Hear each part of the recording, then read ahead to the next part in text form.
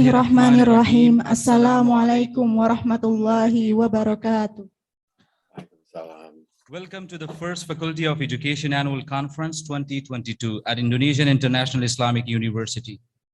We would like to extend our honorary welcome to Professor Kamaruddin Hidayat, Director of Indonesian International Islamic University, Bapak Bahrul Hayat, PhD, the Vice Rector for Academic, Students and Human Resources, Professor Dr. Jamhari Maruf, the Vice Rector for Cooperation, Research and Institutional Affairs, Bapak Dadang Mulyawan, PhD, the Vice Rector for Planning, Finance and Business Development, Dr. Haidar Bamuallim, MA, the Secretary of Indonesian International Islamic University, Abdullah Sahin, PhD from, we would like to extend our honorary welcome to Abdullah Sahin, PhD of Warwick University, United Kingdom. You can go.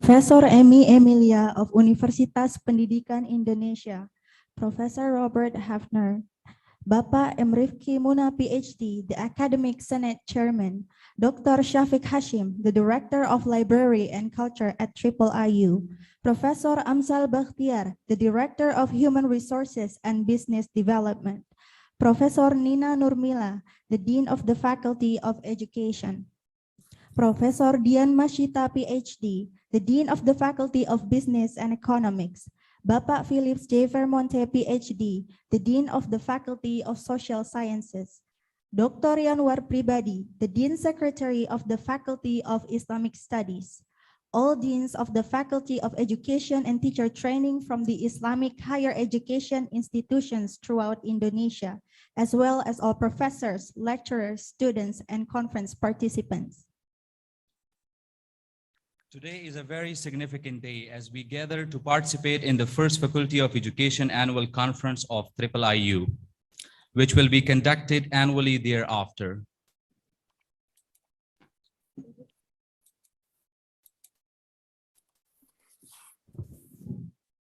Education in Muslim societies, addressing critical educational issues in a challenging time is the theme of the first Faculty of Education Annual Conference 2022. We will look at several educational topics from different perspectives, including Islam and society, children and higher education, teaching and learning, and women and gender issues.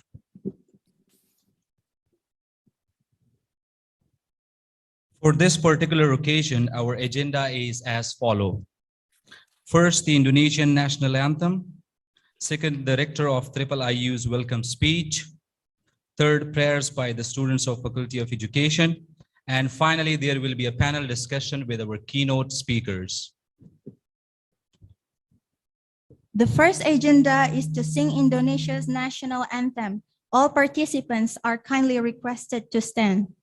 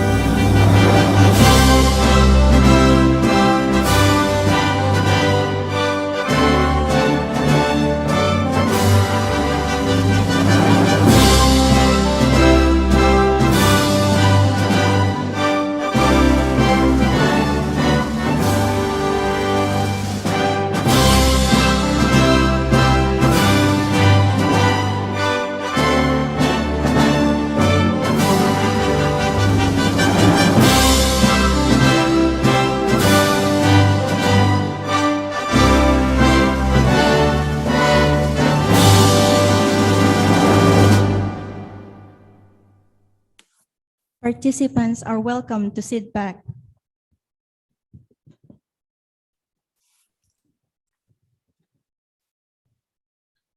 It's now our pleasure to invite the Rector of Indonesian International Islamic University, Professor Kamarudin Hidayat, for welcoming remarks. Professor Kamarudin Hidayat, the floor is yours.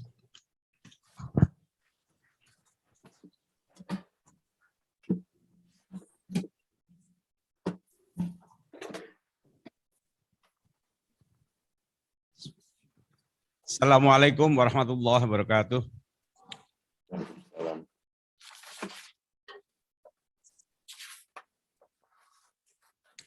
Alhamdulillah, wa syukurillah, wassalatu wassalamu ala rasulillah, amma ba'du. First of all, I would like to welcome the speakers from Indonesia and abroad. First is Dr. Abdullah Zahin from Warwick University. Welcome to our campus. It is for the third time maybe you are coming to Indonesia. Thank you. And also I would like to welcome Professor Yukari Amos from Central Washington University, USA. We have also here Professor Bob Hefner. Halo Pak Bob, apa kabar?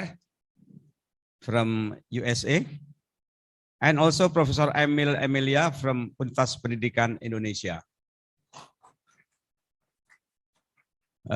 Last but not least, all deans of the Faculty of Education throughout Indonesia. You know that this seminar is followed by the Society of Deans of Faculty of Education throughout Indonesia. Second, I would like to welcome the participants, especially those who are here for the first time in our campus. And I hope you could have the opportunity to explore this new campus, enjoy this two-day conference for you, to share and add more knowledge, and to have new friends for your future collaboration. Third, I would like to congratulate the Faculty of Education, especially the Dean, Professor Nina Nurmila, and the Head of Master Study Program, Dr. Tati Wardi, and the faculty members and staff for being able to organize the first Faculty Education Annual Conference 2022 under the theme Education in the Muslim Societies, addressing critical educational issues during the challenging time. It's quite interesting topic. The conference theme is quite timely because for the last 2 years, we have faced difficult time due to the pandemic in a global level. I think it is not exaggeration to say that no place on this earth that haven't been affected by the pandemic crisis. We all agree, however, that life has to move forwards. Life should be going on.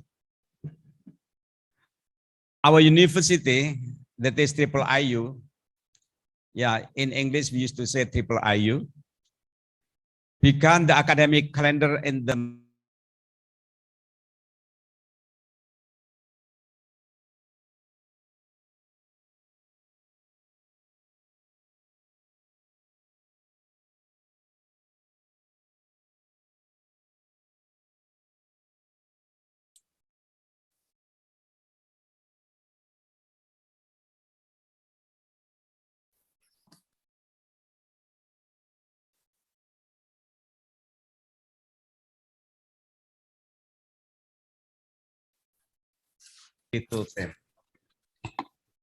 IIU has been front and center in addressing critical educational issues during this challenging time. I believe theme will reverberate in the key speech and parallel session during the 2 days conference. I'm sure and I hope that since we have very outstanding speakers, we'll have will be very beneficial and enlightening vision come out from this seminar. My final remark is that education is a very important aspect in our life. Education and society affect each other. It is through education that we can build civilized society. If our society is in a good condition, this can help improve the implementation of education. In contrast, if our society is uncivilized, it will be hard to improve our education. Muslim society were achieving the golden age of civilization sometime between the 19th until the 13th century.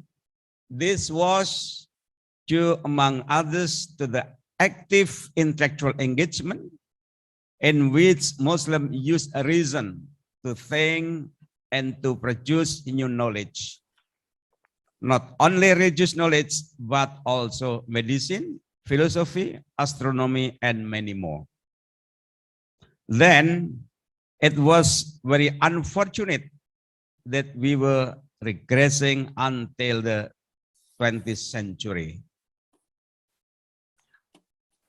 when most of the Muslim majority countries were intellectually stagnant and then were under colonialization. We need to learn from this history in order not to repeat our intellectual stagnancy. Therefore, let's use our reason to read, to be critical with each other, and produce new knowledge to face the challenges of our current societies. Lastly, that is all from me. Please enjoy being in this new campus and enjoy the conference. Thank you very much.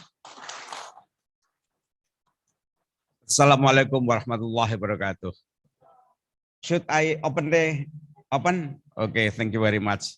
Well, by reading Basmalah, I would like to open this conference. Bismillahirrahmanirrahim.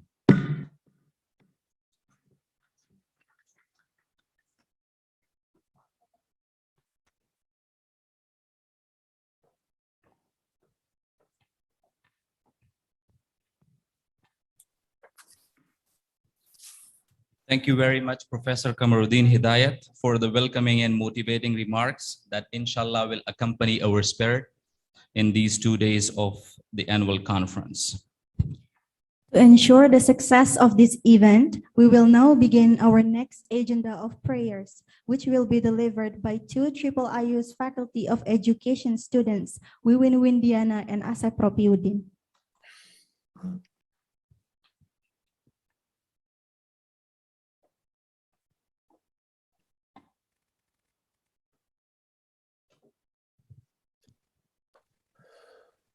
Assalamualaikum warahmatullahi wabarakatuh.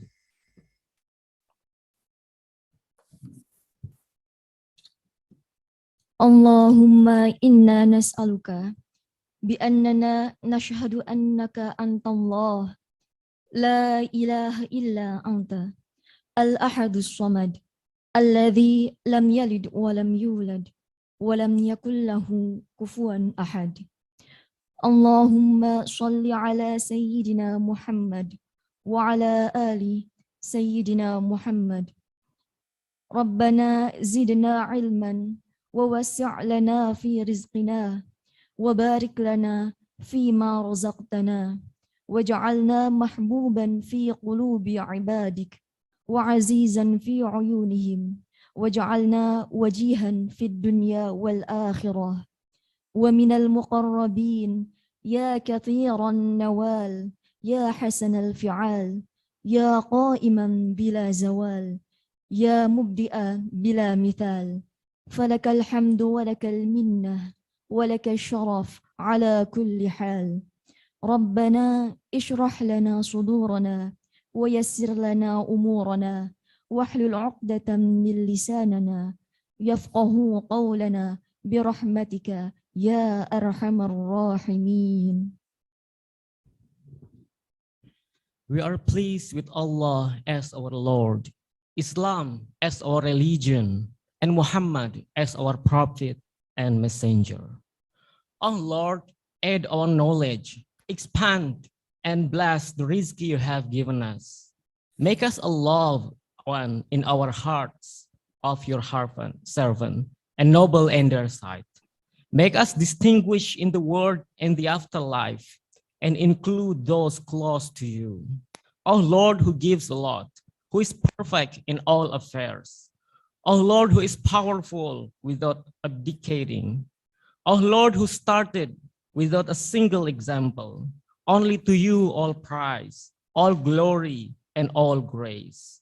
O Lord, open up our hearts, ease our affairs, and remove the impediment from our speech so they may understand what we say. Amin. Wassalamualaikum warahmatullahi wabarakatuh.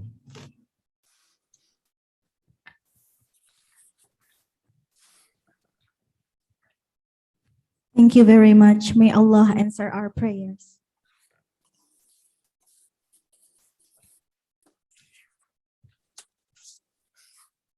The next agenda is the discussion by two of our keynote speakers.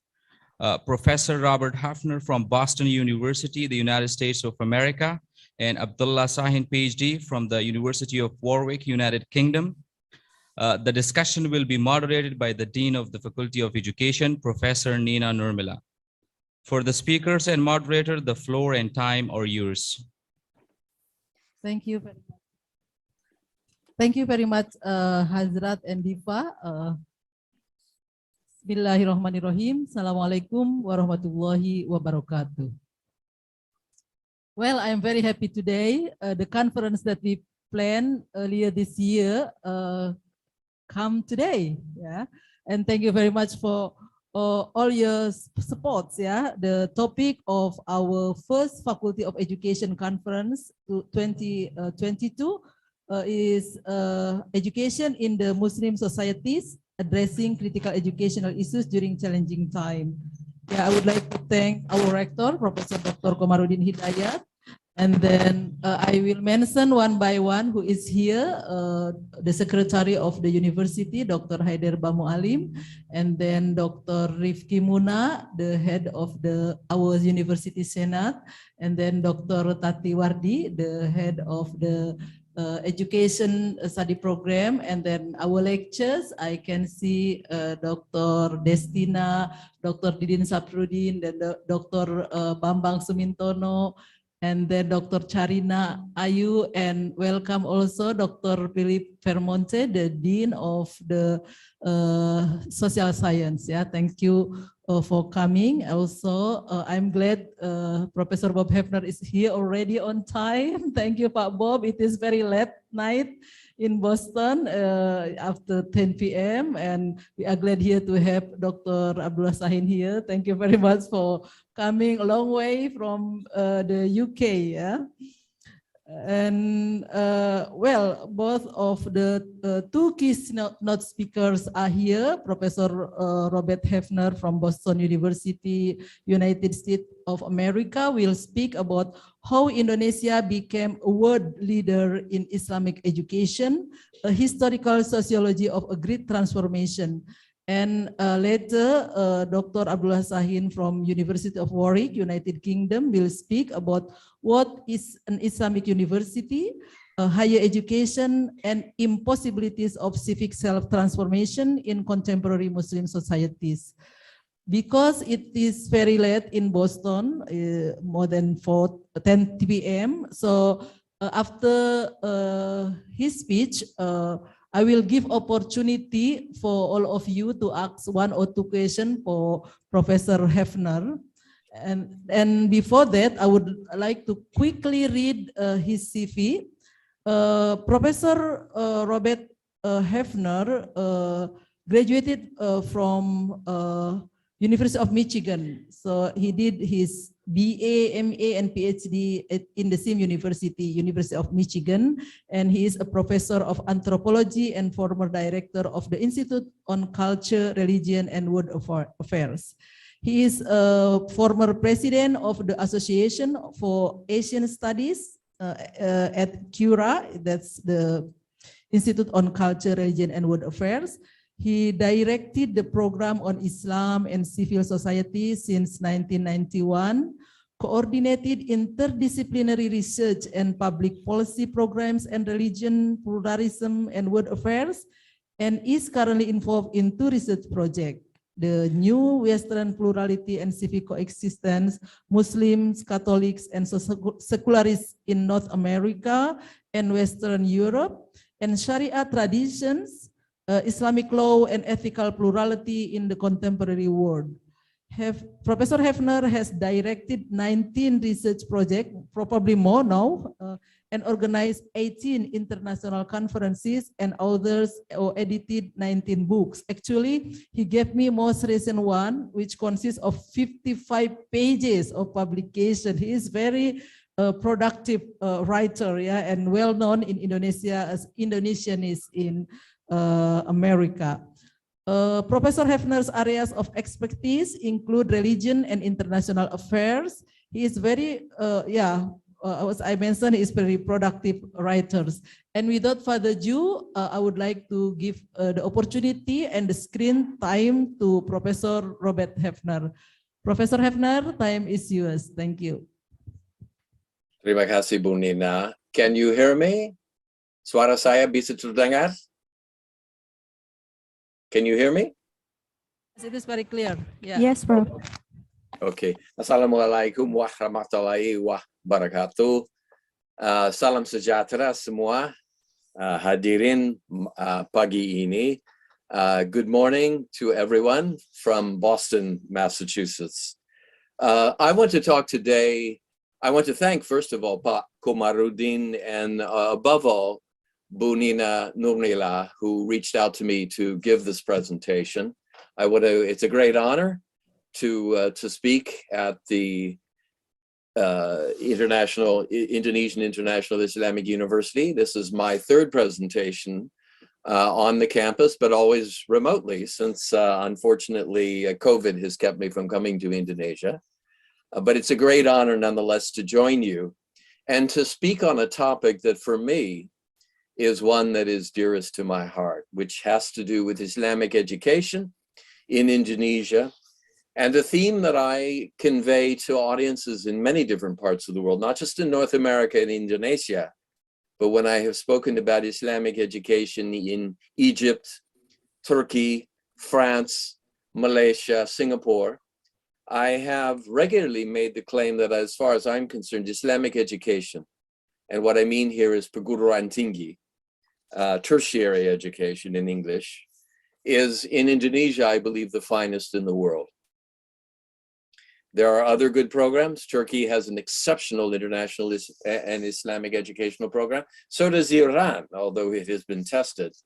But Indonesia, in many ways, is most exceptional. And it's how that came to be. How is it that Indonesia developed a tradition of Islamic education that was supportive of national development, supportive of an integration of the sciences of the world with the science of Nas, of the sciences of the text, the sciences of revealed knowledge? How was it that Indonesia, which for many years, certainly by many Arab as well as Western scholars, was regarded as somewhat at the margins, not insignificant, but certainly not the center of the Muslim world? How was it that Indonesia achieved this remarkable educational breakthrough? That's my theme today. And I'm going to present the theme in relation to a discussion of citizenship, which I regard as, and living together in difference in a plural society, as Indonesians do, but as the entire world does. And again, here I'm going to say that though Indonesia, obviously, like all countries, has faced tests, not least in the period from 1999 to 2003, it again stands out as a society of great achievement And Islamic educators have made an enormous difference in both the return to democracy, the consolidation of democracy in Indonesia, and then also in the creation of a variety of citizenship that we can call citizenship kebinekaan, a plural citizenship. So let me begin then, the paper itself.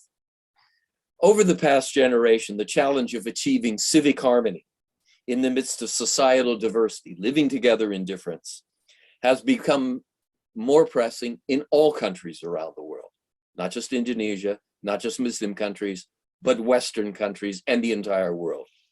In Western liberal democracies in the 2000s, the confluence of mass immigration, alt-right populism, if you don't know the phrase, that's the rise of right-wing nationalisms all across the supposedly liberal West. And then, of course, racialized violence, whether it was in France, Denmark, or the United States.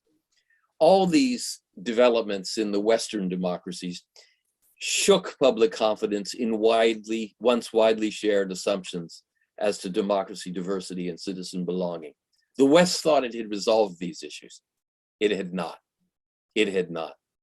This loss of confidence in received formulas, democratic formulas for inclusive citizenship, a citizenship kebinekaan, in Western nations was paralleled by an even greater sense of alarm in the Muslim majority world, especially after the hopeful dreams of the 2011 Arab Spring, and I remember it so well.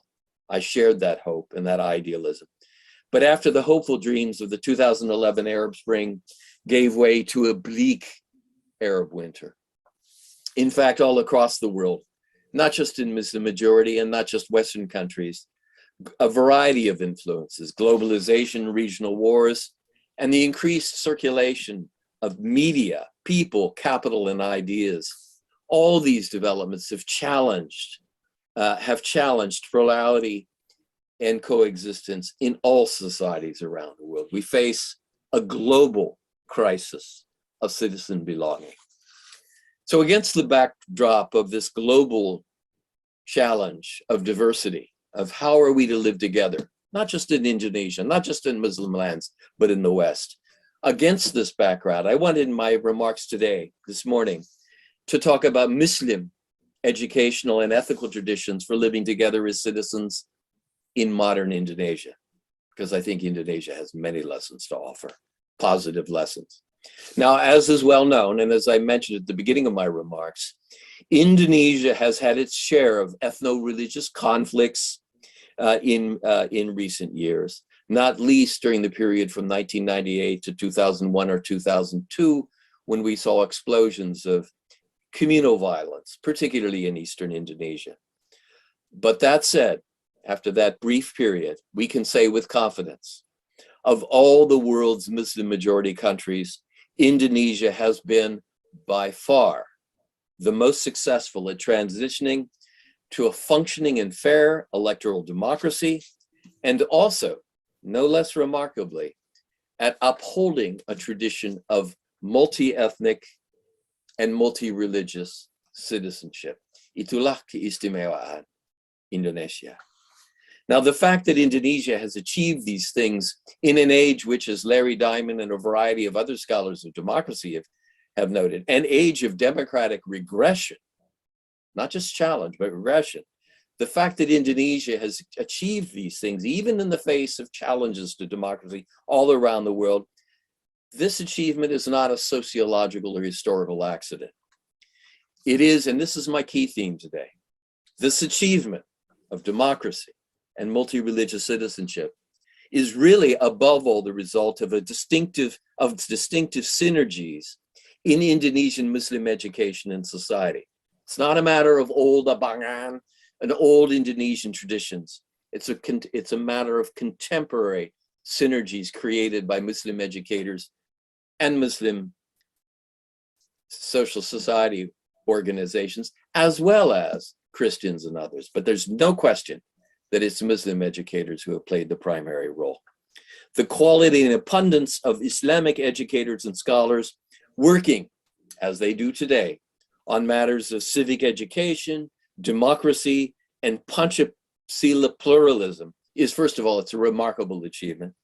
And it's largely result of the visionary commitment, and it was visionary, of Muslim mass organizations, and in particular, NU and Muhammadiyah, and as well as, and working in conjunction with, the really far-sighted Indonesian Ministry of Religious Affairs, which is, as Ministry of Religious Affairs go, is again, one of the most extraordinary in the world. And what all of these various Muslim actors in Indonesia, above all educators, have done is that they have created a model of citizenship that aims to establish a Pancasila multi-religious and multi-ethnic citizenship, and what I will emphasize today as a maslahah notion of public ethics. Muslim educators in Indonesia's State Islamic University in particular have played the leading role in promoting an operating consensus, to use the democratic theory term, an operating consensus on citizenship and nation. They have done so not through a European model of secularist privatization. Many people in the West would have said, oh no, the only way Indonesia can do this is by privatizing religion. That's not what Indonesia did. But rather than following a Western liberal secularist model of religious privatization, the Ministry of Religious Affairs, Muhammadiyah leaders, Nahdlatul Ulama leaders, and a variety of Muslim LSM, like my friends at Al-Qis, have created this remarkable achievement by encouraging Muslim scholars and the public not to secularize and privatize, but to dig more deeply and contextually into their own Islamic heritage, to develop Islamic resources in support of multi-religious and multi-citizenship, multi-ethnic citizenship, as well as the maslahah, public good. I'll have more to say on that. This is my general theme. Now, elsewhere, in other papers and in other works that I have written, I referred to Indonesian educational initiatives, particularly those in the UIN, as an example of what we can call, and I'm borrowing a phrase from Zamakshari Dofir, as an example of the intellectualization and maslahatization of Islamic learning and ethics, the maslahatization of Islamic learning and ethics.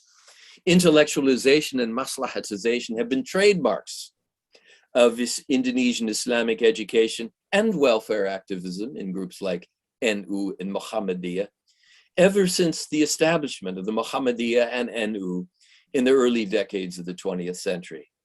Now, by intellectualization and maslahatization, I mean the deployment, not of secular ideas, but of Islamic ideals, education, and usuli methodologies, applying them not to just traditional ahkam, received traditionalist ways of thinking fiqh, but applying them to new challenges and purposes, so as above all, to serve the maslahah, public good, in an inclusive, multi-ethnic, and multi-religious manner.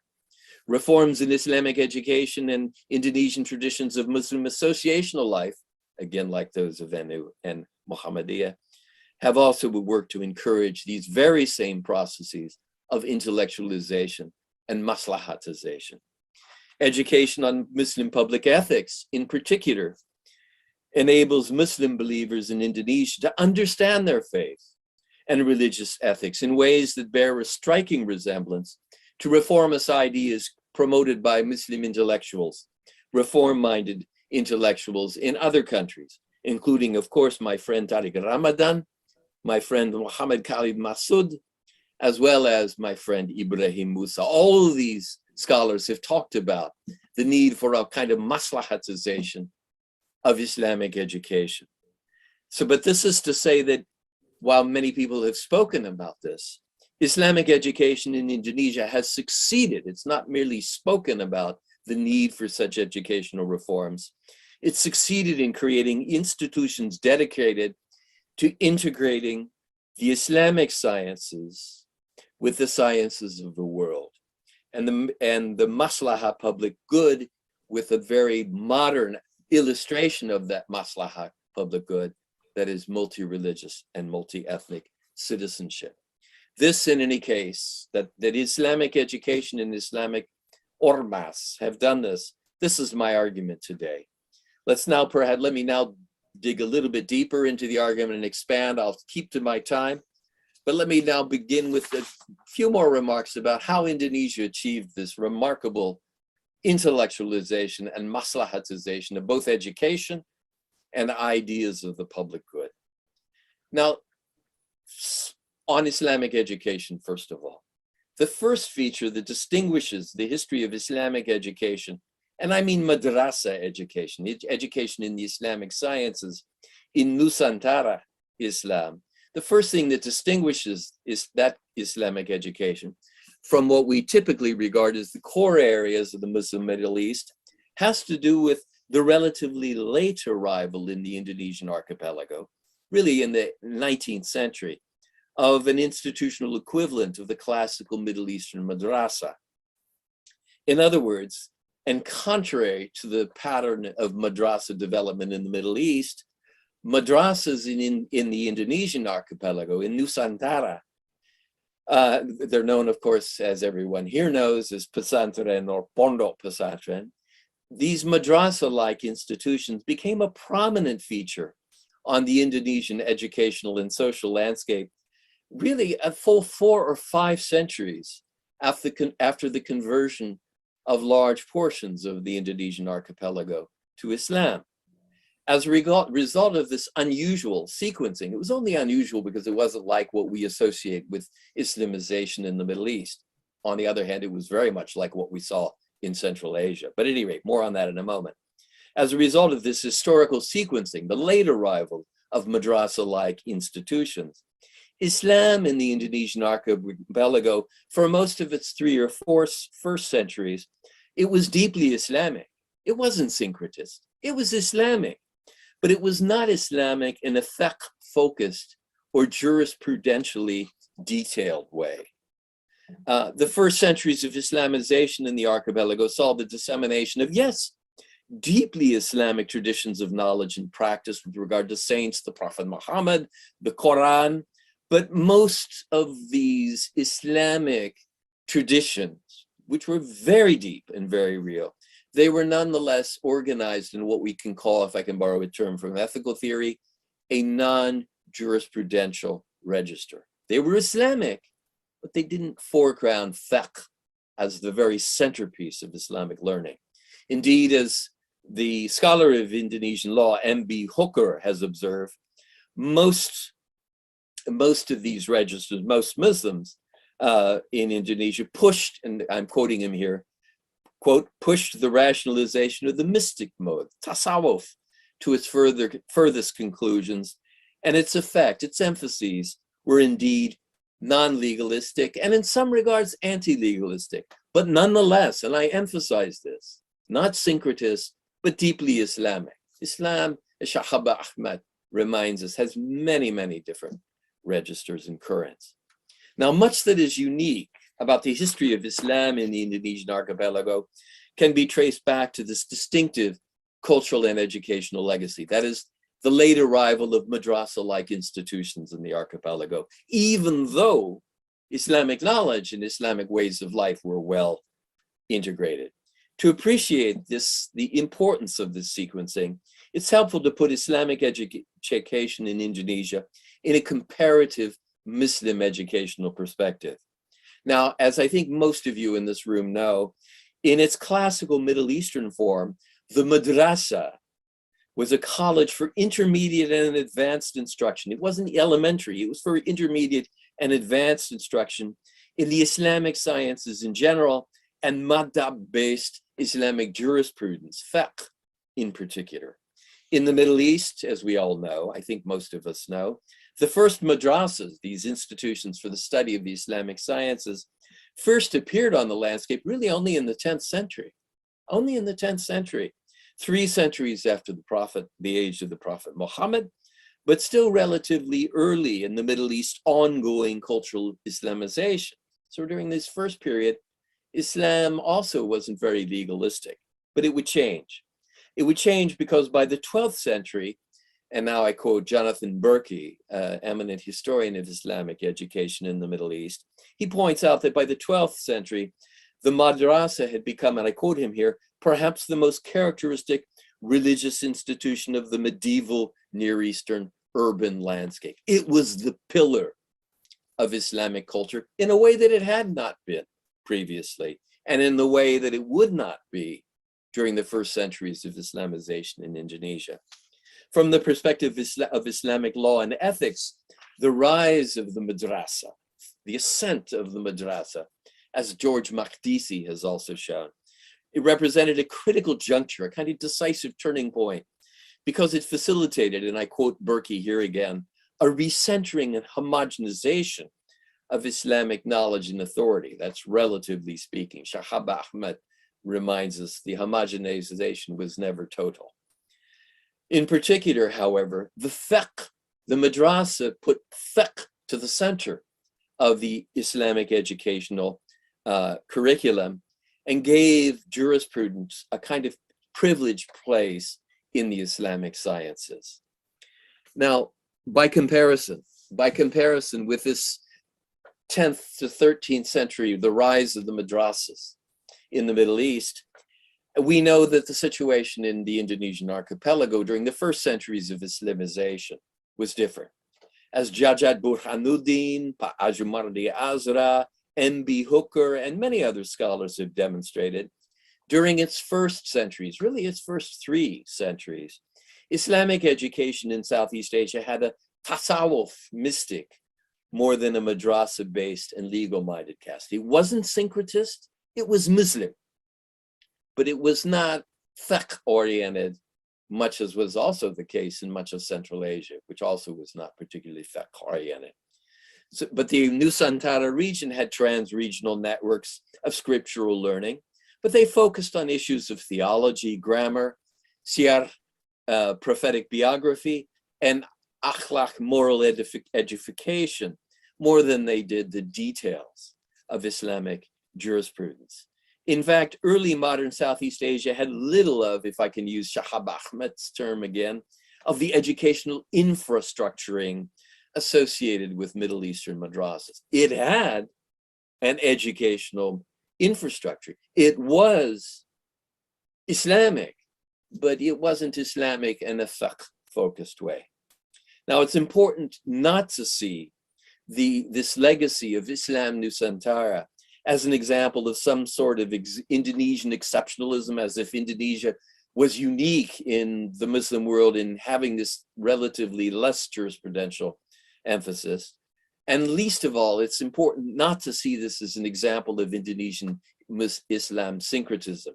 That term, I think, is deeply inappropriate because it presupposes that fiqh is the centerpiece of Islamic knowledge. And the fact is, this Islamic civilization is, again, Shahab Ahmed has shown, is more varied than that.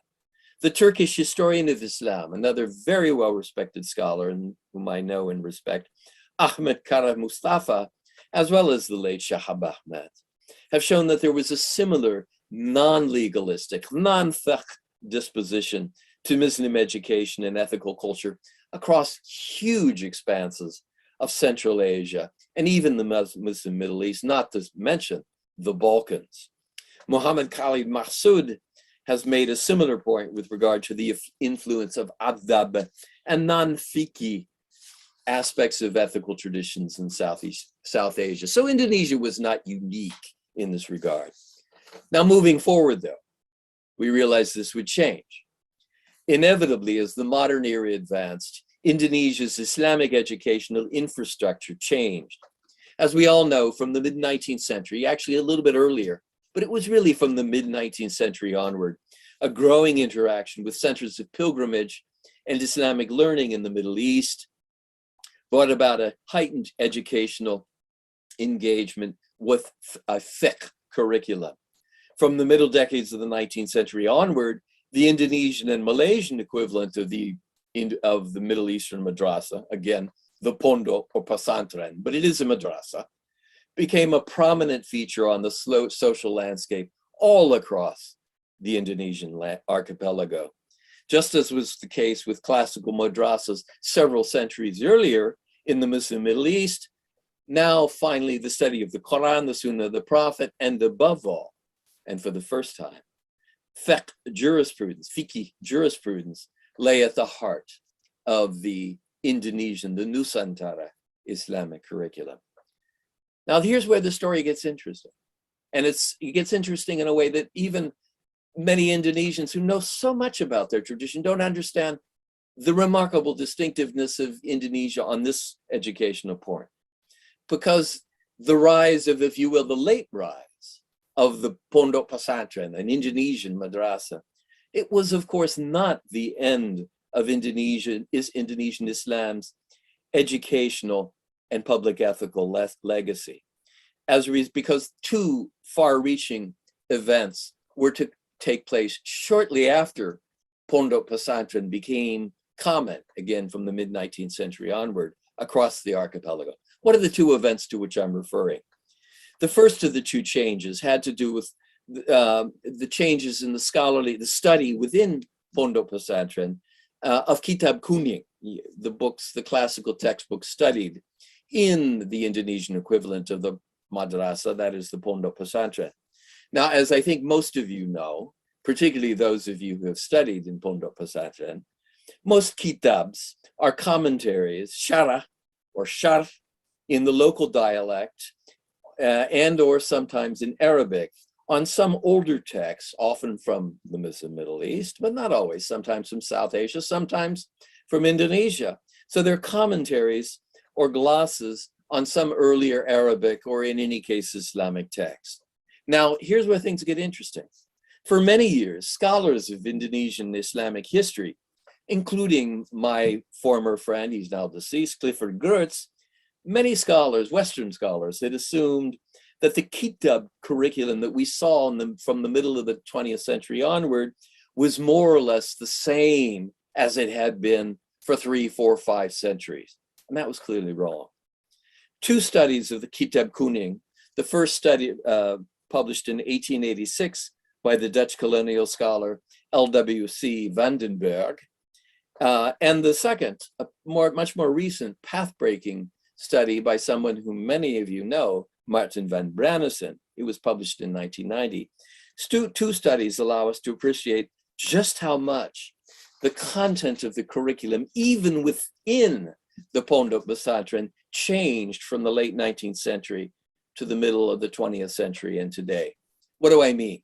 Van den Berg's end of the 19th century, was an 1886 study, revealed that although commentaries drawing on the Quran and Hadith were already widely used in Islamic boarding schools, Pondok Pesantren, full, comprehensive Hadith collections were not yet widely studied.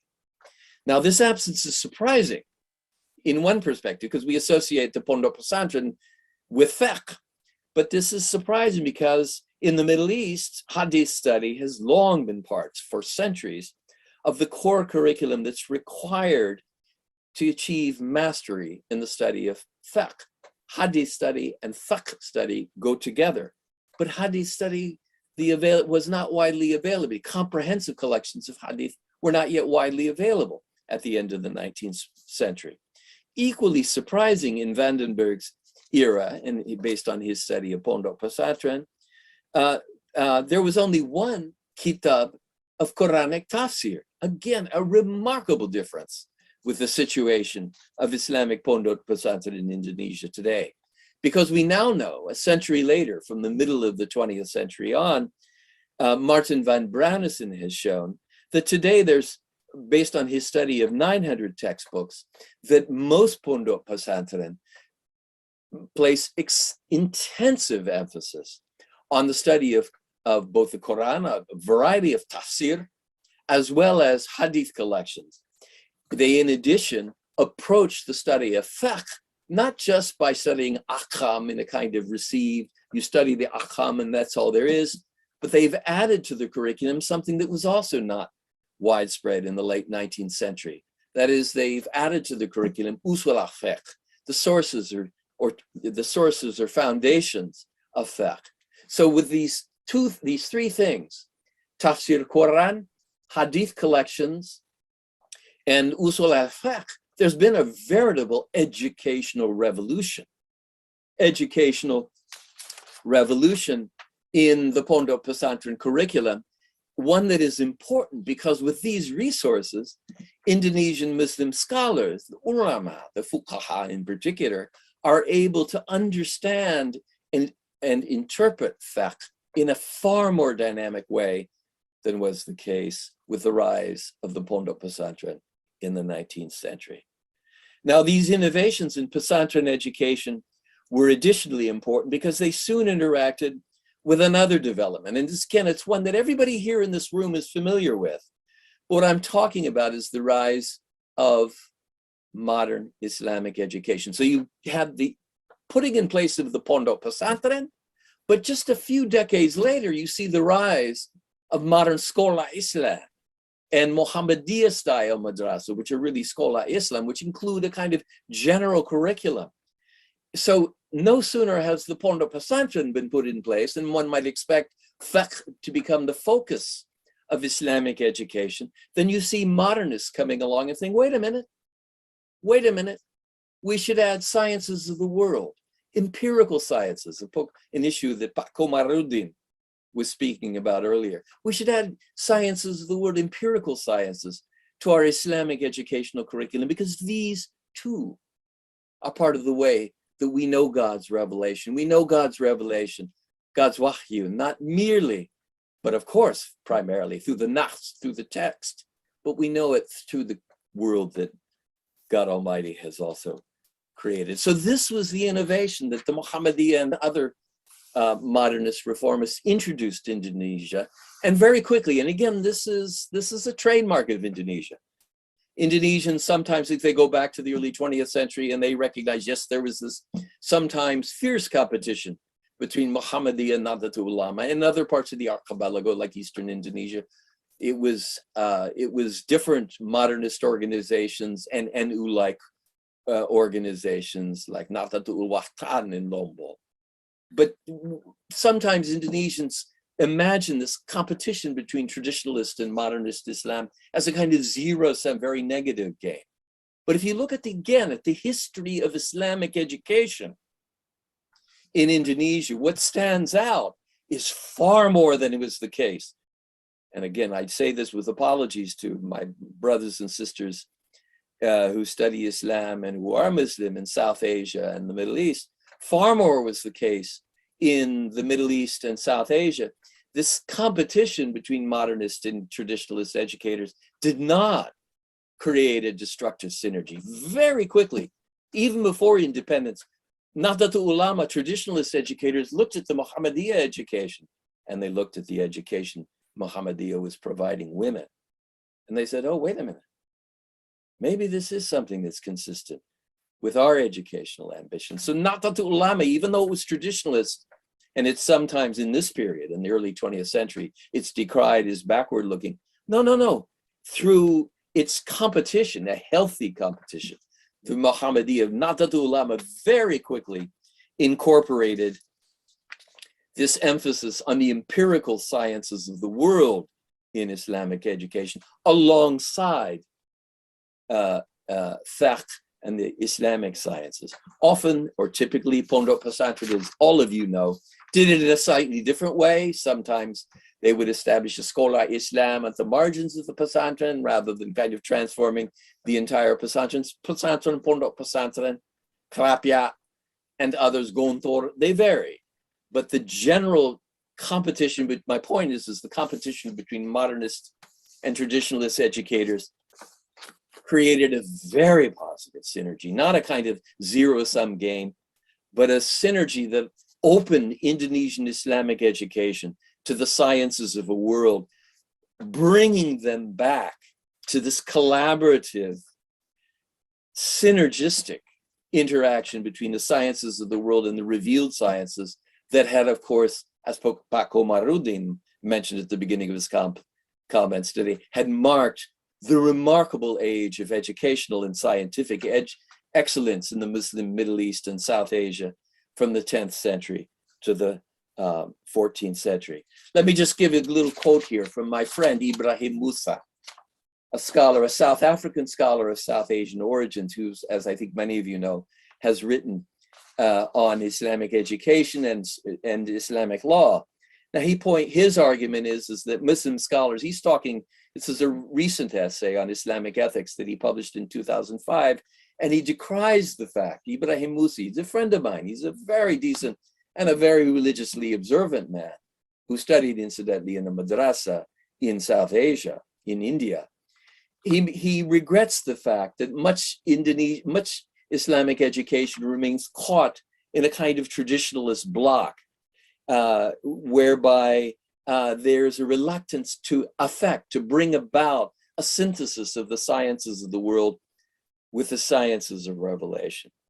And now, whatever the application of this generalization to education and ethical thought in some parts of the Muslim world, it most certainly does not apply to Indonesia. Let me make that clear. And please, I know my argument's complex, it's historical, sociological, but let me emphasize this again.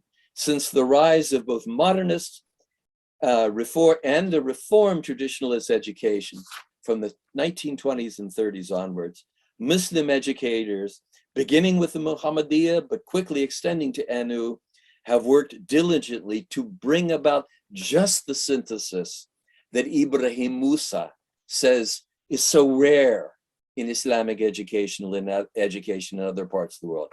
The synthesis to which he's referring is the synthesis of the sciences of the world with the sciences of revelation. That's a synthesis that not Indonesia today, although with the UIN EIN system, it's taken this synthesis to another level. But if we trace the history of Islamic education in the 20th century, we realize that this synthesis of the sciences of the world with the sciences of revelation was taking place in Islamic education, beginning with Muhammadiyah madrasas, but then extending very quickly to NU education from the 1920s and the 1930s on. What a remarkable thing this is. What a remarkable legacy of Islamic education Indonesia has. Now, let me move on just a bit. I know time, I have to move a little bit more quickly. Now, this broadening of horizons that I've talked about here, that so marks Islamic education in Indonesia, it was never just limited to what we might regard as formal brick and mortar, as people say, education, formal schooling within schools. The reforms seen in education in Indonesia from the 1920s onward encouraged new forms of associational life, ormas, and brought about a heightened interest, a new understanding of Islamic ethics. So this is informal education. Islamic social welfare organizations, ormas like NU and Muhammadiyah, yes, they're not schools, they have schools, but they really are centers of informal education that teach Muslims to think about Islamic ethics in new ways. So that rather than just thinking about, well, I have to do right by conforming to the stipulation as outlined in a particular ahkam or ruling, Muslim Indonesians came to understand that ethical decency lay not just in conforming to received jurisprudential rulings, but also in doing good works, in taking care of orphans, taking care of women, building hospitals and clinics. Here was an example of a kind of transformation in Islamic ethical education that was brought about by Islamic education. Very briefly here, I'm not reading my full paper, but let me remind all of you, if you're not familiar with this, Indonesia has not only the most vibrant array of non-governmental organizations, ormas, like Nahdlatul Ulama and Muhammad, it has not only the most remarkable array of and rate of participation in Islamic social welfare organizations seen anywhere in the world, but it also has the largest such rates of participation, associational life, civil society participation of anywhere in Southeast Asia and in any other Muslim majority land. I'm referring here in my paper, refers here to a very famous study by Lucier and Fish that underscore the extraordinary degree to which Muslim Indonesians participate in civil society organizations like the Muhammadiyah. Now, what's this mean? And Nahdlatul Ulama. So what's this have to do with education? I'm supposed to be talking about education. Again, the answer to this question, as I hinted before, is that mass organizations like NU and Muhammadiyah are not just formal structures, empty edifices, but they play a major role in educating Muslims in a substantive and profound way as to how to live a Muslim ethical way of life. We see this in Muhammadiyah with its 12,000 schools, 167 institutions of higher learning, and probably more now. My data is a couple of years are 421 orphanages, 345 polyclinics and hospitals. This is an example. This is a concrete realization of the way in which associational life, in this instance promoted by the Muhammadiyah, is itself an instrument of ethical education, teaching Muslim Indonesians as to how to live a proper Muslim way of life, and to recognize that this Muslim way of life, a proper Muslim ethics, has to do with the fulfilling of health needs, poverty eradication, the care of widows, orphans, and things like that. So in this sense, and the Nahdlatul Ulama very quickly, as I said, followed suit, as have other Muslim mass organizations. Now, in this sense, we can say these ormas, this associational life, excuse me, just a second, excuse me.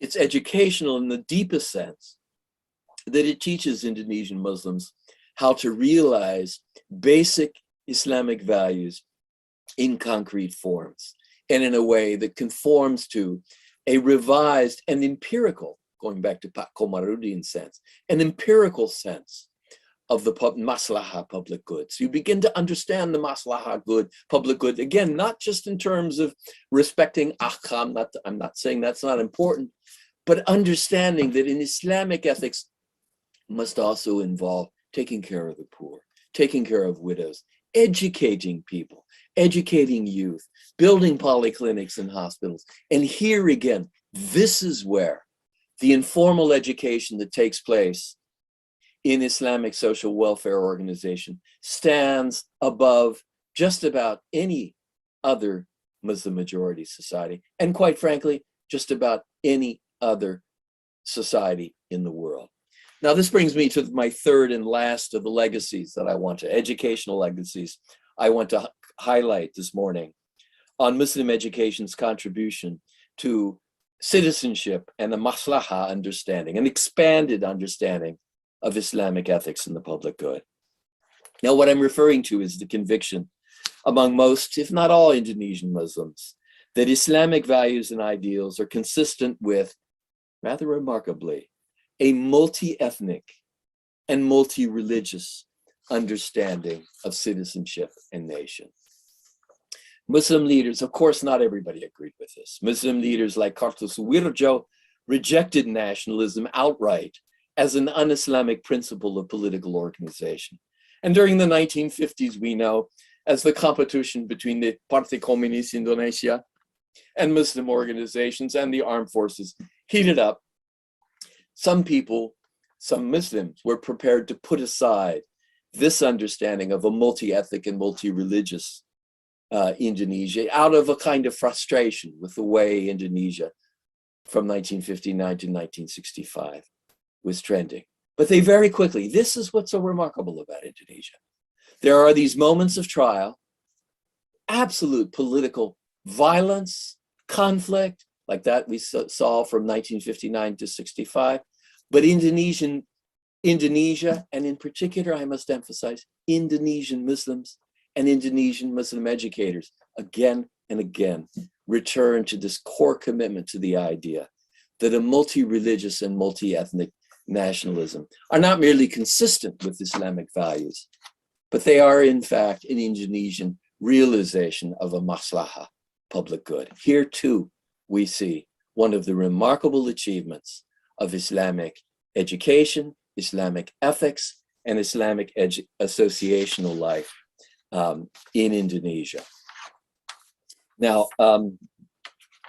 this history also helps us to explain why Muslim educators have not merely followed, but have taken the lead in what I have called the normative work of creating and publicly transmitting an Indonesian tradition, not a liberal tradition. It doesn't have to be liberalism. Democracy must reflect the values and institutions of each society. And if you look at the history of democracy in the West, there was no single American or British model that was followed by everyone. All democracies are democratic because they build on the cultural and associational resources peculiar to that society, the society in question. And that's what Indonesian Democrats have done.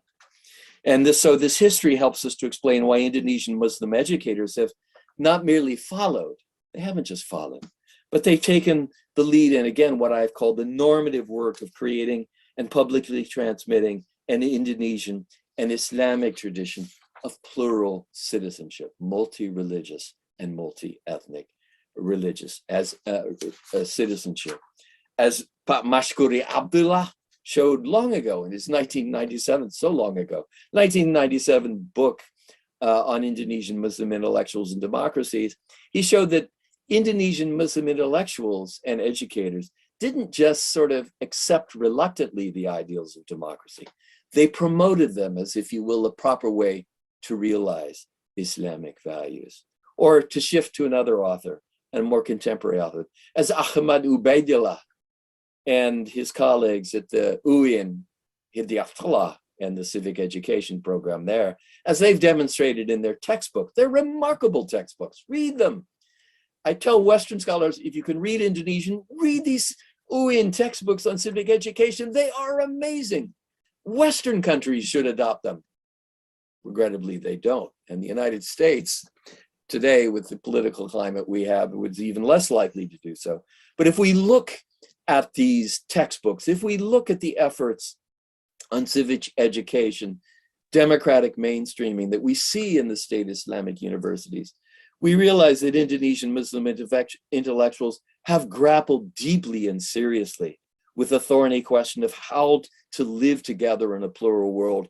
And they've responded in an Indonesian and an Islamic way. They don't have to follow one Western model because there is no one Western model. They've succeeded in disseminating democratic and inclusive values because they've grounded them in Indonesian and Islamic traditions.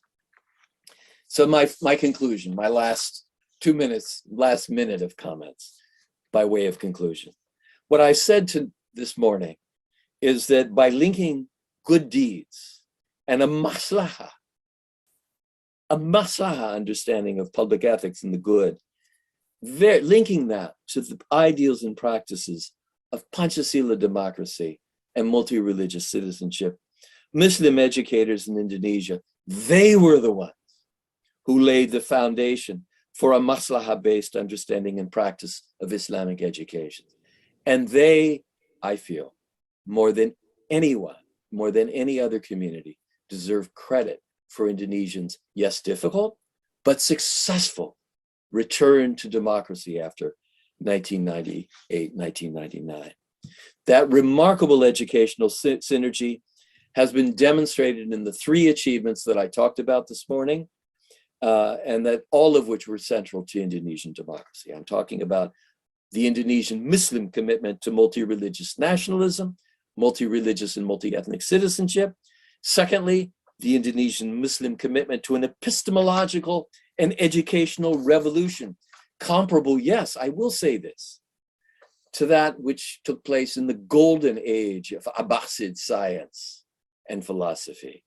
And the third achievement was the Indonesian communities, Muslim communities, remarkable development of Ormas Sosial with their extensive array of social welfare programs, vaster than anything we see anywhere else in the Muslim world, and vaster than the great majority of what we see in Western democracies.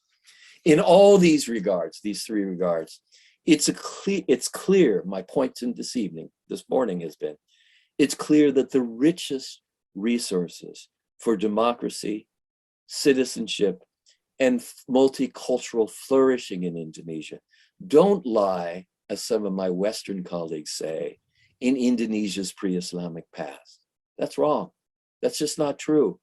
The most important resources for the achievement of Indonesian democracy, not least after 1998-99, and the commitment to a Pancasila variety of multi-ethnic and multi-religious nationalism, the most important of those resources are linked in particular to Islamic higher education, and then the related array of mass social welfare organizations, not least of all the two pillars of Indonesian Muslim civil society, the Muhammadiyah and Nahdlatul Ulama.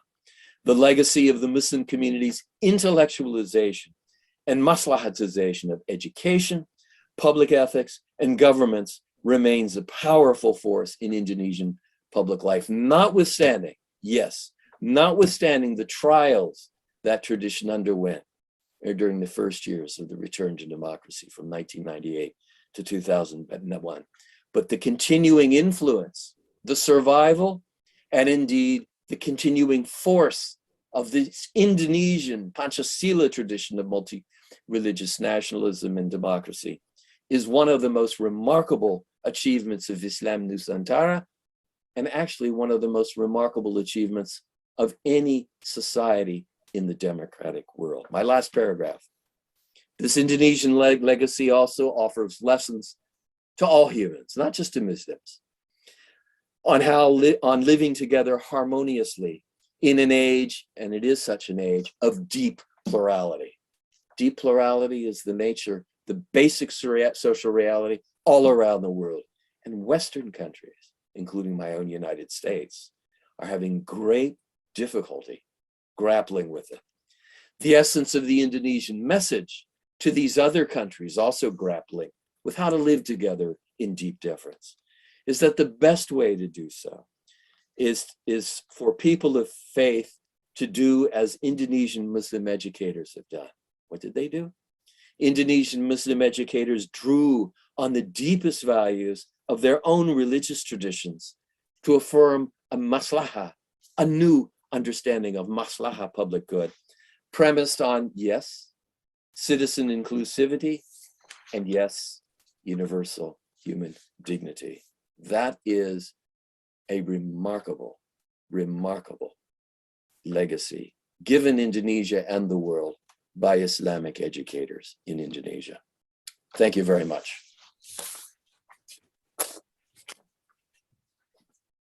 Thank you very much, Professor Robert Hefner, for your keynote speech, which really shows your appreciation, your appreciation for the civic engagement in the process of Islamic education in Indonesia to create a peaceful relationship, among many various religious ethnicities in Indonesia, and also especially Professor Hefner also praised NU, Nahdlatul Ulama, and Muhammadiyah for this civic engagement in Islamic education in Indonesia.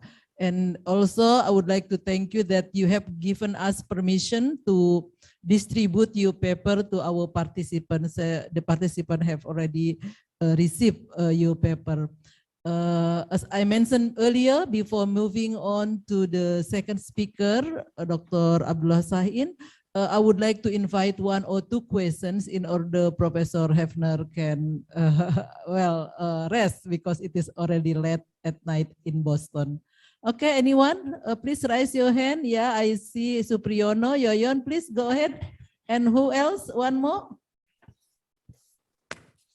Okay, Dr. Tatiwardi. Yes, please, Yoyon. Check. Okay, thank you very much for the opportunity, Prof. Nina. So my name is Supriyono from Faculty of Education. From what I understand from Prof. Hefner's explanation, one thing that is unique about Indonesian Islamic educational practice is the reform, the effort of the not to secularize, but more into the effort into the what is called as intellectualization and maslahatization. And this is one implicated by the reform by Muslim societies such as NU and Muhammadiyah, as well as the presence of Ministry of Religious Affairs. My question is actually related to the what is it called as the Ministry of Religious Affairs, which is like there is an internal debate in Indonesia that because the presence of a Minister of Religious Affairs is actually create what is called as a dual system in educational Indonesia's educational system, which is like for those Islamic schools or Islamic madrasah, pesantren, and etc. are under Ministry of Religious Affairs, and those what we call as a secular school, secular type of school are under Ministry of Education. And my question actually related, I would like to ask about your opinion. There are two questions actually in more specific. The first one is, do you think it will be less unique and less performing for Islamic education in Indonesia if the country doesn't have dualism and educational system, which is related to the presence of Ministry of Religious Affairs? And then the second question is, do you agree or disagree to the notion of a more integrated system in Indonesia from dualism into only a single system of education? Thank you very much, Professor Hafner. Okay, we proceed first to the next question from Ibu Dr. Tatiwardi, and then Prof. Hefner will answer all your questions. Thank you, Professor Nina. Pak Bob, thank you so much. Actually, today is the second time I'm enjoying your speech held by Triple IU, yeah. So the first one was you're very optimistic and seeing Indonesia, Islam in Indonesia, and today you're affirming your optimistic view about the Muslim education in Indonesia and its role, and the way you see it from the perspective of historical and sociological. So to make it short, I'm feeling like we are flattered, yeah, as Indonesian, that we are becoming perhaps a model. So this is, I'm asking from an administrator perspective, yeah. We are among pioneers or first actually shaping up the curriculum and the program, especially Faculty of Education. I'm just wondering if I can pick your brain. What would you? I would like to get your insight. What would be uniquely Indonesian about Faculty of Education at Triple IU?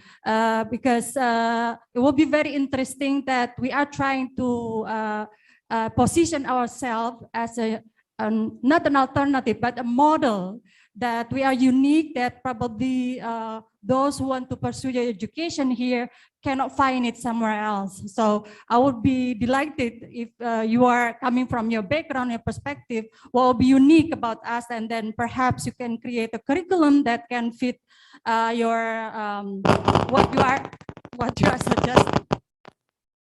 Yeah, that will be that. In short, please give us some insight about what will be possible that our program, Faculty of Education, can offer. That's it. Thank you so much. Thank you very much, Dr. Tatiwardi. I would like to introduce Dr. Tatiwardi is the head of the education study program. That's why I think she asks that's very important question about how we can make our education study program at Triple IU become unique in the world. Yeah. Okay. I think the question is all clear from Supriyono is about the dual system of education in Indonesia, and from Ibu Tati. Please, Professor Hefner, to answer these questions. Thank you. Thank you very much. And thank you for those two very good sets of questions. To Papriyono's question first, I have a slightly different perspective on the structure of Islamic and national education in Indonesia. I think there are two departments. I don't think the phrase dualism can be correctly applied, at least in the same sense that it's used in other countries around the world, including Malaysia. Now, many of my Malaysian colleagues sometimes and friends look at Indonesia and they say, oh, it has a dual system of education just like us. No, it doesn't. Since the three ministers resolution, I believe that was what it was, Tiga Menteri, reforms of the 1980s, there's been a profound integration and cross-fertilization between the educational system managed by the Ministry of Religious Affairs and the Ministry of Education. And in my mind, the fact that you have two ministries does not necessarily mean you have a dual system. There's, in many countries of the world, including Western liberal democracies, it's not just common, it's actually the norm that there are actually several ministries that deal with educational matters, not one. So if we're going to talk about, particularly when we're talking about Islamic education or education in Muslim societies, we have to take great care to distinguish between the fact that there may be one, two, or even more ministries and or departments that manage educational affairs. We have to distinguish that. That's very widespread in many countries around the world. If you come to the United States, there are so many departments at the national, the state, the county, the city level, you can't count them. And you wouldn't want to say, oh, well, this is a dualized or tertiaryized or educational system. No, it's a single educational system to the degree that there's an integration of dialogue and discourse. And again, I think particularly if you compare Malaysia with Indonesia, but or if you compare Islamic education in Egypt with Indonesia, what's remarkable is that the fact that you have two ministries involved in educational affairs has not precluded a profound kind of, to use the term, cross-fertilization or co-imbrication of educational ideals. Just look at the way in which, let me take a concrete example. If there was real dualism, Muslim educators at the Hidayatullah State Islamic University in Jakarta would have had no role to play in civic education programs, the development of new civic educational programs in the aftermath of the Orde Baru. But we know that they were among the foremost educators, the educators who were most intensively involved, because again, there was a recognition on the part of the Ministry of Education and the Ministry of Religious Affairs that the fact that you have two departments doesn't mean, or two ministries doesn't mean that people can't talk across borders. The same is seen in the way in which textbooks on mathematics, on any number of things, or religious instruction textbooks in the state universities and the state grade schools and junior highs and high schools, they're managed by the Ministry of Education, but they're co-crafted by educators from the Ministry of Religion. So two ministries does not mean educational duality. And Indonesian, and if anything, if I could just sort of speak a little bit more bluntly, I actually think having two ministries cooperate and discuss in the way that these ministries do today, not in the way they did in the 1950s. In the 1950s, it was dualistic because the Ministry of Education was mostly secular nationalist. That's no longer the case. There's a much stronger consensus on the need for religious education in state schools. They're not secular. I don't call schools under the Ministry of Education secular. They're Indonesian. But there's much greater cooperation today on religious education, on all manner of educational curricula between the two ministries. And that, I think, has been very, very healthy. And I think it's a kind of, yes, at points, there's maybe disagreements. And of course, there have always been people who have called for, both from the Ministry of Religious Affairs and the Ministry of Education, called for educators from the other ministry to be drawn into and controlled by the first ministry. But I actually think this system that the Indonesian government developed after 1965-66 has not just worked well, I think it's created great synergies. Moving now on to Bu Patiwardi's question. let me just say, but let me preface my comments about optimism. I'm not optimistic about democracy around the world. I think we're living in hard times. I'm writing a book right now on democracy in Indonesia, but I'm also comparing it in other parts of the world. And as Larry Diamond and a host of other people have said, whether it's in Southeast Asia, whether it's in the United States or France or Denmark, in most countries of the world that are officially electorally democratic, there's been a marked decline in the quality of democracy over the last 15 years. And I think that that is very distressing. So as far as the state of the world goes, I'm not pessimistic. I am by nature because I believe in God. And if you believe in God, I think those of you, which means everybody in this office, of course you're optimistic because the real plan is God's plan. So you can't be pessimistic. But as far as the quality of democracy goes, I think these are very, very stressful times, not least of all too compounded by international affairs like the Russian intervention in Ukraine. Now that said, now moving though very specifically about optimism, yes, I'm to Bu Patiwardi's comment on optimism with regard to Islamic education. Yes, I am. I stand so accused, Bu. I think you're right. But I say it not because I don't believe there are problems. The funding for Islamic education still trails general education and education in general in Indonesia. We live in an age of education. That's the age we live in. We've been living in for the last 100 years. And education has to be made a priority. Indonesia has made great progress. But Indonesia's educational system, both the general education and the Islamic education, is starting from a relatively poor input base. But it's gotten so much better. And so am I optimistic? Yes, I am. I think Indonesian Islamic education in Indonesia, I sometimes have a little bit of a debate with my Turkish friends on this. But because I think Islamic education in Turkey is also really, really dynamic. But on my general statement, when I talk in other countries, is I think this is the best Islamic educational system in the world.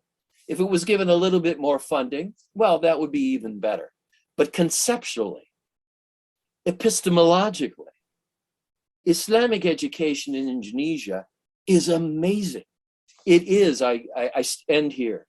I cited earlier in my comments, Tariq Ramadan.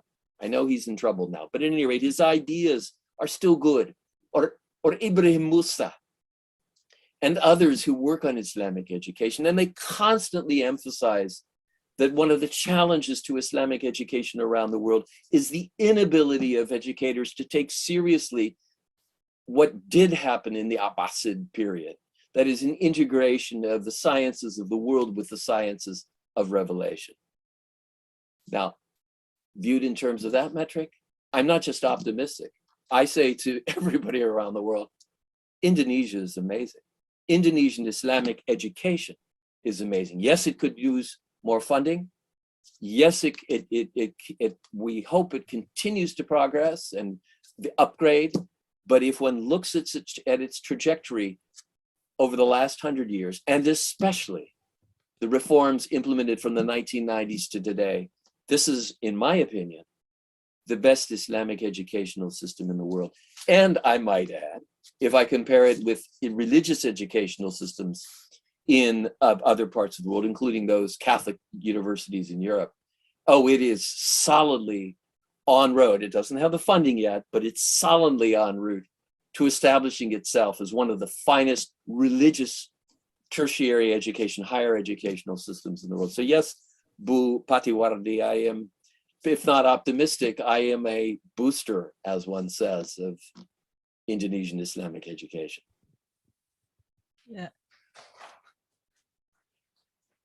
Thank you very much, Pak Bob, for your speech and effort and time to answer all the questions from the two participants here. And you decide whether you want to stay or leave. But because it is very late in Boston, I will let you to rest and enjoy your family holiday. Thank you very much.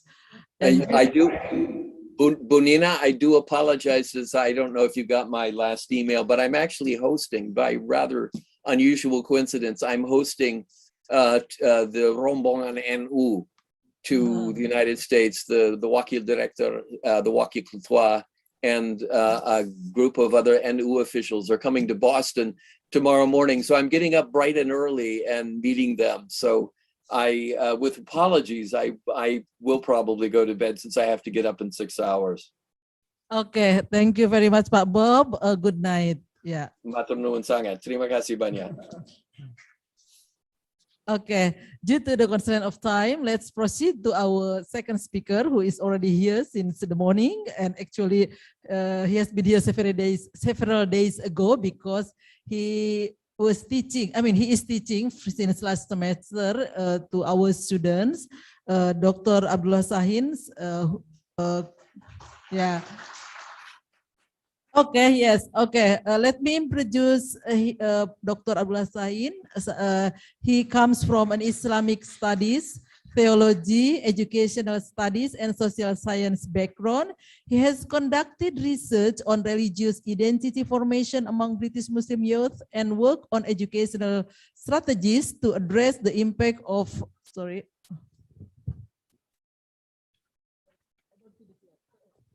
impact of religious extremism within Muslim minority and majority context.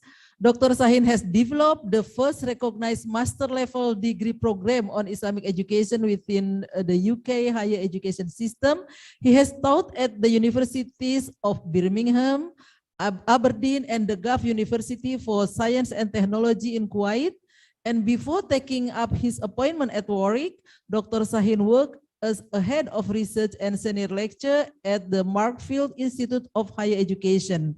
He served as a visiting professor in 2009-2010 academic year at the Institute. Okay, I cannot read the French. Okay, Dr. Sahin is a member of International Seminar on Religious Education at Values and has recently been appointed as a visiting professor at the UIN Jakarta. Yeah, and I know he will be coming in October, and we are looking forward to meeting him again. And this morning, he will speak about what is an Islamic university, higher education, and impossibility of civic transformation in contemporary Muslim societies. Dr. Abdullah Sahin, time is yours. Thank you.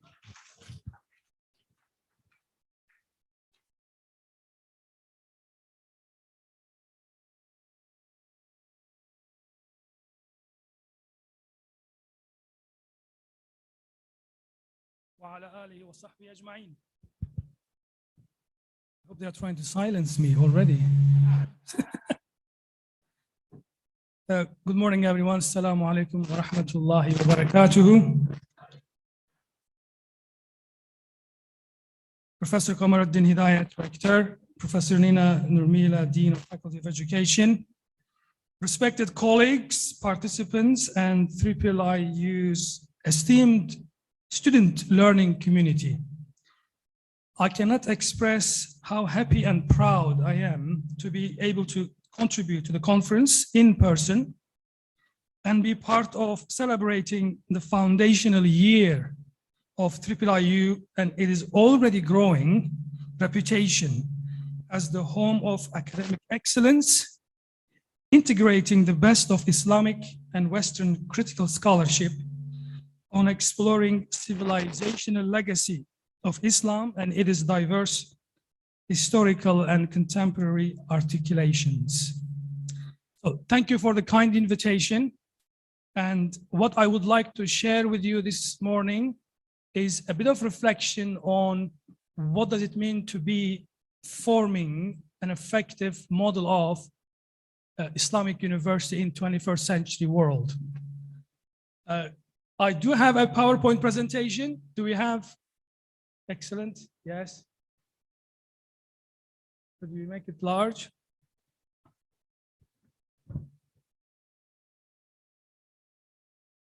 Excellent.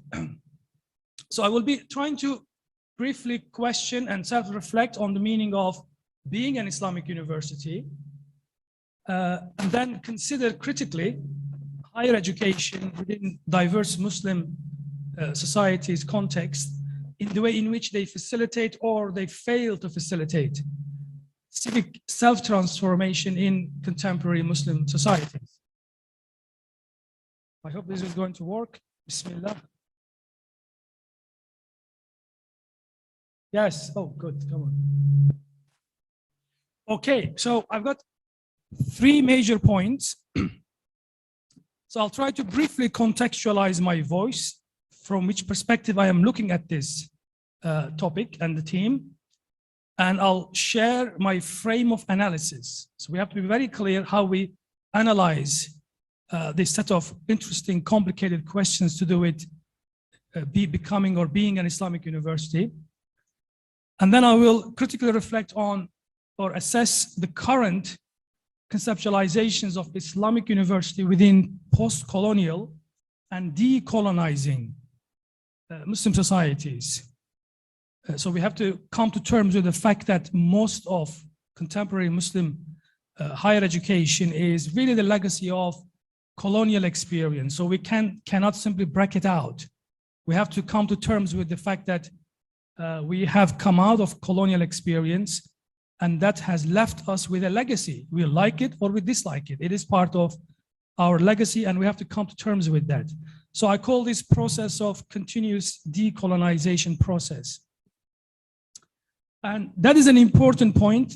If we assess the current models, then the question would be, do we need a radical rethink of what does it mean to be organizing at the university level diverse forms of knowledge, research, and teaching, and how these models, how these frameworks should be hanging together in terms of the Islamic legacy, as well as that which was left with us with the Western colonial legacy. Now, this is an important point. We call this epistemic justice. So after all, universities are the places where original knowledge is produced. So sometimes this knowledge is produced by using Western modes of thinking. And that is fine. But if you do not fall back onto your indigenous epistemological knowledge basis, then sadly, the colonization process, being part of a captive mind, will continue. So how do we deconstruct that? So it is part of seeking epistemic justice today that the Islamic various knowledge heritage is recognized. And we are aware that we are part of a very rich knowledge legacy, civilizational legacy. We can't simply assume the Western model of today is the best way forward. We've got to seek epistemic justice and reciprocity. So the current liberal secular university has also to understand it is globalizing Western agenda, has been reacted and responded, and therefore we have to have a critical conversation going on. Not necessarily a rejection, but a critical awareness. Otherwise, we'll be a passive recipient of the Western models. So what I think the third point, which I would like really to stay with you, which is my main message, I would like to see Islamic higher learning as praxis of innovative knowledge generation, civic empowerment, and intellectual, spiritual self-transformation. Now, there's a lot in there, and that is obviously difficult to achieve overnight, but that is probably what would be one of the most important functions of contemporary Islamic higher education institution. So then the question is, how do we form such a transformative model of Islamic university capable of responding to the needs of 21st century learners?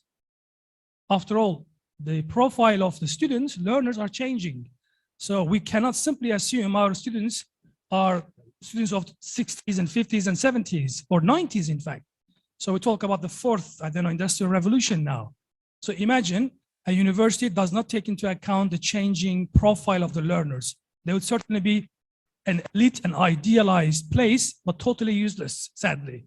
So we got to understand, see changing profile of the 21st century learners to be able to respond to their needs, and as such, make a contribution to solve the challenges facing global Muslim societies. So we've got these 3 points, and I'm hoping, without boring you too much, I'll try to, in a kind of an entertainment mode, get through them, inshallah. So patience, please. Okay, is it working?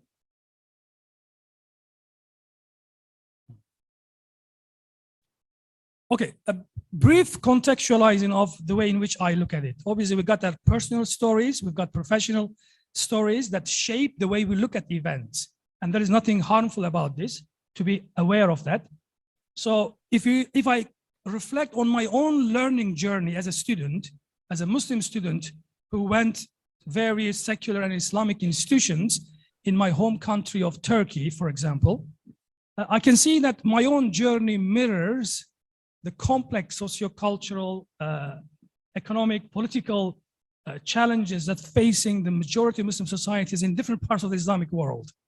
But we are focusing on the process of being educated. You know, what does it mean to be educated in Islam in the 21st century? And you reflect on your own journey, you realize there are similarities and differences. So one point becomes clear when I reflect on my own journey, and I began to study Islam with my own grandfather, rahimahullah. He was my first teacher. And those of you who know a little bit about Turkey, you would know that we have unfortunately, unlike you are lucky in Indonesia, a very aggressive form of secularization, where we didn't have a chance even to have a dual system, Cipriano's point. We had simply one model under the name of Tawheed al-Tadrisat, bringing together all education. So just to get rid of all what we heard from, highly idealized, I would say, Professor Robert Hafner's account of this golden Islamic higher education. So I was studying with my grandfather in a kind of underground framework because it was not allowed to teach the old Ottoman system of Islamic higher learning. And in the daytime, I used to go to these religious schools, the government schools, where they were obviously teaching Islam in a very secular framework. And that journey continued until I went to Ankara and attended the first Islamic divinity school, modeled on really German, French, Orientalist framework. It was simply an Orientalist account of how to study Islamic sciences. My grandfather was trying to make me a Muslim, Sunni, Hanafi scholar to lead the community. But my university at Ankara, they were just saying this is irrelevant. All you need is a critical study of Islam. It doesn't matter whether you lose your faith or you keep. It's irrelevant. Just go. And my grandfather used to say, well, I don't know what to say. He couldn't really see the conflict and how to reconcile.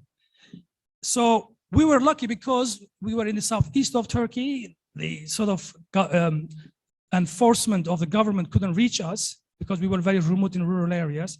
Whereas in Indonesia, for example, you had the system, the traditional system somehow surviving. So the Kiai with his pesantren continuing to keep the tradition, right? Whereas my grandfather was just a Kiai in my own village. He couldn't even speak openly to people underground. And that took really huge time to see the kind of production of dual mindsets, secularized and Islamic. And maybe in this sense, Indonesia is quite really unique, I would say, distinctive it looks. I don't know much about it, but there is a chance to reconcile these two different modes of learning and how to become a faith leader. That is a civic way of framing it. And that I think you are all lucky and you have to draw on. Whereas in the so-called Islamic center, like in Turkey, for example, the Ottoman legacy, the imperial legacy, we didn't have a civic way of framing. They were just one way, the French and German Orientalists. Even we were not told how that works out. So you can see the dilemmas. Okay, how do we reconcile tradition with the reality of modernization? There was no space, there was no dialectic. So Islam struggling to find its place in the modern world. This is still continuing, sadly. One reason, there are complex reasons for this, political, economic, but one reason is we have kind of lost the guidance power of educational institutions to actually help us to solve that problem, because we have diametrically opposing educational systems. So how do we facilitate Islamically articulated and reach just inclusive new world? So if you are pushed onto the underground, there is no chance you can actually be part of the story. You will be the fifth column, you will be marginalized. And therefore, of course, the whole violence, rigidity of Islam, expression of Islamic religiosities will become inevitable, right or wrong. But this is the historical cultural reality, and particularly the lack of an education system that actually helps students connect the dots, connect the cultures, secular, Islamic, all the rest of it, national, plural, ethnic, all kinds of cultural backgrounds. So the question was the changing perceptions of what constitutes an authoritative Islamic knowledge or scholarship. We've lost that meaning. There's an idealized medieval Islamic higher learning, but there's a reality of not even being able to do the basics of Islam. So what is it? Who is an authoritative Islamic knowledge and scholarship bearer? So how should that scholarship be acquired and transmitted? The question is pedagogic as well. Do we have the facilities to be able to communicate that knowledge? So who is the authentic knowledge bearer? Alima, alim. How do we qualify that? So how can a modern, authoritative, engaging Islamic religious, civic leadership and agency to be formed? Now, these are vital if we want to have 21st century Islam finding its way, shaping our futures. If we don't have such an educational context, we will have, unfortunately, opposing, highly rigid expressions. And therefore, these questions, although they have anthropological, historical, sociological context and theological context, but the question is educational and pedagogic. So you have to have an cross-disciplinary educational analysis method. You've got to think educationally to be able to solve this problem educationally. And this is what I set up myself for my career, if you like it, last 10 years. Okay, so we just jump on quickly to say, what is a university in that case? What is a higher learning framework? Of course, we've got to acknowledge we are all product of Western copied models. So we got to really understand what is this Western model of university? Where does it come from? How do they frame knowledge at higher learning level? So you know the original, of course, goes back to Latin, universitas. Actually, it came out of medieval guild or associations of teachers originally who wanted to have their rights, because think of medieval Europe, education, literacy is very limited, confined to monastery education, some priests, and teachers who are teaching, they need to really protect their rights because there are so many competing states at that time. So in Western context, university actually comes out of this guild or this association framework, which is really opposite to Islamic story. In Islam, it's much more personalist and civic. Remember, in the medieval Islam, knowledge actually comes from student who chooses a teacher. I slightly disagree with what we have heard from Professor Hafner. Actually, madrasa, although it was an institution, it was never like a university in the Western sense of hierarchy. Universities gave licenses or certificates. Medieval madrasa in Baghdad, Nizamiya, never gave shahada. Student used to go to school, choose his own teacher or her own teacher, study and move on. It's a personalist account of higher learning. It's completely opposite to the Western model, where you have hierarchy of the church, the text. In Islamic tradition, the student chooses the teacher. If it doesn't like the teacher, moves on. It's highly egalitarian, student-led. It is unfortunate that today we associate Islamic education with the authority of Imam, you know, my grandfather, Kiai, but actually in the original sense, the authority was the learner who used to choose who to go and learn and get some benefit, knowledge as well as guidance. They call this Shaykh al-Ta'lim or Shaykh al-Tarbiyah. So you choose knowledge, but you also have to have your spiritual formation. This is a brilliant civic account. Therefore, in medieval madrasa, knowledge production was a civilizing activity. It changed society and brought literacy up from the ground, not from the top to down. We have lost that, sadly. You know, we kind of today have instruction, student-centered models of Islamic education, which produce, sadly, foreclosed mindsets, mostly. We'll see in a minute. So in the context of, you know, the medieval university goes back to ancient Greek. We have the liberal arts, where we have the basics of the curriculum, obviously language focused, rhetoric, because you have to explain and debate. and then you have arithmetic, geometry, astronomy, music. So these liberal arts, which really was meant, what does it mean to be a free person? By the way, in the Western sense, it's always meant to be a man and a free man and a rich man. It never meant to be a woman or a slave or a marginalized. So we have to be realistic about this. So they call this liberal, which liberal literally means free. So a free person, what kind of knowledge and skills he needs to learn in order to participate in the democratic context, civic context. So in Athens, that was the key connection. But really, it excluded half of the society, women. It excluded slaves, and of course, it excluded non-citizens. So it wasn't really very egalitarian at all. Unlike in Islam, the Kuttab, for example, the elementary school level, even for the Sharia-minded scholars that we have heard people being a little bit bashing, they were insisting that girls and boys have to learn the basic knowledge. Because al-ilmu farida ala kulli Muslim, hadith was going. So we have Kuttab, people like Ibn Sahnun, the Sharia-minded scholars, insisting the Kuttab has to give provision for boys and girls to learn the basic literacy, poetry, language, and the Quran. Not simply Quran and religious. There was no division of difference as such. So the Muslim tradition, it really is personalist, and Islamic college, as I said, it's based on formation of relationship between the student and the teacher.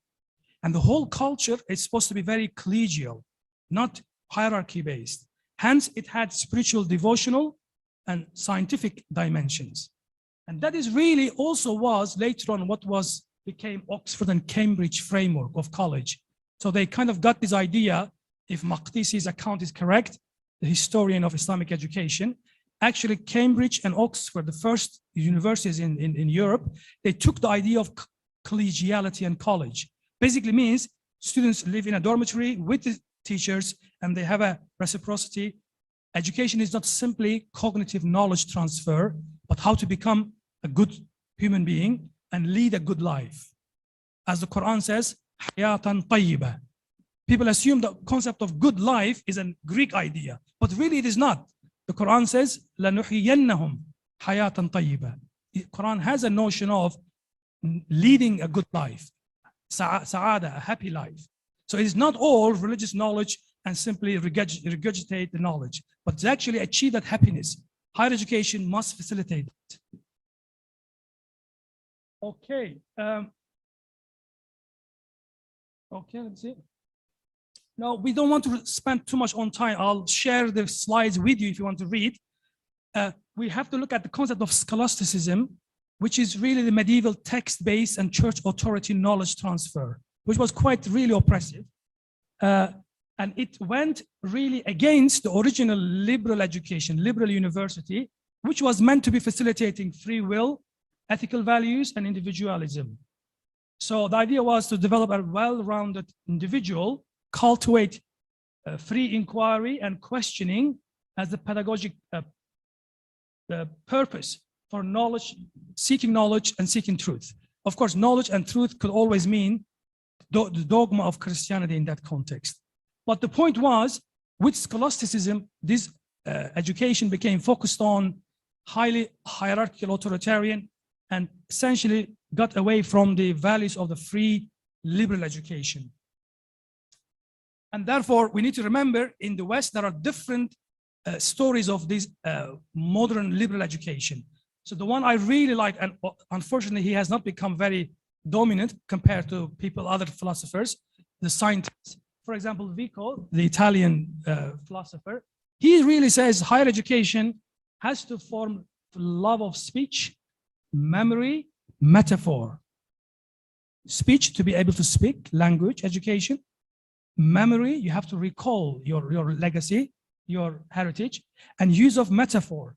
So that these are all embedded in wisdom, eloquent speaking, and practical, wise living. In the Islamic framework, you will see that we have the same framework. In fact, balagha and many levels, the concept of Sharia, which I won't go into it, actually corresponds to this wise living. It really doesn't mean observing certain instructions at all. It's forensics. But we have to revisit these highly lauded concepts. Okay, I will, if I can get. So I won't go into details, but we have university going through several stages of change, but ultimately developing an elitist approach to knowledge for itself, and then developing a scientific technological university which mastering the nature and controlling, which also obviously became part of the colonial mentality, sadly, because with the control of the nature, they will make it easy now to go and search for resources. And that meant, of course, the initial trade-based colonialism, which was very innocent, suddenly turned nasty because the colonizer began to realize no need to respect local cultures. We need their resources now. And this is where colonialism turns nasty, sadly. And finally, we have the influential German Humboldtian model, where actually the idea was to now inculcate research, teaching, and professional development as the key. And Humboldtian model is the one that came with the Industrial Revolution and currently is with us. Universities as places of professional development, research, and policy making. Now, obviously, this also has changed. We have fourth revolution because no longer, isn't it? We have kind of highly automated systems, social media. So university used to train workforce for factories. No longer that education is relevant because 80% of the jobs of today are probably going to change in the next maybe 100 years because the manual work has changed. So therefore, university curriculum, university training framework has to respond to that possible changes of moving on to digital era. And finally, we have the neoliberal, unfortunately, the very final idea of current Western neoliberal university that really has a highly commodification, marketization goal that looks at itself as a corporation, basically, as a company, as a business. So you don't no longer look at virtue, I don't know, these high-falutin values. So you look at university as a business, making money, students are customers, and move on. So the model has changed dramatically, sadly. And indeed, the core concept of social justice, competence, liberty, and loyalty were all turned into a kind of marketized framework, sadly. So today we have quality control, but we don't say really whether the education we offer, does it give young people happy life? No, we simply say, look at, right, whether the education meets X, Y, Z quality control. And there are some good references on this you can look at. I'll just pass on to this liberal arts. Essentially, it's a curriculum made of these core components, which is called education in circle. And it meant really enabling young people to be able to have skills and knowledge to participate actively in social life, civic life. And that includes, of course, the civic performance within society, even military service. Okay. Now, I don't know how much time we have, Professor Nurmila. I don't want to bore people not unnecessarily. I got 10 more minutes. Okay. Now, if you come back to our context of Islamic university, the modern notion of Islamic university, so clearly we have lots of studies on post-independence or post-colonial, what they call university system, national systems. We don't need to go into details of these studies, but we have limited research on how these secular university frameworks accommodate, for example, the training of Muslim faith leaders, which will be called a theological education, or the study of Islam, social scientific study. So we don't have really a lot of research, but what we have are a couple of examples, models. They all really reacted to the colonial reality. Some of them are consciously imitating the West because the West is the highest level of achievement, scientific rigor. And that was, for example, the dream of Aligarh in India. This is the 19th century rethinking of what is Islamic higher education. But of course, there was a reaction to that, Deoband, where they said no to Western education. So they went back to invent a tradition of textual scholarship that came from early Mughal Empire period. That's the Nizami. I won't go into the bore you with all the details, but you can see we cannot break it out, the colonial experience. It has infused modernist responses, even traditionalist responses. The traditionalists assuming that they are replicating the authentic Islam, but they're unaware they're actually responding to the secular modernist framework and inventing a new tradition without knowing it. Highly reified, by the way.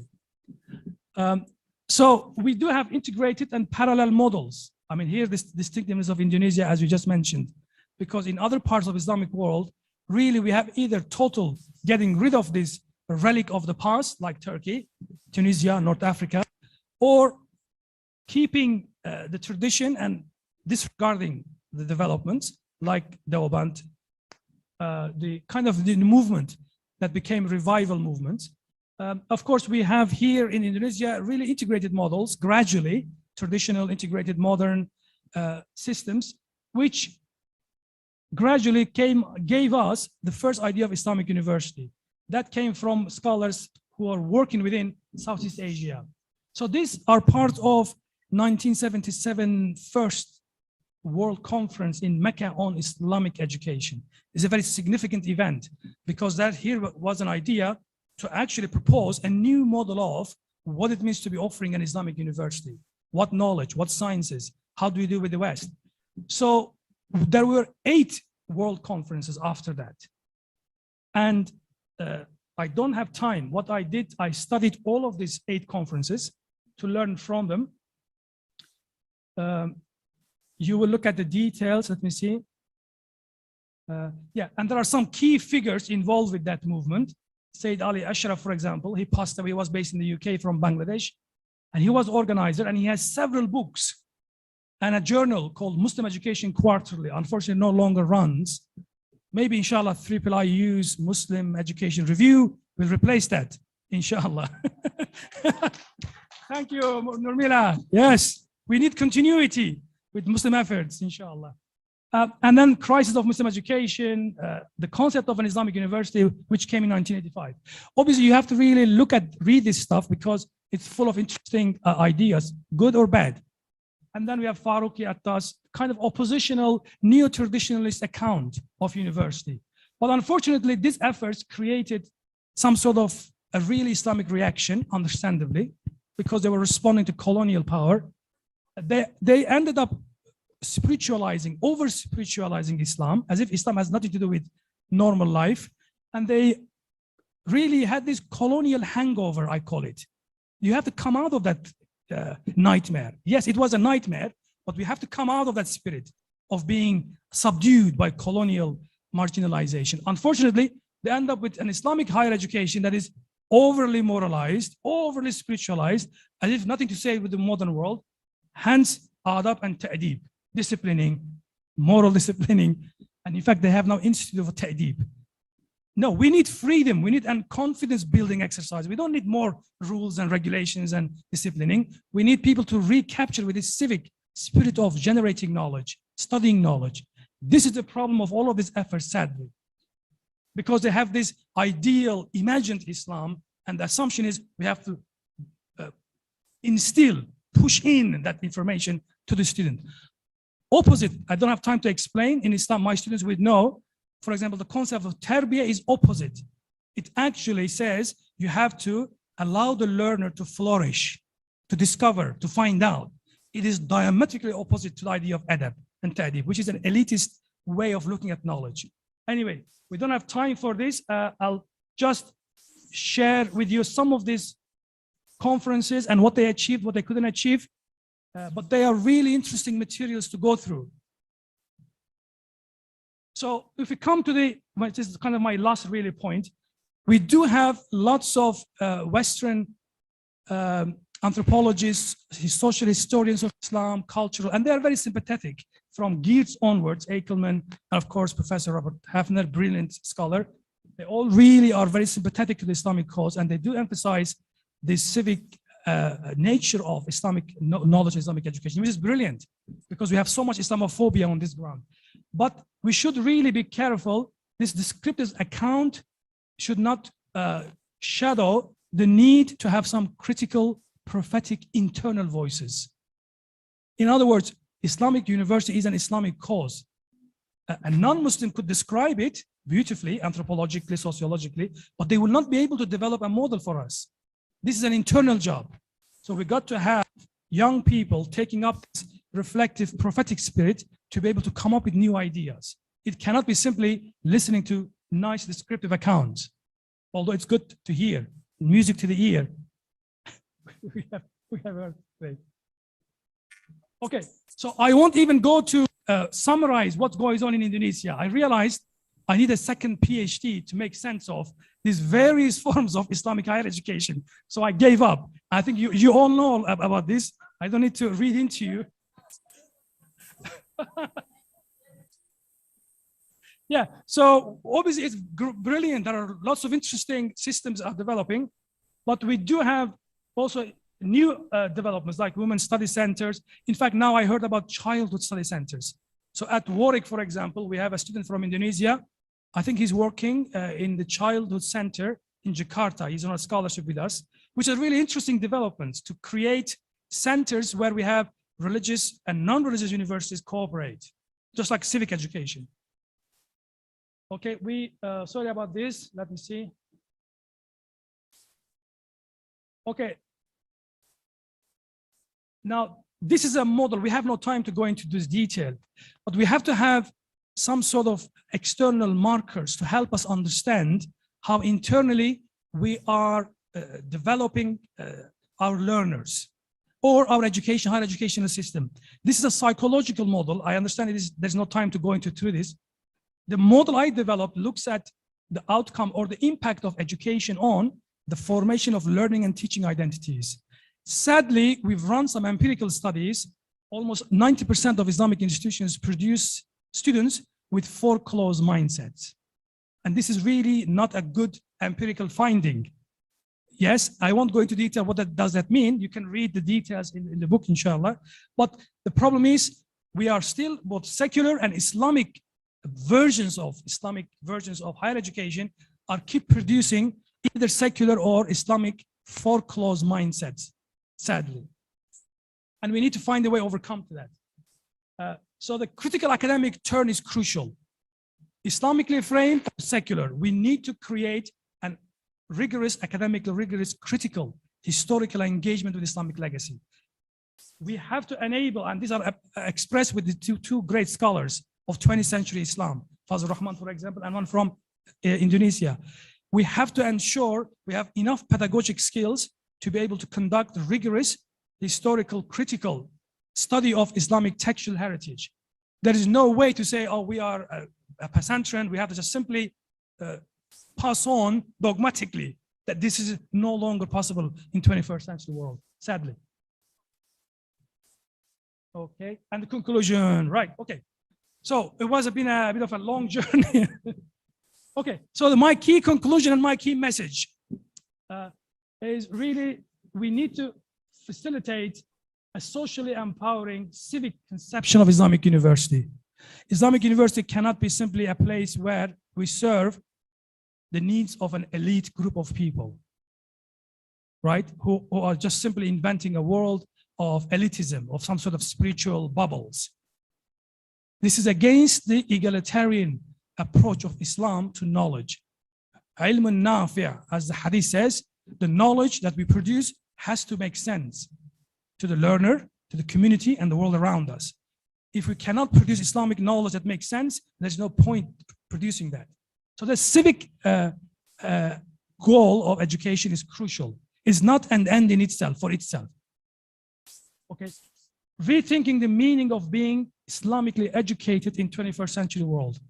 An Islamic university has to create a free space for the teachers, for the learners, and for the administrators, that we are in the business of thinking seriously, what does it mean to offer an adequate higher education provision to respond to the needs of our 21st century learners. They could be Muslim and non-Muslim, by the way.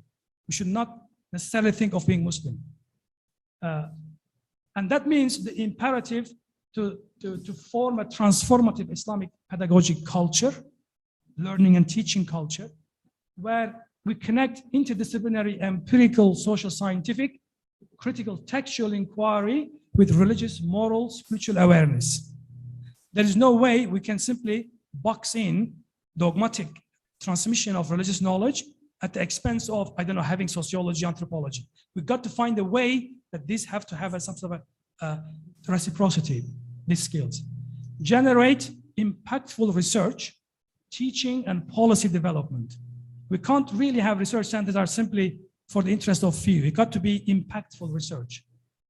And these activities, this knowledge acquisition and development and production should lead positive change through facilitating competent Islam literacy. So an Islamic university, if it's going to frame university Islamically meaningful, we've got to teach Islam properly. Okay, and this Islam literacy should accompany with Islamically meaningful transition to civic, plural, inclusive democracy. We have heard again from the first speech, this is a really key important point. We have to overcome these authoritarian tendencies, this imperial legacy, sadly. And finally, sustainable, ethically framed socioeconomic development, well-being in contemporary Muslim societies. Maybe this looks like quite ambitious, but I do believe that I am myself empowered when I visited and saw IIIU. I think you are lucky that you have actually saw the first seed. And I do believe that this is going to make this university genuinely distinctive. وآخر دعوانا أن الحمد لله رب العالمين.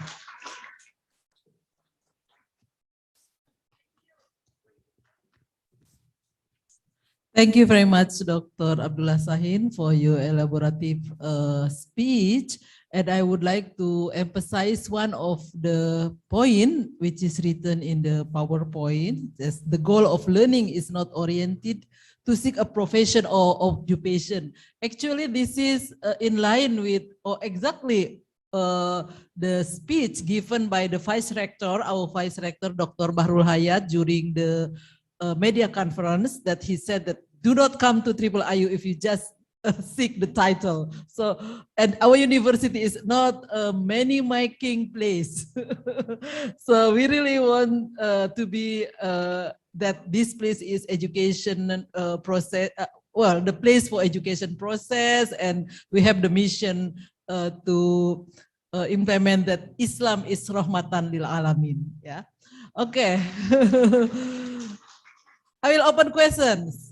Please raise your hand if you have any question to our speaker, Yoyon again, Supriyono, and Pak Dr. Didin Syafruddin, one of the lecturers, and at the back, you might introduce yourself. Is that Abdu? No. Is it Abdu? Okay, you introduce yourself. Okay, Yoyon first, and then Pak Dr. Didin, and then someone at the back. Please.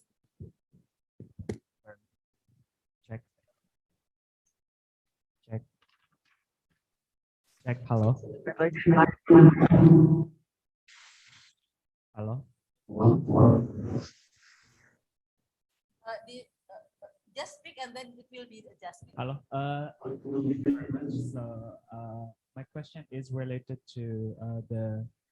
Okay, before my question, I think I would like to say something that I'm so happy that I'm being part of IIIU, which is, yeah, it's aiming to be one of the university that become the best practice in implementing Islamic model of education. And thank you very much that I'm being part of this, community. And considering that, as Prof. Sahin said just now, that Islamic education institution is, there's a tendency that we're still following or modeling into secular or Western model of education. And that's why we need to reform internally, especially as Muslim communities on our education.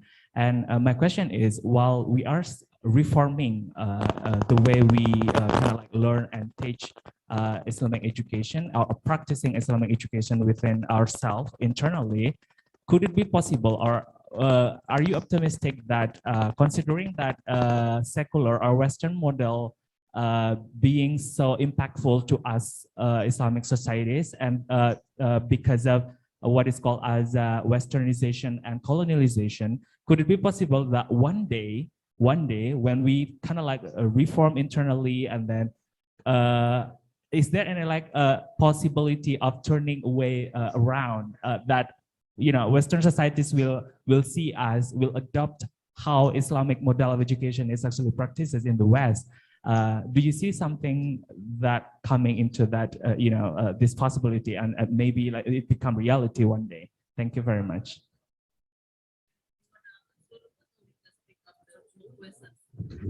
Okay, I think we can gather a question first, and then Prof. Sahir will answer later. We'll keep that for Yoyon, and then the second, Dr. Didin, please. Yeah, thank you. You put the response of Muslims to the secularization process into three models. Deoban model and Aligarh model you mentioned, and then the third one is the integrated model. My question is to the third model, integrated one. Is that does it mean that we have to like study the knowledge all we inherited from classical, medieval, or just what we adopt is not really accumulation of knowledge from Muslim knowledge and tradition, more so on the values, more so on the moral, universal moral values. For example, in this university, I'm really grateful for the organizer to be on time. When it mentioned 9 o'clock, we really committed to the 9 o'clock. I think that's what probably more needed in shaping this faculty and university, more on universal values, being functional, being productive, being really committed to the well-being of many peoples. Or it means that we have to scrutinize the text. For example, when we study, let's say, education, does it mean we have to really study word by word the text by Ibn Miskaweh, for example, which seeing from the moral theories, modern moral theories, probably we can find more advanced than just theory of Ibn Miskaweh. Thank you. Oh, okay, please, okay. Yeah, this is yours. Okay, he would like to answer two first, and then please wait, the last questions at the back. Yeah, I think otherwise you're going to forget the questions and it won't be very productive use of our time. Yes, I think the first one, Cipriano, thank you. It's a really important point. The reform agenda. I don't know what was your precise actually angle on the idea of reform, but the Islamic, non-Islamic, that binary, I think we should overcome that. That binary is, as I say, it's a hangover from colonial period. So unfortunately, if you have a dichotomy, then the reform either will be secular modernists like Aligarh, because Aligarh assumed, Muhammad Sayyid Khan, just if you have a Cambridge in India, we will solve all Indian Muslim problems, just like this. Because for him, Cambridge, Oxford represented the highest level of higher learning. He had got no clue that obviously Oxford, Cambridge had a huge history behind it. First of all, they are faith foundation universities. I do know even in Indonesia, you have some debates at some point. Some people claimed, it appears, that since Harvard has got no religion, we should just simply get away from this faith foundation. Well, this is a nice idea, but that means whoever has raised that point doesn't know about Oxford, Cambridge, or Harvard, because they are all faith foundation universities. They all originally came up with a Christian idea of a university. and they gradually secularized, but they maintained a kind of transition or a development from their culture. So what we need to do, I think, in my view, is reciprocity. There is no need to melt our identity with the universal. Oh, and that links me to second question. So punctuality is a value that everybody should observe, of course, 100%. But the way in which we observe this value will change in the context. For example, concept of life learning education. Okay, it's a highly well-known concept in education studies. So if you don't study Miskawayh, Ibn Miskawayh from our educational culture, our students will assume lifelong learning came from the West. Now, why we should deny our students to make an effort to reconnect with Islamic educational legacy? You see, if you do that, you are already implicitly secularizing. You are assuming the Western morality is higher than us. And I think we should get out of that mindset. We should say, well, education studies is a modern science. Indeed, in Europe, it developed maybe last 200 years. There was no education studies. Whereas in Islamic tradition, we have adab at-ta'lim al-muta'allim, etiquettes and science of learning and teaching. These guys were talking about pedagogies in medieval period. You can't have an advanced higher education if you don't have an education pedagogic view. So if you don't look at Hayy bin Yaqdhan, for example, you would assume science fiction invented by the Europeans. It is not. Robinson Crusoe was taken from the Islamic heritage. So it is not like Islamic superiority or as such, but you see, the university is a place where we facilitate access to learners to learn their heritage.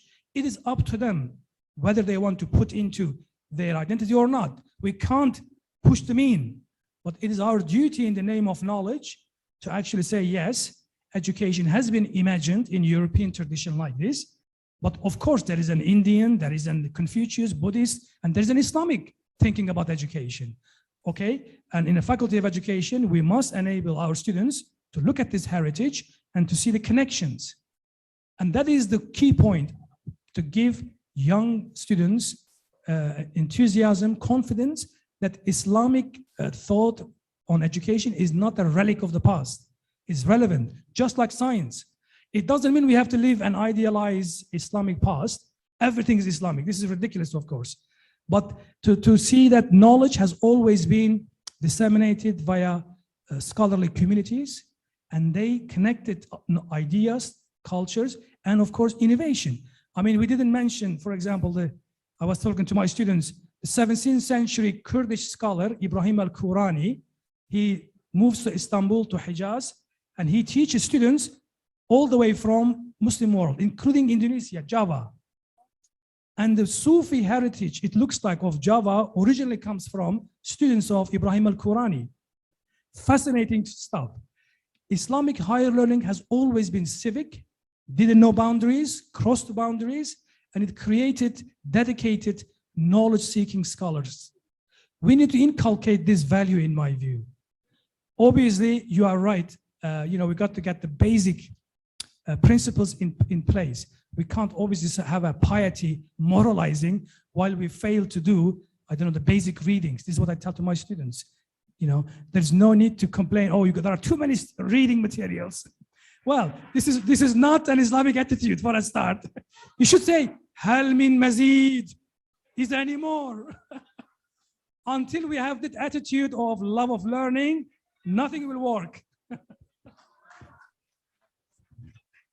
Okay, thank you very much. A very good point on that. University is to facilitate learners to learn. Yeah, I think one last question from the back. I think that's not Abdu, because I can see Abdu is here. Okay, please introduce yourself.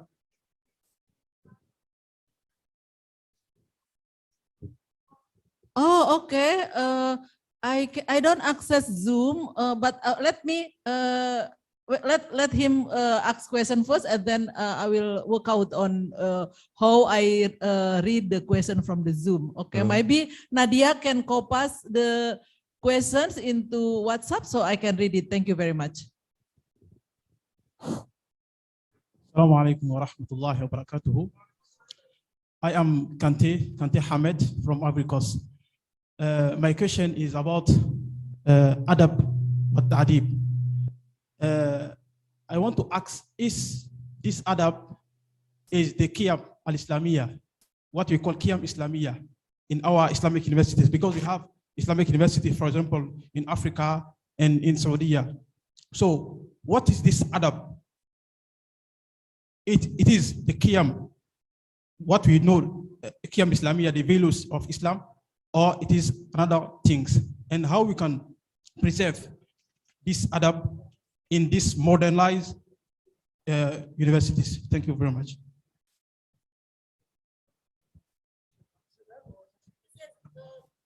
Is that your only question? Is that your only question? Okay, please. Okay, that's a good point. In fact, in Islamic culture, there are key concepts, and adab is one of them. You can decode Islamic civilization.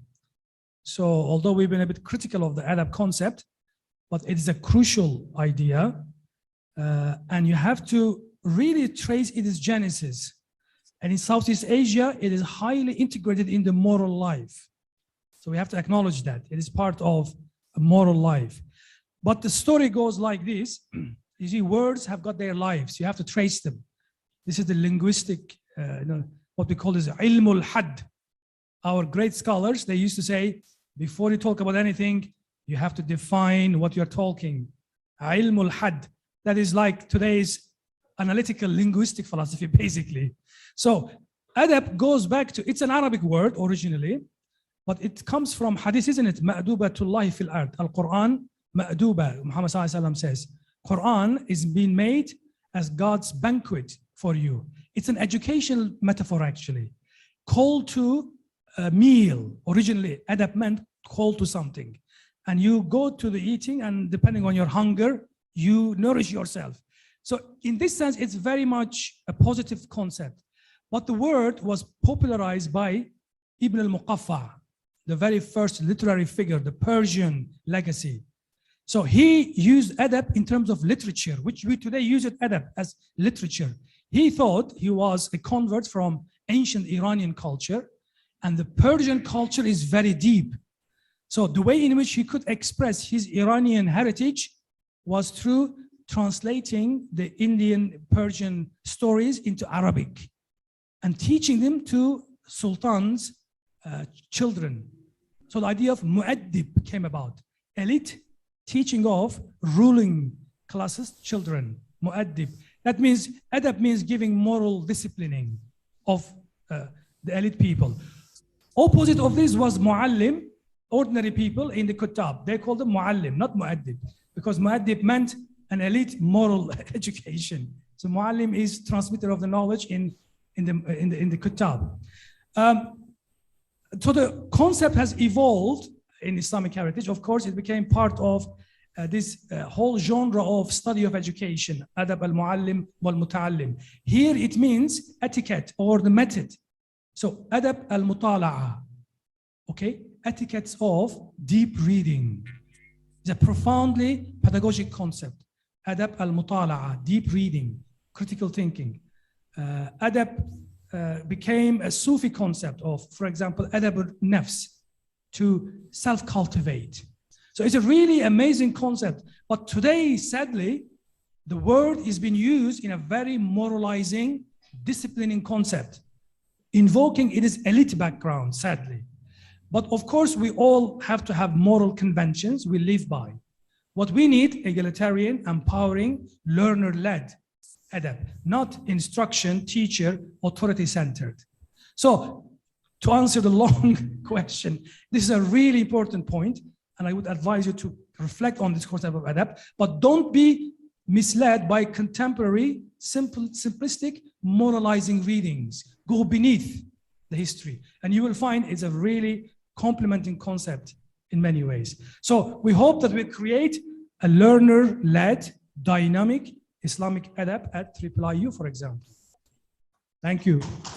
Okay, you can just hold that because we have two more questions. One from, well, both of them is from the Zoom. Someone is raising his, I think her hands. The first one is, Professor Dr. Hadarah Rajab, I will let you speak to ask question directly, but before that, I would like to read the question from Fadiah Mohsen. Yeah, she is from Turkey. Yeah, I am Fadiah Mohsen. Now I am studying religious education in Sakarya University, Turkey. Since you come from Turkey, I would like to ask about your opinion about the development of Islamic University in Turkey, since Turkey was so secular at past time, proved by the banner of wearing hijab, etc. And now Turkey also is still secular, but of course Turkey have more freedom in religion now. And could you please compare the Islamic university system in Turkey and Indonesia? So 2 questions from Fadia, but would you like to listen to the someone who raised hand, Professor Dr. Hadarah Rajab first, or you would like to answer the question? Okay, please, we can hear. Please, Professor Dr. Hadarah Rajab, you can ask question directly from the Zoom.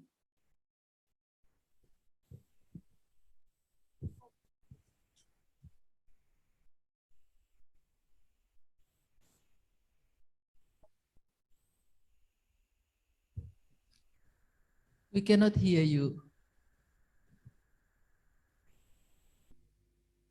You mute. Yeah, I think someone need to raise the volume in order we can hear the question from Professor Dr. Hadarah Rajab. If we cannot hear your voice in 1 minute, I would like to ask you to write in the chat so we can read your question. Yeah, please keep trying on testing your voice. I will let Dr. Abdullah Sahin to answer you the question about First Turkey. question, yes. It's a very good question. Thank you, the colleagues from, or the participants from Turkey. Of course, Turkey has gone through lots of changes during the last 2 decades. I am myself a product of Islamic higher education of the very strict secular kind, because I graduated in 1993 and 4. That's right, from Ilahiyat, School of Divinity. And as I said, the original divinity concept, theology concept, was borrowed from French and German Orientalist framework of study. Sadly, those who know about the story of Turkey is very tragic. So having a very imperial background, fine system of Andarun, the Islamic old Darul Funun, the university framework, ending up sadly copying the Orientalist framework of studying Islam, and then expecting general public in the mosque to be guided by the graduates of this university. Well, that was the dilemma, because we were studying Islam critically, contextually, which was interesting within the Orientalist mindset, but that was really a form of religious studies. It wasn't a theology. Theology is different in Europe. Theology is to be able to think with religious concepts. It's a faith leadership education. Religious studies is a form of secular study of history or languages initially, and that is really a pure disinterested study of knowledge. Hence, Islamic studies is also a European invention. You know, it's invented by Goldziher, the famous Jewish scholar of Islam. He came up with the idea of Dirasat Islamiyya. Can you imagine? This is, today we have Dirasat Islamiyya even in Riyadh, in Gulf countries who teach Sharia, for example. They don't realize the division of Dirasat Islamiyya comes from a Jewish framework of study. But nevertheless, that was the confusion, because we did not have a meta-educational framing of the knowledge, different knowledge genres. Hence the methods, inquiry methods, were confused. So the graduates, where do they go? Are they bureaucrats? So idea was to bureaucratize Islamic religious authority, not civic, sadly. So these are all really complicated stories of Islamic higher education in Turkey, but these have changed last 20 years. I would say the little things that I know about Indonesia, as I said, as I just mentioned, is fascinating, because there are difficulties, but there was a civic negotiation, civic thinking going on. It doesn't mean the model is really superior. I wish half of what Robert Hafner said is true, and I want to believe in it myself. But the reality is really not like that when you closely look at. There are complicated issues. You know, people question the graduate of this university. How am I going to take him as my religious authority? I don't care, because they're just simply studying Islam in the European way, like a religious studies. So we still yet to figure out an Islamic higher theological education that is rigorous, based on historical textual study, but also has empirical dimension. So we don't have Islamic empirical theology, Islamic practical theology, so that when we form these religious spiritual leaders, they are not simplistic conveyors of knowledge or bit of moralizing authority. They understand the faith, but they are also able to think with the faith in the modern context. This is the task of a theological education. And I don't think Islamic world as a whole, including Indonesia, we have such a theological reframing, sadly. So, but these are all part of the problem of the lack of educational analysis of these problems. We have tons of sociological, anthropological, economic analysis, but we also need an educational pedagogic analysis that takes into account all of these dimensions. So it's not really a matter of either or, I would say. We are all in search of coming up with a competent Islamic concept of university where we have provision for critical, reflective, contextual study of Islam, historical study of Islam, but as well as confident enough to be able to think with our faith within the context of social life. Hence, we lead change Islamically. We make change Islamically meaningful. Otherwise, we will produce bureaucrats who will act in different, unrelated ways. But that is the complicated issue of 21st century Islamic university, inshallah. I hope it was tactful enough that I don't gather a lot of criticism from my Turkish colleagues. Okay, one more chance for the for someone who raised the question. That's from Dr. Hadarah Rajab. Okay, the connection is not good. So I'll give you 1 or 2 minutes closing remarks before we close the session. No, he said that the connection is not supported. Oh, she writes? Okay. I don't have the question yet. Oh, she writes here? Okay. Let me read the question. Okay. How about Islamic secularism, practical academic concept? So that's the question from Dr. Hadarah Rajab. Okay. And then you can follow up with your final closing statement. Yeah. Well, that is interesting, isn't it? Islamic secularism. What an interesting concept. We need another conference on this. Islamic secularism, practical academic concept. Yeah, well, you could come up with anything. Maybe this is one of these Allah mufakkar fi, the concept that we're unable to even think about. Islamic secularism. So we have to really reflect on these concepts of secularism. It has its own genesis. I don't really think the idea of secularism fits in within Islamic self-understandings. Muslim and Islamic imagination never needed to have such a privatized, separate platform of reflection.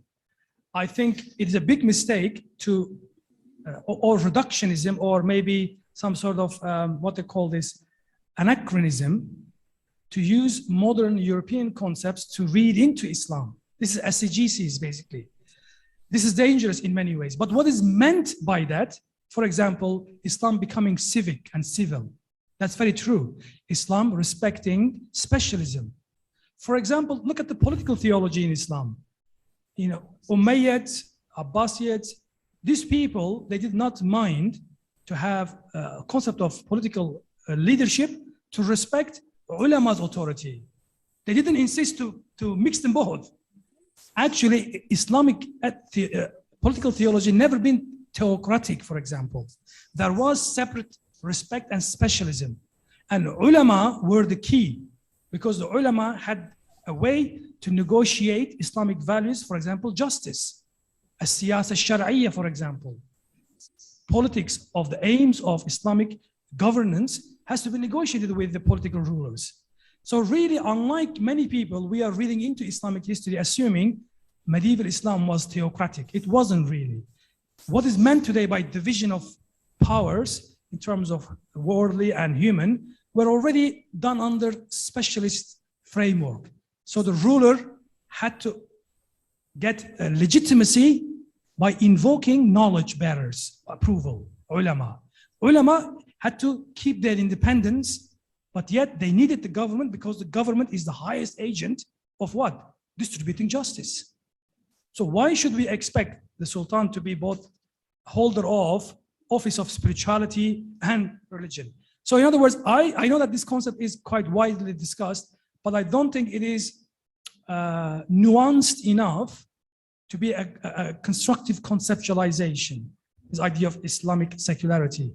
I don't think we need that. What we need is to rediscover this Islamic tradition of specializing, respecting specialization, and also having this respect for the ulama who were, in a sense, really acting as more or less at a higher level of ensuring values of Islam are articulated, observed in all areas of life, including politics. But they did not want to Islamize the politics as such, because there were differences. And this is a huge difference. And in fact, one of the great examples of this is the Siyasa Shar'iyya. As I said, people invoke the concept of maqasid, but I think maqasid and fiqh aqalliyat, these are very juristic concepts. They are limited.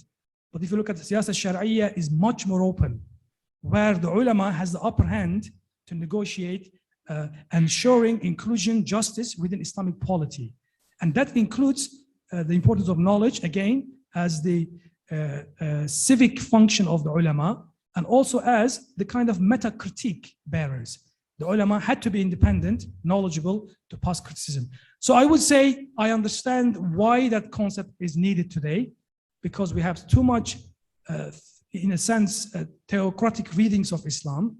But if you unpack the Islamic legacy, we will realize we may not need to emulate the Western idea of secularity as such, because Islam has civic institutions, and particularly the knowledge being the key and the ulama acting as arbiter of observing these values in social civic life. So I would say if with the Islamic secularism is meant to maintain a space for critical reflective thinking, respect for the other, and particularly division of politics and religious life in terms of specialism, I would say we already have institutions of that kind. We need to really reconnect with that civic power of Islamic civilization.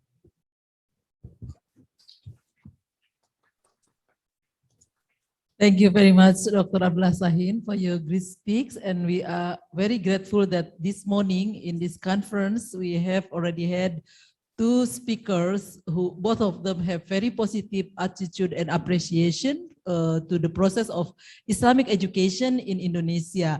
Yeah, earlier Professor Hefner have already told us about the maslahatization or intellectualization and intellectualization of Islamic education, that Islamic educational process is to create a public good, yeah, in order we can live harmoniously in our heterogeneous society of Indonesia. Yeah, we are plural. Yeah, we are plural society. Yeah, and again, I would love to emphasize again the point that Professor Sahin mentioned, that university is not a money-making place.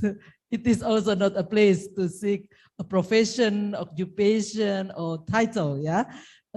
And Triple IU especially is learning, the place to facilitate learners to learn, yeah, in order, in the context of Triple IU, that the learners when graduate here can fulfill the role of Khalifah fil ard and aims to make Islam as rahmatan lil alamin. Thank you very much. I would like to proceed to give the floor again back to Diva and Hazrat. Assalamualaikum warahmatullahi wabarakatuh.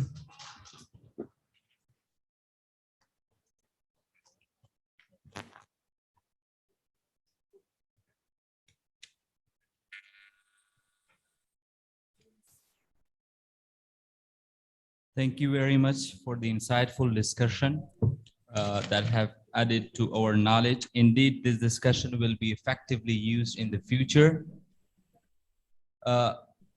Indonesian International Islamic University has a special package for Dr. Abdullah Sahin. We kindly request the Rector of Indonesian International Islamic University, Professor Kamaruddin Hidayat, to present this package to our keynote speaker, Dr. Abdullah Sahin.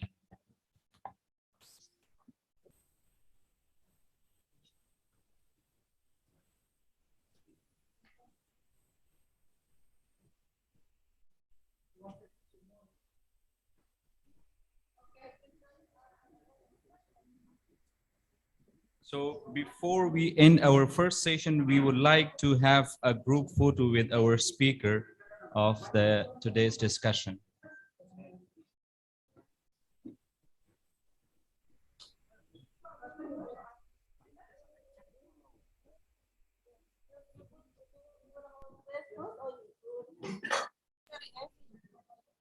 Fahru will take care of this.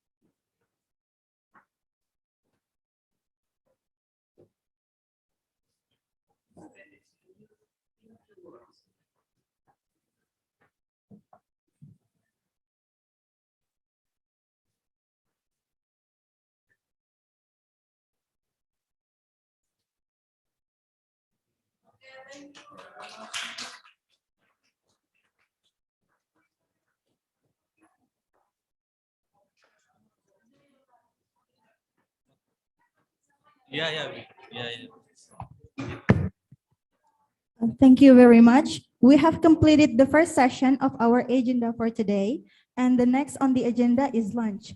We respectfully request all participants to join us here at 1 p.m. for a graduate forum led by Professor Emi Emilia of Universitas Pendidikan Indonesia. We appreciate your presence and attention. Thank you very much. Wassalamualaikum warahmatullahi wabarakatuh.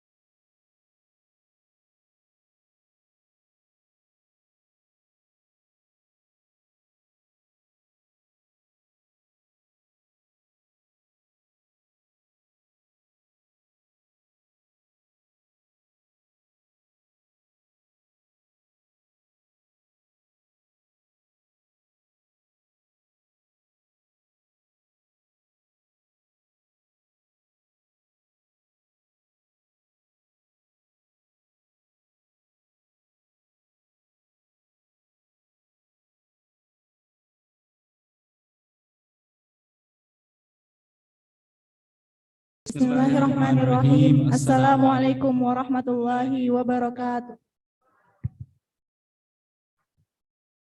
Welcome back to the post-lunch session of our day one of the conference. Now, we would like to begin our graduate forum with Professor Emi Emilia on how to finish postgraduate study on time. Our graduate forum will be moderated by Bu Charina Ayu, PhD. For the presenter and moderator, the floor and time are yours. Thank you, Diva and Hazrat. Bismillahirrahmanirrahim. Assalamualaikum warahmatullahi wabarakatuh. Welcome back again to the first Faculty of Educational Annual Conference 2022 at Indonesian International Islamic University. So thank you all for coming. Okay, we can make a start. We now move into the graduate forum. I'm Dr. Charina Ayu, lecturer of Faculty of Education, will be the moderator. We are really blissful to have Professor Emi Emilia as a speaker in this session. Professor Emi, thank you for your coming in our campus. Before Professor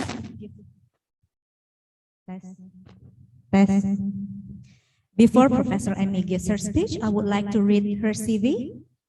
So Professor Emi Emilia, PhD, is a professor in Department of English Education. She's also a head of study program in Department of English Education, Faculty of Language and Literature Education, Indonesia University of Education, or Universitas Pendidikan Indonesia. Professor Emi graduated from Melbourne University, Australia. Her experiences for being a lecturer, researcher, speaker lead her to many achievements. So I'm going to read some of her achievements because it's quite a lot. In regard with research, in May 2022, her research with the title Translanguaging Practices in a Tertiary EFL Context in Indonesia has published in Taflin Journal, a publication on the teaching and learning of English. Still in 2022, another research of hers with title Training Teachers to Teach PISA, like reading, has also published in Indonesian Journal of Applied Linguistics. In 2021, she wrote several book chapters. I'm going to mention one of them. The title is so interesting. It's about Antara Cinta dan Cita, Kisah Dua Akademisi, Perempuan Menggapai Asa. That's very beautiful. Very beautiful. And still many more books, also articles she had been produced. And last but not least, Professor Emi also involved in guiding Faculty of Education to designing rancangan pembelajaran semester or RPS for each course so that we can achieve the international standard of the learning outcome. And in this session, Professor Emi will share to us about how to finish postgrad study on time. So Professor Emi, to be graduated on time is actually something our students are wishing for. And then, without further ado, Prof. Emi Emilia, PhD, please, the floor is yours. Ada. PowerPoint, please.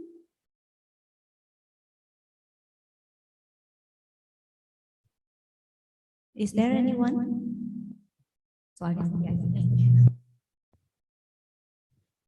Assalamualaikum warahmatullahi wabarakatuh. Yang terhormat Ibu Dekan Fakultas Pendidikan UII dan other lecturers ya yang whom I cannot mention yet. So I will just yes. Yeah.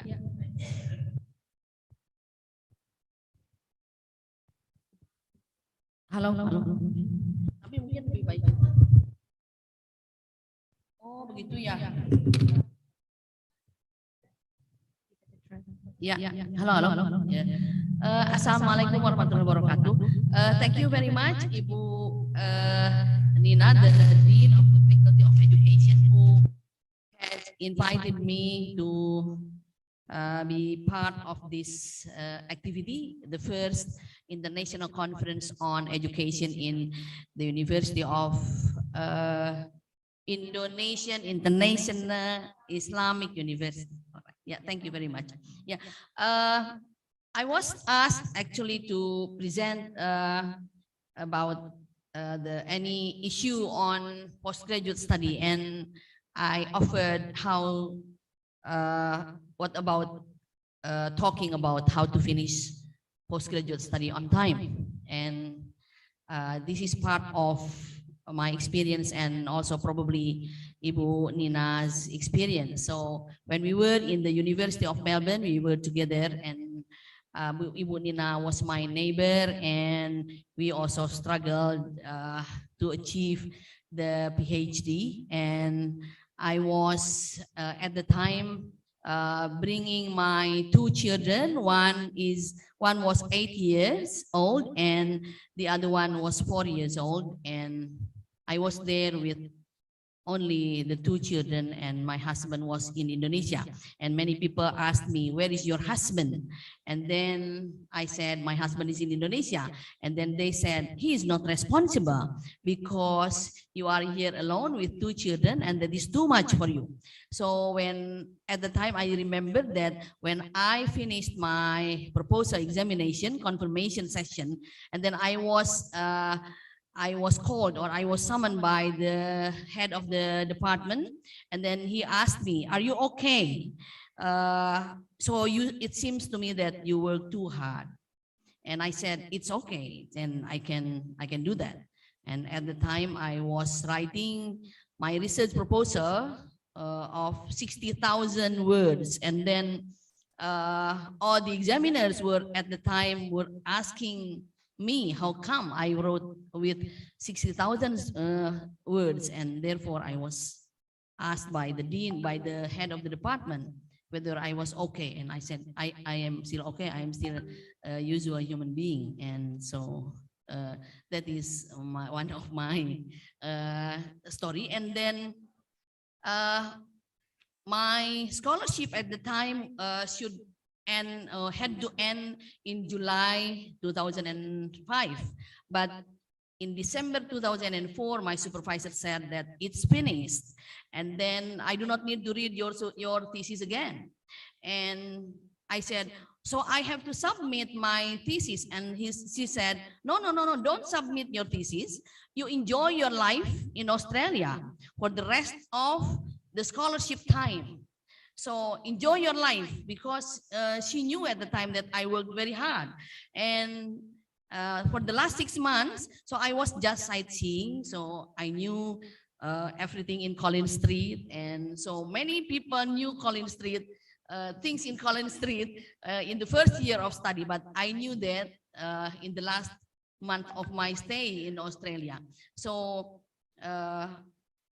my scholarship ended in July, and then I went home in May. So anyway, I need to go home in May. So I went to the international office at the time, Ulu Chiawong. Do you remember, Ibu Nina? So I went to the international office, and I met Ulu Chiawong at the time. And then 1 year later, there was a reunion in Jakarta, and I asked Lucia Wong, Lucia, do you still remember me? And then she said, of course, I will always remember you, because you are the one who saved Australian money. So at the time, I went to the international office with my colleague at the time. I wanted to go home earlier, and then my colleague wanted to have an extension. So there are two things which are contradictory at the time. So Lucia Wong probably will remember me at the time. So that is what I want to share here, yeah, probably. And then when I was doing my master, I also finished my study also on time. And my scholarship was 1 year and a half, and then I could finish my master degree in 11 months. And then the university at that time did not allow me to go home. Why? Because he said, the coordinator said, if you go home now, it means your government will think that doing a master degree in Australia can be done in less than 1 year. No one can do that.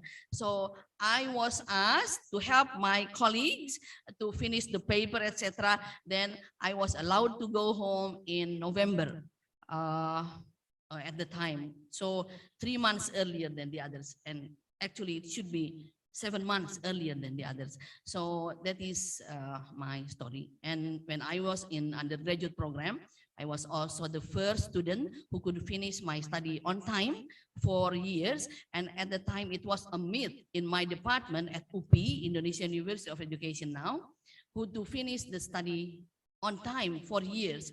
And I asked my seniors, how can I finish my study on time? And then they said, no, it is impossible. It is a myth. In our department, no one can. But then I could finish my study on time. And then at the time when the oral examination session came, I was only alone from my cohort.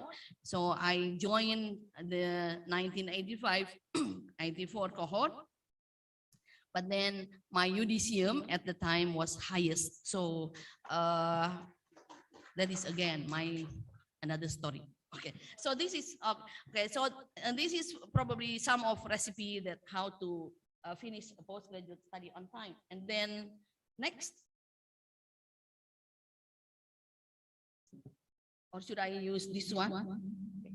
So there are 3 things that I would like to share with you, and also to share based on my readings and my experiences. And there are 3 aspects that will determine or that will affect our success of postgraduate study or any study. First one is non-academic factors.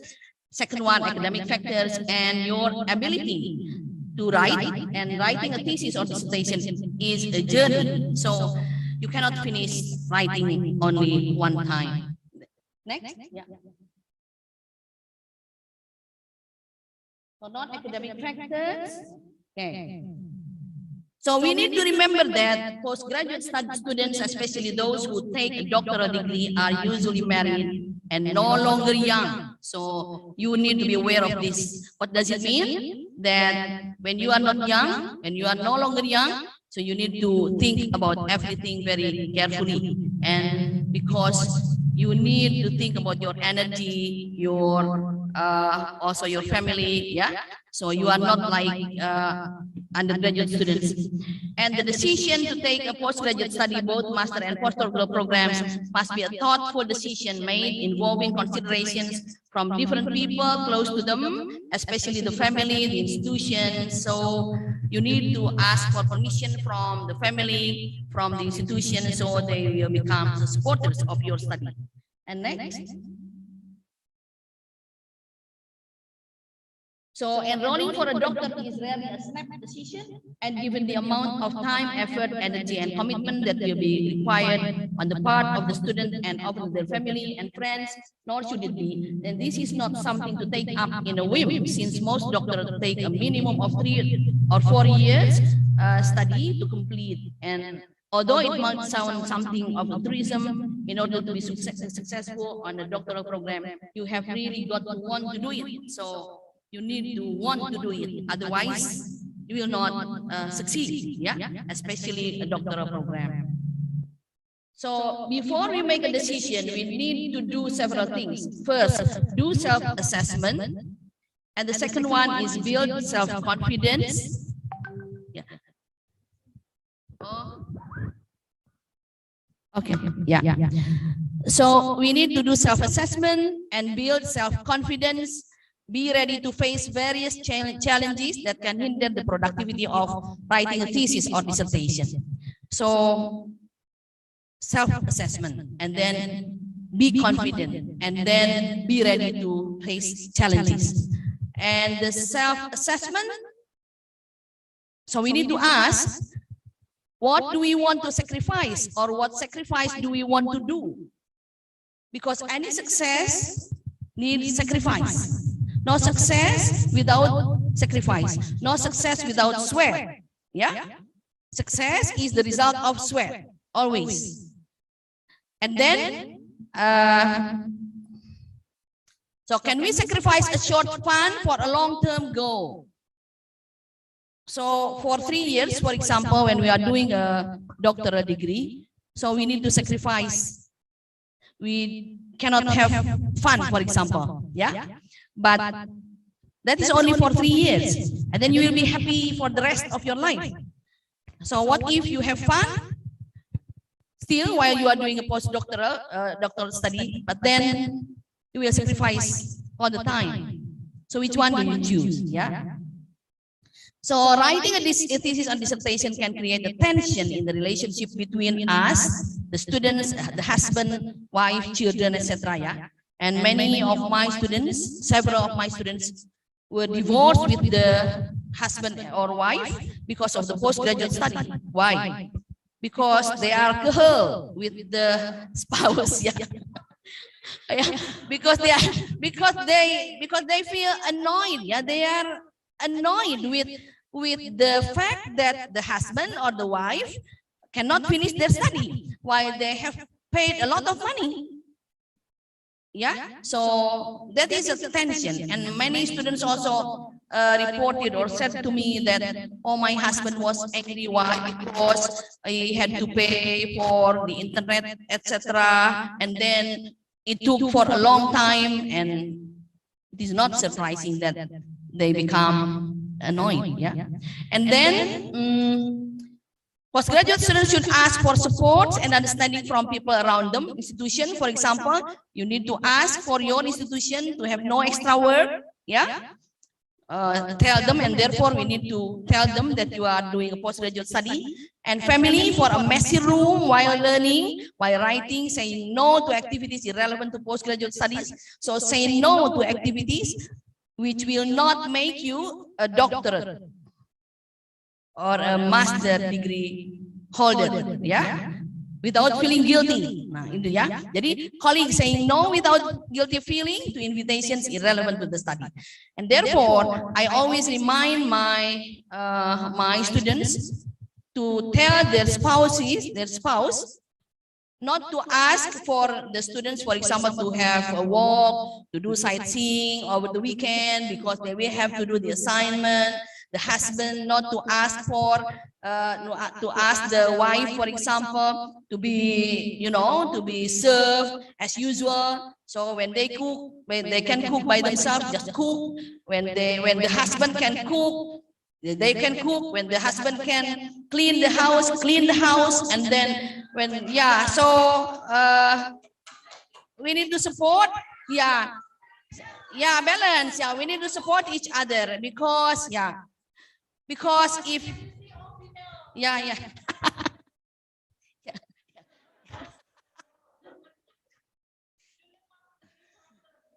Yeah, I think that is why before you take the postgraduate study, you need to ask his permission, your husband's permission, so he or she will understand. So for example, when I write, I always open books, and then the books are put on the bed, and then my husband cannot sleep there, and then when my husband cannot sleep there, so he sleeps in another room in my house, so he understands. Yeah, so when I am still working, for example, at 11 o'clock, at 12 o'clock sometimes, so my husband cannot sleep while the light is on, so he moves to another room, so, and then it's okay. So I do not feel guilty with that because I also work for the family. So this year I have published 5 journal articles. Yeah, this year. So 3 articles in Scopus, and then 2 with Sinta 2. Yeah. So that is why my husband should understand me. Yeah. So I think this is really important. Actually, this is not main aspect, but this will influence the way. Hello.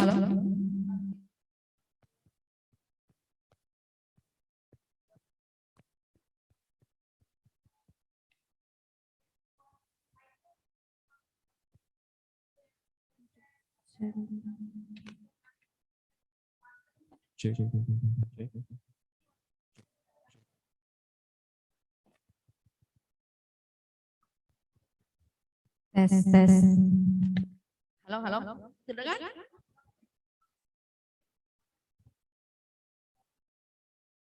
Halo. Halo? Tapi ini juga, tapi kalau terdengar suara saya mungkin cukup. Oh, tidak terdengar? Tes. Oh ya. Jadi ini, and then bisa terdengar ya? Ini terdengar. Halo? Halo? Ini? Yang mana?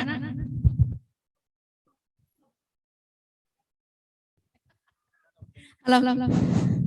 Ini ya, jadi nih, how long can we endure the stress? Nah, jadi kalau misalnya Anda stresan, if you are stress easy, if you are vulnerable to stress, don't take postgraduate study, ya, because you will be your health will be worse. And I find several postgraduate study department, for example, and I was reported that she was ill, and then deteriorates, yeah, because of the demand. So when you think you are vulnerable to stress, don't come to postgraduate study, yeah. So when you are here, then you need to be very careful, yeah. You need to manage your time, and then can we use time effectively, yeah. So can we use time effectively? We need deadlines to work effectively. Jadi some people need deadlines, yeah, to work effectively, but we should not be dependent on deadlines, or we should not work because of the deadlines. And then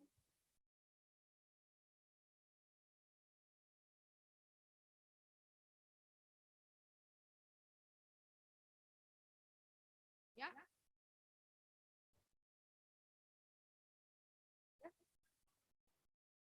Oh, hello?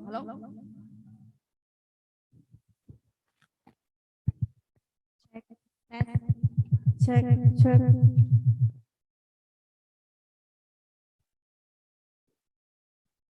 Halo, tes. Ya, terdengar? Oh iya. Tes. Ya, tuh move saja Bapak Ibu. Move ya. Oke, ini what is my learning style? Jadi kita juga harus tahu we need to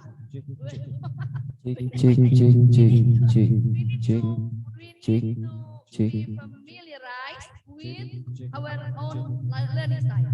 So are we an activist or reflector or theorist or pragmatist? Yeah. So which one am I? Yeah. Or which one? So if you are, for example, activists learning through practice, and then reflectors learning well when the learning involves opportunity to reflect, theorists when we learn a system, and then pragmatists learning well when the learning material is related to the problem in workplace, yeah. And then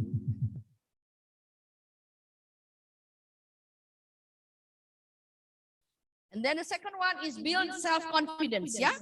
So if you are doing a postgraduate study, you need to be very confident that you can do it, yeah. That what you are doing is important for you. Otherwise, what for? Yeah. So a great preventer of progress is lack of confidence and the insecurity that results. Yeah. So many students do not seem to be sure that they can do it. So if you think you cannot do it, you build your self-confidence, but not too self-confident. But be careful. Do not be too confident. People will be sebel with you. Yeah. Will not like you. Yeah. So you need to combine, and then ask several questions. Yeah. To build self-confidence, we need to ask several questions. When do we have to finish our study or submit the thesis? So you need to know what is the deadline, or what is the time for you to finish your study. Yeah. And then how many words do we have to write? So when you write the thesis, how many words do we have to write? And then is there any specific day to submit parts of the thesis? So when you are writing, you need to ask your pembimbing, your supervisor, When do we have to submit each chapter, for example? How long will I be given time to write the chapters? And then how should the thesis be or dissertation be presented? How do I present it? Do I have to follow the academic text in general, or do I have to follow any rules or any structure of organization that is used in this university, for example? And then which format should be used, and then what kind of tutorial support is available. So you need to ask whether or not this university, for example, provides any tutorial support for you, especially when you should write an English thesis. Do we need to write an English thesis here? So you need to ask Ibu Nina whether or not you can get any support. And failures or non-submissions or the failure of students to finish a thesis or dissertation is dominated by those who are reluctant to meet with tutors or supervisors. Therefore, you need to be very rajin to meet with the supervisors. Yeah. So you need to meet regularly. Yeah, the supervisors, because that is one aspect that dominates that has been dominant to hinder your graduation. And then a top secret piece of advice: if you fail and appeal, the fact that you have not accepted tutorials will count against you. So when you fail, it means you have not accepted any tutorials. Yeah. And therefore, meeting with the supervisors, getting feedback from the supervisors is really important. Getting feedback from the lecturers, yeah, when you take a course, and then that is very important to build your self-confidence, to know your ability, to know your capacity, and also to know the limitation of your study. And then, so read to enhance writing ability. You need to keep reading. So the key to the success of postgraduate study or any study is reading, reading, reading. Only three things, yeah? Reading, reading, and reading. Jadi, if you do not read, your idea will not be sound. The way of thinking will not also be clear. The way you write will not also be good. So your reading will enhance your writing ability also. So when you read, you do not need to read, or you should not read only the content, but also the way the ideas are presented by the writer. And this will help you write better. Yeah. So if you are going to know about what is currently happening in the disciplines, then you will have to not only go out and see and hear what is happening, but read about it.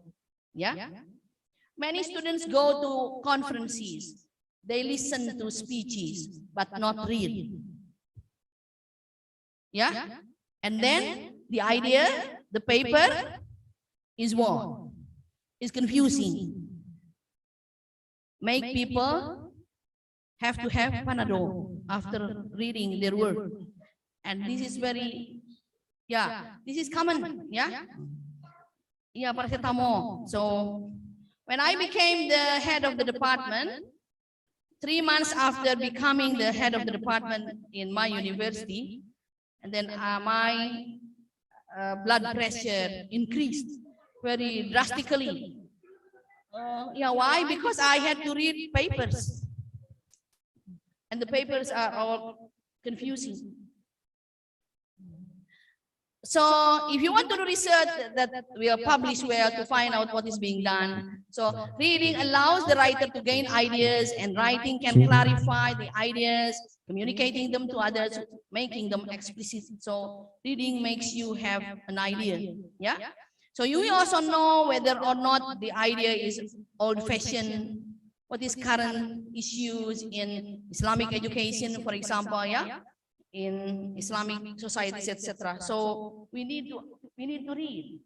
Don't pretend that you read while you do not read. The lecturers can tell you, yeah. So that is why I as a lecturer never think of any student who is active in the classroom as smart if he or she has not submitted the paper to me. Yeah. So from his or her writing, I can see that he or she is reading, or she has read a lot. Because when you talk, what you are talking is only common sense. It means common people can say it. Yeah. So you do not need to go to university to say that. As their children can do that. Common sense. That is common sense. Yeah. What is meant by common sense is that is common. Everyone can do it. Yeah. Nah, itu artinya common sense. Nah, sekarang learn about writing. So that is reading, and then after reading, learn about writing, how to write it. Yeah. And you need to read how to write. There are many books on how to write an academic text. How many books have you read about academic text? Has anyone read about academic text, how to write? Okay, good. So writing, so you need to understand, writing, everyone can write. Everyone can write. But don't think that you can write based on ilham from God. Tidak bisa, ya. Itu bukan inspiration, ya. Jadi one of my PhD students, she was a lecturer, ya. And then she went to Mecca to do Hajj. She said to me, Ibu, I need your permission to go to Mecca. Why? Because I need to get an idea to write the thesis, the dissertation. I said, why should you go to Mecca? I just want to say a prayer in Kaaba. And then after returning from Mecca, she couldn't do anything. She couldn't write. Yeah. Why? Because she didn't read. If she didn't read, if you do not read, although for example you are doing tahajjud or you are doing things, yeah. So we believe that God is the one who determines our faith, but we also, need to do something, yeah. So that is what. Okay. If you believe you will be able to succeed at a particular undertaking and you approach the endeavor with a sense of excitement and joyful expectation, your chances of achieving success are much higher than if you face the task with dread and apprehension. And therefore, you need to be very confident about what you are doing. Yeah. If students have a negative thinking, if something can go wrong, it will go wrong. So, it will go wrong. Yeah. And then, one way to motivate to write regularly is to count the words. Jadi you need to count the words. For example, you write 1,000 words and then you count and then you type and then at least one day, for example, it becomes 1,100 or 1,200 words. So you count and then when you type, you need to take notes what I should say next. Yeah. So it will make you work regularly and you know what to do. Yeah. So when I came to Melbourne, to the University of Melbourne at the time, and then on the first day of my stay in Melbourne, I telephoned the electricity agency. What did I ask? I asked him how much money I should pay if I turn on my computer all day long. And then he said only 35 cents. Then I turn on my computer all day. So when I cook, for example, and then I cook. After cooking, went back to my room, type again. So I do not need to turn on, turn off. Yeah. So turn on your computer all day. Probably it will be broken, and then you buy another one. Yeah. Writing from the beginning and regularly is important because text production leads to text production. So when you write, you produce text and then it leads to text production. Yeah. And all writers do not write the first draft well.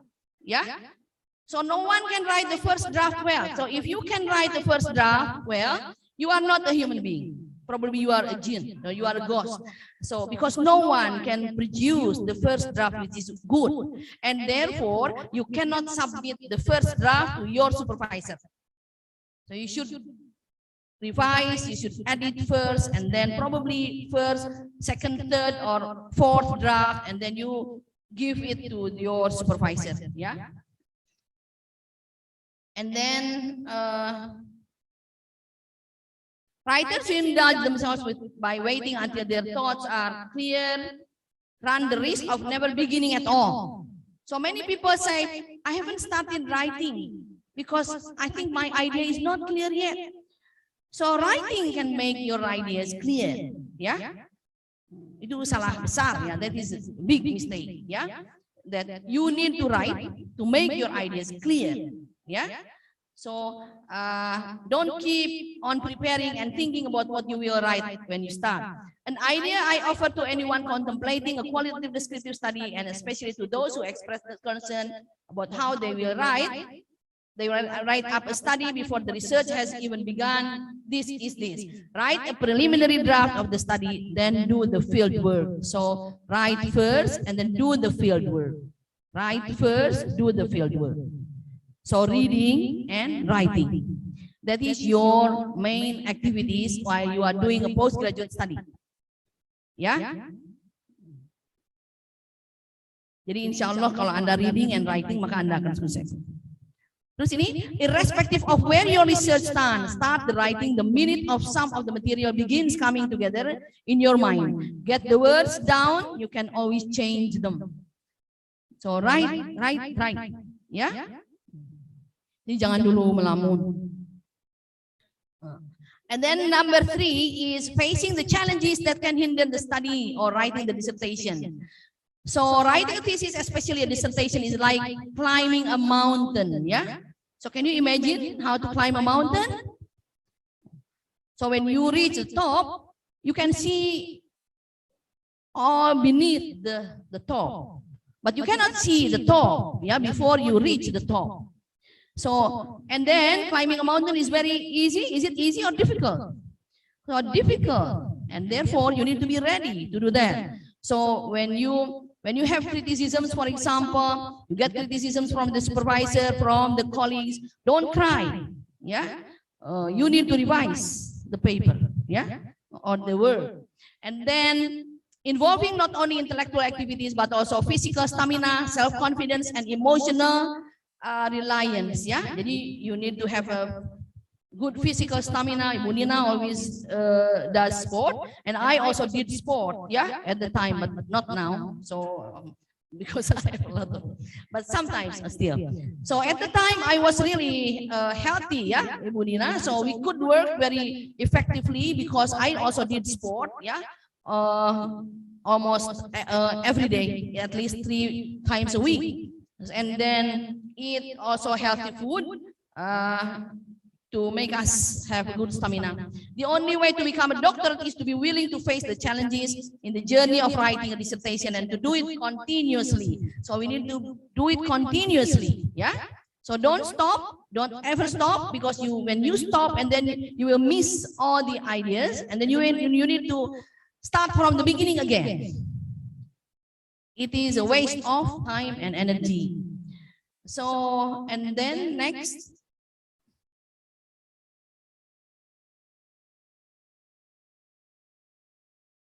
Oh, tidak bisa ya?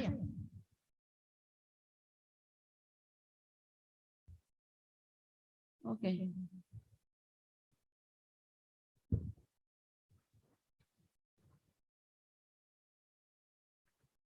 Nah ini ya, wasting time on small things can be useful for mental relaxation, but that's all. Ya, nih ini kemudian tunggu sebentar, mana sih?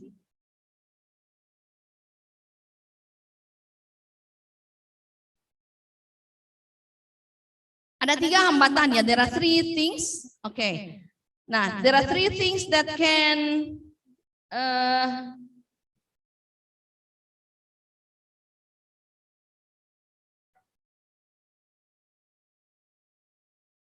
okay, there are at least 3 things, 3 challenges. The first one is procrastination. The second one is writer's block. And the third one is high career ladder. Yeah? When you have a high position already in your office, in your workplace, and then you will be stressed when you go to university. because you become someone who do not know, who doesn't know. Yeah. And what is procrastination? Procrastination is the action of delaying or postponing something. And this is our habit, right? So do you postpone also works? Which you should do, you can do that, but you say, just do it tomorrow. Yeah. So after this meeting, you should not do it again. Yeah. If you want to pass, if you want to graduate from postgraduate study. Yeah. So because procrastination steals a big opportunity in life. So when you postpone, your big opportunity will be missing. Ya, jadi suka kehilangan momentum.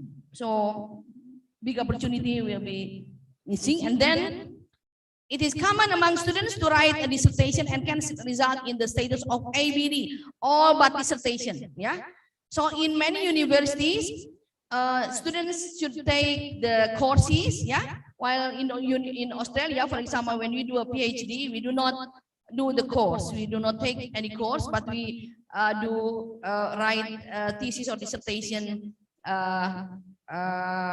only. Yeah. So they do the course, all the courses, but when they have to do the dissertation, they cannot finish it. So they have a status of all but dissertation. Yeah. And then decreases time and creative energy. So when we postpone, we also lose a lot of creative energy. And putting off an easy thing makes it hard, and putting off a hard one makes it impossible. So is writing a thesis easy or difficult? Is it easy or difficult? Difficult. So when you put it off, it will make apa? It will make you impossible to do that. So you will not be able to finish. Yeah. And then wasting time on small things can be useful for mental relaxation, but that is all. Yeah. So you think that, oh, I need to have a rest. I do not need to work all the time. I need to have a rest. You will have a rest when you finish. Yeah. When you have finished your study. So don't waste time on things for relaxation. So these are all activities that can cause procrastination. Yeah. Answering emails. So when you answer your emails, whether or not you realize, you will spend a lot of time. So when I was doing my PhD, I did not answer emails. So let them ask what happened to me. Yeah. And then playing computer games. Anyone plays computer games? And doing big household works, cleaning the glasses, ngebersihin rumah semua, and then you iron the towels, etc., etc. Yeah. So something which is not usual, and then sitting on a sofa, drinking coffee. Yeah. Drinking coffee, and this can make you waste time. And then having a walk, sightseeing. Yeah. Visiting a relative for a long time, selfie, using your handphone, and then send it to your colleagues and your friends, etc. So these can be activities that can hinder your study. And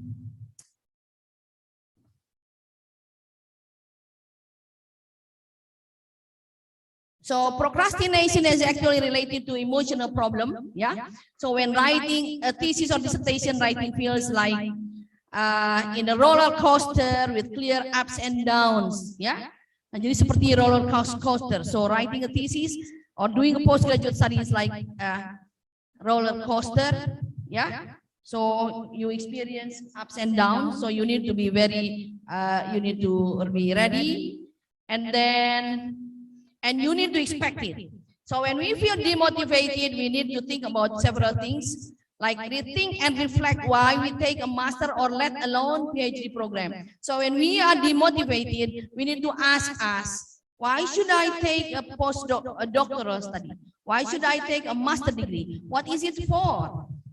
Yeah. So you need to ask it again, and you need to talk about it to your wife, to your husband, to your colleagues, yeah, who support you. And then to get a PhD will involve years of hard work and all kinds of difficulties. So why do you want a PhD? So you need to ask that question, yeah. And then Create a sportive community. So you need to create a sportive community. Yeah, you talk to your colleagues, your classmates, and then write regularly. Write regularly. So you need to write regularly. Keep writing, yeah, and keep reading, and make writing a habit and ritual, and then start writing as soon as possible. Yeah, experienced writers do not have a formula on when to start writing. We do not know when to start writing. It depends on you. So you start writing as soon as you have the materials, for example. And then, so research is actually writing. Yeah. So when you do research, research is actually writing. So reading and then writing, and then after the data collection, and then you write also. Yeah. So don't wait until everything is complete. So you write. You start writing whenever you have anything to write. And then right from the time to begin to think about the research questions we are interested in pursuing, we begin to write. So we begin to write even from the first lesson that we get at the university. And then this is writer's block, the second challenge. Yeah. So every thesis writer experiences writer's block. So why do we experience writer's block? So writer's block is when we cannot express any idea, we cannot write, we cannot produce even one sentence for our thesis. Yeah. And this is experienced by every thesis writer, every writer. Yeah. And why is considered as the writer's worst fear? So why do we experience writer's block? Because we oftentimes want our writing good for the first draft, which we cannot do. Yeah. So we cannot do the first draft, which is good. And then, so writer's block is actually caused by a desire to write the first draft, which is good. Writer's block is caused by the writer's expectation, which is too high. So you need to generate in order to get abundance of words. So this will make you find writer's block, experience writer's block. So you need to just write, and then later you read it again, and then you revise and you edit. So it will make you able to produce a lot of text. And strategies that can be used, change the way to write. For example, when you write in the computer, and then write in a note. Yeah. So when you write in your bedroom, move to your kitchen, for example, or to the dining room. Yeah. So you can write when you do at home, and then move to library, for example. Yeah. And then do a little sport, do something related to the thesis, which is not too demanding. For example, create a table of content, yeah. Write the appendix, yeah. So it is not too demanding. So probably because it is our brain is too tired, so we cannot produce writing. And then group the ideas, yeah. So group the ideas, and then write a crummy first draft. So no one, however gifted, can write an acceptable first draft. So no one, yeah. So if you write and then the first draft and then it is not good, don't be disheartened, because everyone experiences it. And then use a pencil and a legal pad and write as quickly and as badly as possible. So other strategies: don't panic more than once a week. You don't keep panicking. Don't panic more than once a week. Yeah. Be relaxed. Yeah. Yeah. And then give us a gift when the target can be achieved. Yeah. For example, my target today is to finish my paper, and then when it is finished, give the gift. What is a gift? Probably a cup of coffee. That's it. Don't go to a movie and then it takes a day, 1 day long. Yeah. And then don't expect perfection. Yeah. And then reflect what we have written. Take notes on the last sentence that we write. That is the strategy to avoid and career ladder, which is already high. So those who are already pejabat in the workplace will find it, something which is not comfortable at campus, yeah, because they will become a person who doesn't know many things, while in his or her office, he is the person who knows everything. So this can become a hindrance also for those who take a postgraduate study, yeah.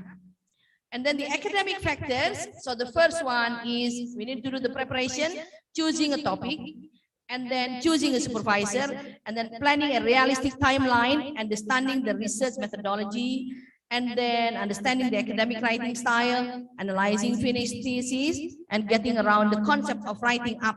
Yeah. So many people use, I'm writing up. Writing should be started from the beginning. So we do not need to wait until all the data are completed, yeah, are collected. So we need to write for the first time, for the first day of the data collection, you write the result, you write the data, yeah. So this is the choosing a topic. Yes, choosing a topic is an essential step that determines the journey of the study. So the right topic will make you motivated for the whole journey of the writing. And then, so research is a process of searching repeatedly, researching for new insights and more comprehensive, cohesive, elegant theory. So many students ask me, so what is new, Ibu, for my thesis? What is new for my dissertation? So as if many students, especially novice researchers, think that their research should change the world.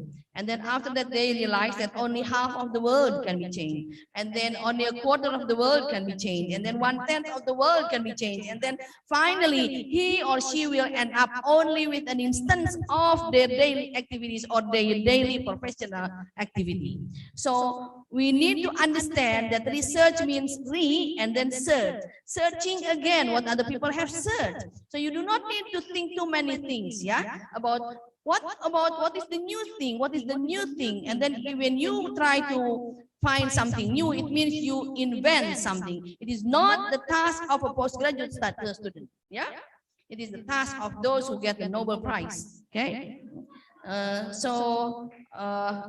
So when you do research, yeah. Therefore, I always ask my students, so reading. The most important thing is that you read. Although we are asked about novelty, what is the novelty? Novelty is combining theories, yeah, combining what other people have searched, for example. So it is a novelty for you when you do something, and then in your field of study, in your workplace, for example, and it has not been done in your workplace, it is also a novelty for you because the context is different. When you find, for example, that the research is usually done with children and then you do it with adults, that is a novelty for you. So you do not need to think about something like penicillin, like apa, yeah, no. So you just do. So often new researchers start off with a project that is overly large and ambitious, yeah. So there are many ambitious students, yeah, because they do not know how much work is needed, how much time is needed, how much energy is needed, yeah, how much money is needed. So they are ambitious, but a good thesis is narrow and deep.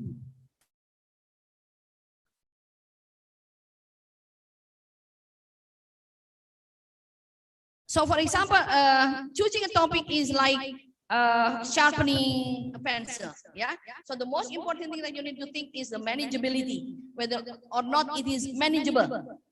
So try to find out the topic that is manageable. So if you find, for example, there is no many references, so change the topic. Why should I think about references? So if there are so many references, it means that theory or that theory is not popular, yeah. So why should I choose that topic? It is not popular. No many references. So try to choose the topic which has or which is discussed by many people, which is researched by many people, and then you will find a lot of references. Yeah. So it is easy for you to write. And general field of study, for example, the teaching of English. Specific interest, writing. More specific, argumentative writing. More specific again, exposition. in which class, yeah? So the participants also like that. So that is like sharpening. So there are many students who do, for example, multiple case studies. I said, one case study is enough. Why should you do the multiple case studies? So one case study is enough. For example, I always give an example that Halliday, for example, Michael Halliday has developed a theory which is now popular in the world. And he based his theory on his son, only one person. For the qualitative research. And then, okay, two types of dissertations, good dissertation and finished dissertation. So which one do you want? The finished dissertation. So probably it might not be good, but it is finished. And you will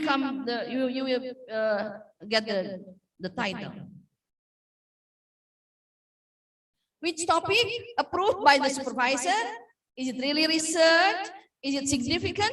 So you need to think of the significance of the topic for your professional development later. So what do you want to become? So it will be significant for your professional professional development and approved by the supervisor. If your supervisor does not approve, don't challenge, don't appeal, just follow the supervisor. When you want to save, when you want to be safe, when you do the postgraduate study, only obey two people. Who are they? The supervisors. When you try to challenge them, your life will ruin. And then feasibility of the methodology. So time hindrances, knowledge and skills needed, available equipment, facilities needed, personnel and fund. So you need to think of all these aspects. And then practicality on the topic chosen. Can we get access to the research site?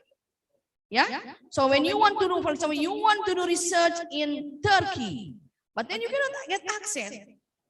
Why do you want to do the research in Turkey? So try to find the access, the research site, which is easy to get, to access. Can we get the references needed? So when there is no reference, why should we do research on that? And then, is there any ethical or moral issue? So is there any ethical or moral issue? So if there is any ethical or moral issue that we should deal with, why should we do that research? And then, will it remain current over the course of the research? Will it remain current? For example, my colleague, when I was in the University of Melbourne, did research on Megawati as the president of Indonesia at the time. But when the thesis was submitted, President Megawati was no longer president. And then she should change all the introduction section. Because Megawati at the time was no longer president. So we need to think about the currency of the topic, whether this topic will be current, how many years, at least for the whole time of our study. Will we get support from the university? For example, many students now in my university, for example, try to do research on curriculum 13, for example, the 2013 curriculum of English, for example. And then now it has changed. So they need to rewrite the introduction. We are choosing an advisor. This is very important, choosing an advisor. So with the right advisor, you advance steadily around the board to collect your degree on schedule. Proud of your work you have produced. With the wrong advisor, you will take very wrong route. Ini kata Browse, bukan kata saya ya. Jadi so you need to be very careful when you choose the advisor. Advisor is really important. Is the key to your success. And then which advisor to choose? So we need to choose which advisor comfortable to communicate. The way they work fits us. So when he or she is comfortable to communicate, we choose them. And then his or her expertise is relevant to the topic, sensitive to our needs. So that we need this, we need that, and we communicate it to them. they understand, and then interested to help us, involved in many research projects, tend to use the research method used in our study. So the research methods that are usually used by him or her, for example, in their research, are relevant to us. Yeah. And then, what about a famous advisor? Do you want to be supervised by a famous advisor? A famous advisor is usually busy, right? So we can get a lot of benefit from being supervised by a famous advisor, but we need to sacrifice. Also, we need to wait. Yeah, a lot of students wait, and then we cannot get time to be supervisor. Yeah. So this is the idea that is said by Walker. And then problems with advisors. There are many students who have a problem with advisors, take a leave. The advisors take a leave, and then probably some of them are ill and move to other universities and do not read our draft. So the third problem has been found by many, yeah, in many universities. I hope in this university all advisors read. Yeah, Ibu? And then, yeah, strategies to avoid misunderstanding between students and supervisors. So create a rule and norms, or submit the best draft to allow the supervisors, accept criticisms and don't be defensive. Always involve the supervisor's advice, respect time hindrances, maintain positive attitude, take initiative but expect guidance, keep in contact with the supervisor, create a realistic schedule. So we need to accept criticisms, yeah, and don't be defensive.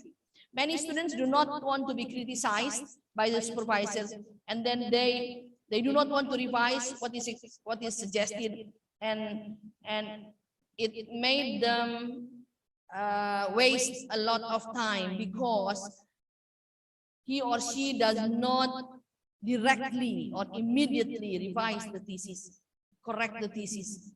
And who is a disadvantage in this case? Student. The lecturer tidak akan apa-apa ya. The advisor will not do anything. If you want to revise, that is for you. If you do not want to revise, that is also for you. Probably you change the supervisor. And then when you change the supervisor, probably you need to start from the beginning again. You need to start from the scratch again. So just follow what is said by the supervisor. Yeah. And then later when you have graduated, you can be defensive. And research has revealed that the attitude you have at the beginning of the task determines the outcome of that task more than any other single factor. Yeah. So do not associate your dissertation too closely with your work or professional life. Regard it as an escape from stress, not as an addition to it. It really helps. Yeah. But many people think that do not involve your personal matter in your dissertation, but some can be all right, yeah, using the topic, for example, of personal matter in the dissertation or in the thesis, it's okay, yeah. And then in creating a timeline, we need to create the comfort zone, yeah. Are you an early bird or a night owl? So in which part of the day or are you productive? Is it early in the morning or at night? So you need to identify all this, yeah. And then get support from the workplace, family, and then work in a supportive way with other students.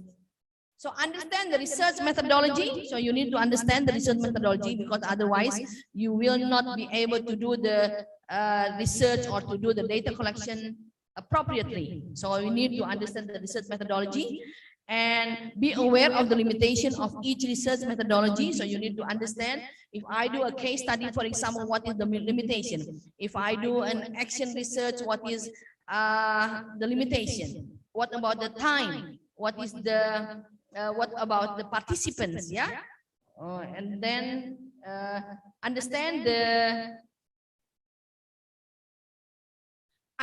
academic writing style.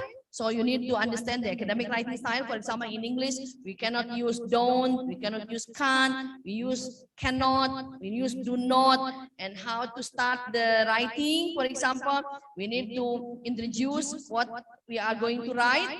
Like in English, for example, there is a principle that tell the readers what you are going to tell them, and then tell them, and then tell the readers what you have told them. So there is always an introduction, and then the body, and then the conclusion, and then the summary. So for example, in each chapter, there should be an introduction, like this chapter will present blah, blah, blah. And then you present what is said in the introduction, and then there is a conclusion or summary of the chapter, and this chapter has presented blah, blah, blah. Yeah. So there should be like that. And then research reports are meant to be read, and therefore knowing about the main forms in which research is reported helps to make us reading more efficient. So the research report is read, is a unique genre, is a unique text, and then it is read by academics who are busy. Yeah, so they need to be clear because the lecturers will read it. So and then the organization, the structure of organization will also be clear. The language will also be clear. So because you are the writer, the burden of intelligibility rests with you. So there are many writers, there are many students who write a thesis which is not clear what they are going to write, what they are writing, what is it about. It is not clear to the lecturers, to the supervisors. So you need to remember that the immediate readers of your thesis is the supervisors. Yeah. So you have to make it clear. Many writers like Indonesians, yeah, in Japanese also are like that. So think that the understanding of reading a text will, yeah, rest with the readers. So it is up to the reader whether or not they understand the text. But English-speaking people think that it is the task of the writers to make the readers understand what is read. Therefore, we need to write it very carefully, very clearly to make the readers not ask questions. Yeah. And then, meanwhile, in other languages like Japanese, probably Indonesian written texts are described as reader responsible. So Indonesian, Japanese, reader responsible, but English is writer responsible. So the responsibility of the writer, not the reader. Yeah. I did not say that because I thought and the readers already knew it. So many of my students also say that, why don't you say it? That you are doing research on curriculum 2013. I think the readers will understand. Who will understand? I said, yeah, and then put the question mark. And then standard used in writing a thesis and dissertation is relatively the same among universities as long as it uses a conventional format. So there are two formats of writing academic texts, yeah, conventional and postmodernism. But conventional one is used because postmodernism does not seem to have standard and it is not popular, yeah.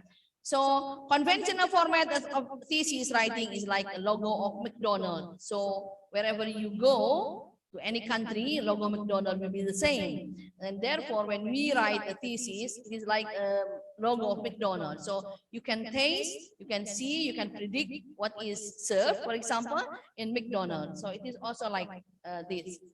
And does academic writing involve creativity and subjectivity of the writer? Many people think that academic writing is not creative writing. It does, yeah, it does involve creative writing. Even when we choose the topic, it is creativity. And then subjectivity, yes. When we choose a certain topic which is relevant to us, it is subjectivity. And then when we present, for example, the data, we select the data, it is subjectivity. It is also creativity. How to present the data, it is part of the creativity of the writer. So creative writing is not only about writing a novel or writing a poem. Yeah, creativity is also involved in academic text, and subjectivity also involves in any text. Yeah, and then writing a thesis. Kenapa ya? Be cautious with the concept of writing up. Ini sebenarnya ada yang kelewat. The term writing up itu makes the students delay or postpone the writing until they finish the data collection, and this is dangerous. Yeah, you will run out of time to finish your thesis. And the word writing up should not be considered as a step of writing from the beginning, but a step of tidying up. So when we say writing, it means we tidy up, not writing for the beginning. Yeah. And then many students say, I have not started writing, I'm still collecting the data. It is wrong. So you are doing the collecting the data, and then you are also writing. Yeah, you at the same time, right? Yeah, that is what also I did. What I did is data collection, and then I immediately wrote it down. Yeah. So after I did the data collection, every day I did the data collection, and then at night I took notes, and then I typed. Yeah. And then I interpreted, and then I tried to find out the theory which is relevant to the data. So the data analysis, the data discussion is simultaneously done, yeah, with the data collection, and then you will find it easy. So the word writing means describe the event, yeah, the entire event of the research process. So what is writing? So the entire event of the writing, of the research process. So this is the book that I have written about writing a thesis and dissertation. So you can read it. So writing a dissertation is like climbing a mountain. So this is like the picture. And then, so 4 tips on how to finish your master's or PhD on time.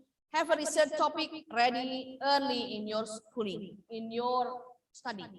So from the first day of your PhD or your master's degree, you should start thinking about what is the topic that I want to write.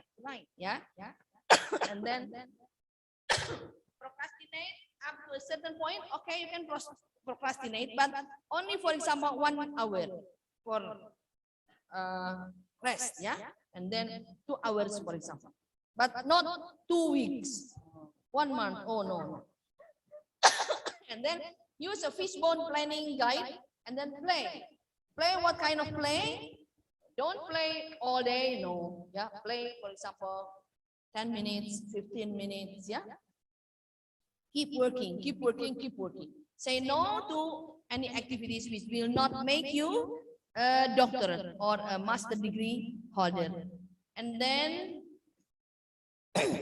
so we need to be very careful when we state some statements. Yeah, for example, this is too confident. Yeah, the linguistic feature should be also understood.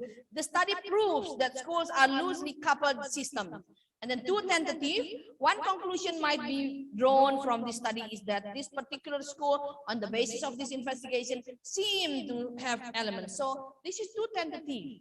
But the first one is too confident.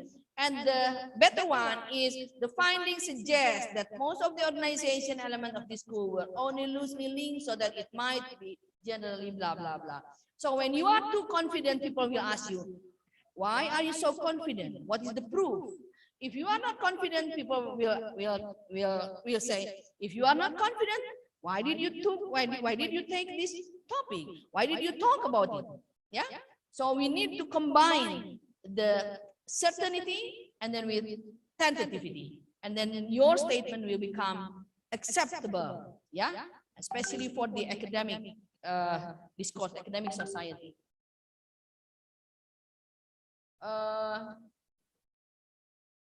Okay, I think that's all. You can read the PowerPoint, and then other references I mentioned is already are already in the book that I have written. So I am at the moment is writing a book on how to write a research proposal.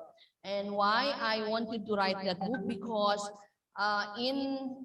in my institution, I often examine the research proposal, and then many students wrote the research proposal as the first chapter of the thesis or of a scriptsy or an undergraduate thesis or a dissertation, which is not correct. Yeah.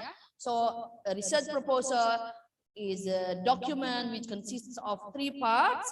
That is the introduction, the research, the literature, and then the research methodology.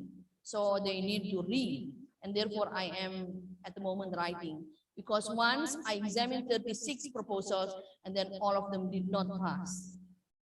I did not pass them all because they wrote like the first chapter of the scripture. And then when I asked them what is the theory that we will use, then they could not answer my questions because they have not read a lot. Yeah. So research proposal is like that. So I think that's all. Yeah. Thank you. Thank you. Tunggu.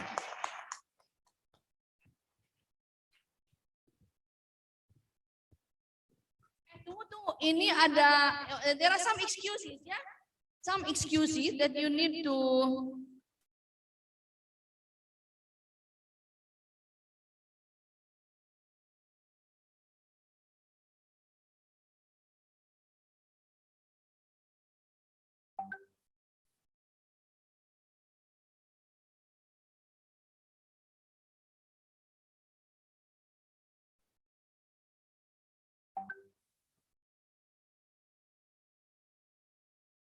ininya enggak ini.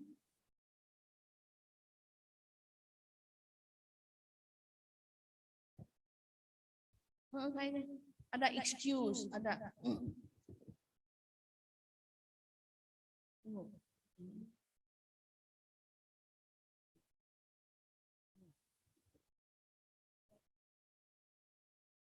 Nah ini nih, di tengah kayaknya. Tunggu di sini nih. Nah di sini. Nah.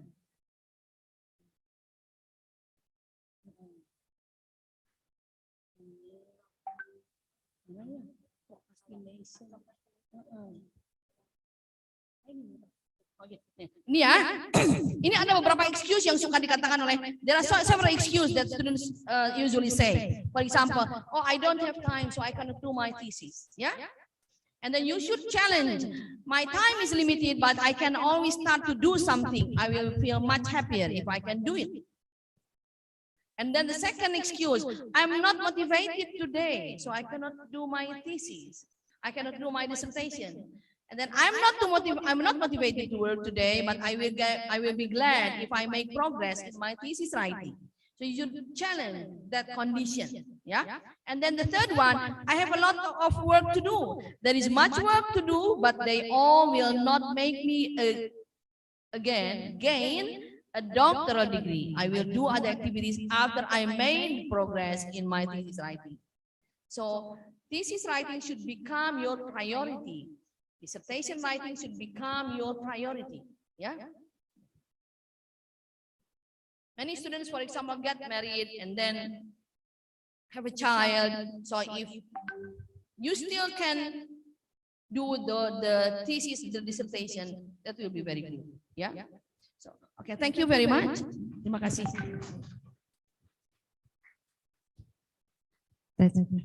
Thank you very much, Professor Emmy.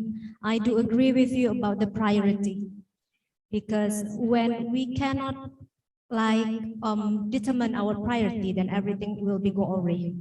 So I think what Professor Emmy has said is all completed. Professor Emmy has explained from both sides, academic and non-academic, and further how to write a thesis, also the proposal, and how to choose the right supervisor. So I think it is going to be your awareness, which one or who supervisor that are you going to choose.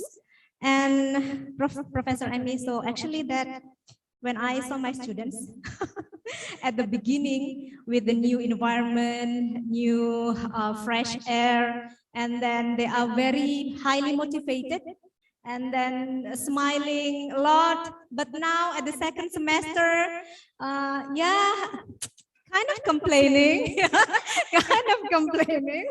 And then, yeah, thank you so much for the motivation. And hopefully that our students that right now is kind of overwhelmed is better and have such a high motivation to do the coursework. Yeah. Okay, now we are going to open a discussion. Please raise your hand. Yeah. 1, 2, 3. Okay, mention just two. So we choose to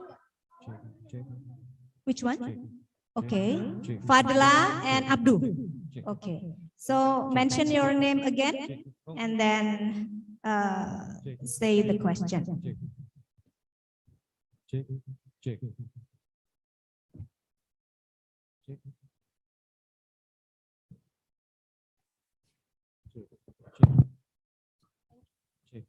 Okay, thank you, Ibu. Such a pleasure to meet you here.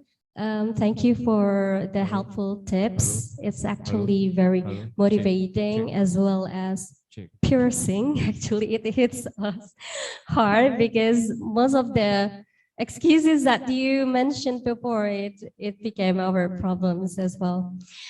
Anyway, what I'm gonna talk about is not about technical things, but more like psychological things. I do agree that having a support system is essential as a postgraduate student, but unfortunately, not everyone has that privilege. I'm very grateful that I have such an amazing support system, but there are also some cases, especially for the student moms. Being a student mom myself, I found that there were, kind of pressures from the external factors, and what I'm trying to say is, we are aware that we need to sacrifice something. Like, we cannot gain everything for having these multiple roles. But then what are you telling to yourself when you're doing that? Like, yes, I'm sacrificing something, but is there any like comforting words that you keep telling to yourself to get rid of that specific guilt of feelings? Because I cannot deny that sometimes it happens. The guilt keeps coming when you need to sacrifice something. Thank you, Professor.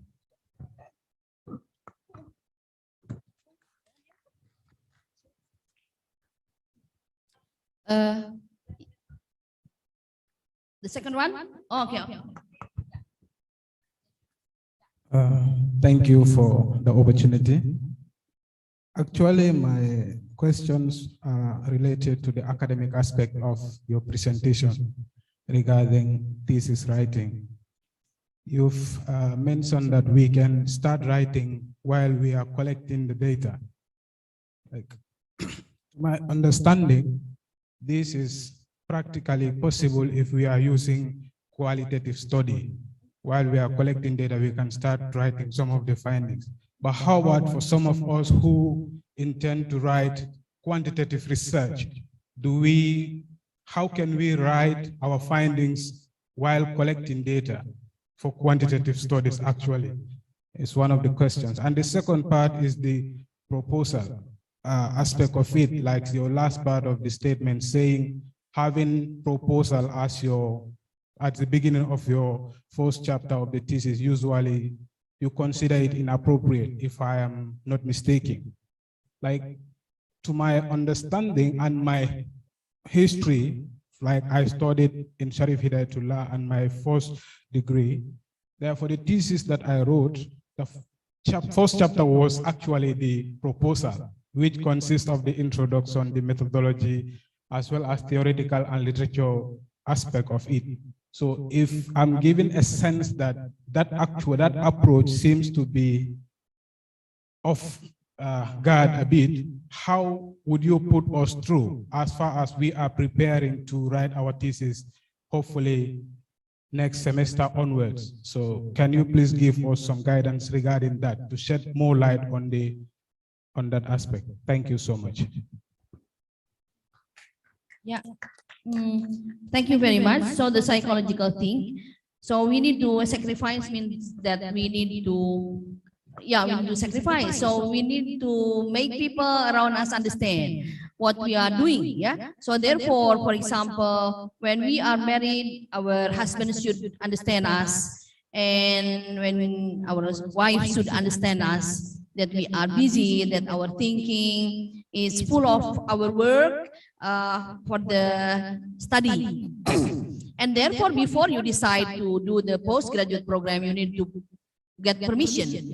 For example, when I was doing my doctoral degree, my PhD in the University of Melbourne, I was there with 2 children and without my husband. So I kept forgetting my husband's birthday. So, and since then I now always forget my husband's birthday, and my husband is never angry with me because he understands me. Yeah. So at the time, he rang me on the 2nd of July, and then we were talking in the morning, yeah. But then I didn't say anything while it was his birthday. And then in the afternoon, he also rang me again, probably to check whether or not I remembered his birthday. And then I didn't remember also. And then he said to me, "Do you know what date is this?" And I said, "Oh yes, the 2nd of July. And then, "Do you know what it is?" "I don't remember, because at the time I was overwhelmed with my PhD work." Yeah. And then my husband cried, but cried not, he was sad because he felt sorry for me, that he could imagine that I was overwhelmed with my work, and then I forgot his birthday. And from that time on, we keep forgetting our birthday. So it's all right then. Yeah. So that is why I think understanding is really important between husband and wife, between children. So luckily at the time, my children supported me, so they were doing very well at school, and then they were also nice, so helped me with my work. So that is the key, I think, to the success of the postgraduate study. So now I don't remember the day of my birthday, my husband's birthday, my children's birthday. So that is okay. It does not mean that we do not love each other, but probably we are busy with other things. If we remember, then we celebrate. So sometimes, for example, "Oh, yeah, so you are going to have a birthday next July, next week. So why don't we just celebrate now if we forget?" So we can just celebrate the week after or the week before. Yeah, it depends on the situation. So don't usually problems happen because of our feeling. Yeah. Why do you do that to me? Yeah. And then who am I? So that is the ego of each of us. So we throw them away if we want to succeed. And we need to understand each other. Really, we need to understand each other, especially when I write, for example, when I write a book, the room, my bedroom is always messy with a lot of books, and then my husband understands, and then he tidies up sometimes. Yeah. So he cooks, and because he works also far from me, and then I taught him to cook, and then he can cook, and so I do not need to cook for him. So that is something that I have experienced, and I think it also makes us also work. I think well, because my husband is also, for example, busy sometimes. In the New Year, for example, when at the end of the year, he's working for taxation, and then he has to work until 12 at night. So while people are celebrating a New Year, we are always at home waiting for my husband to work. So to some extent, I am also busy with doing other things, and then my husband is also busy doing other things. So we are busy with our own work. Yeah. Thank you. So that is what you need to talk to your parents, your sisters, your colleagues, your spouse. Yeah. So those problems will not appear. So you need to make him aware that I will not be long to be like this. So when I have finished, I can do all things as usual. Yeah. And then the proposal, the collection of the data, while you are doing the data collection, although it is quantitative, for example, so you can, while you do the data collection, you can have the data, for example, at a glance, yeah? For example, what does the data look like? Yeah, or what do the data look like before you get the statistical results? So you can, for example, write for the first impression, for example, the data can be seen. Yeah.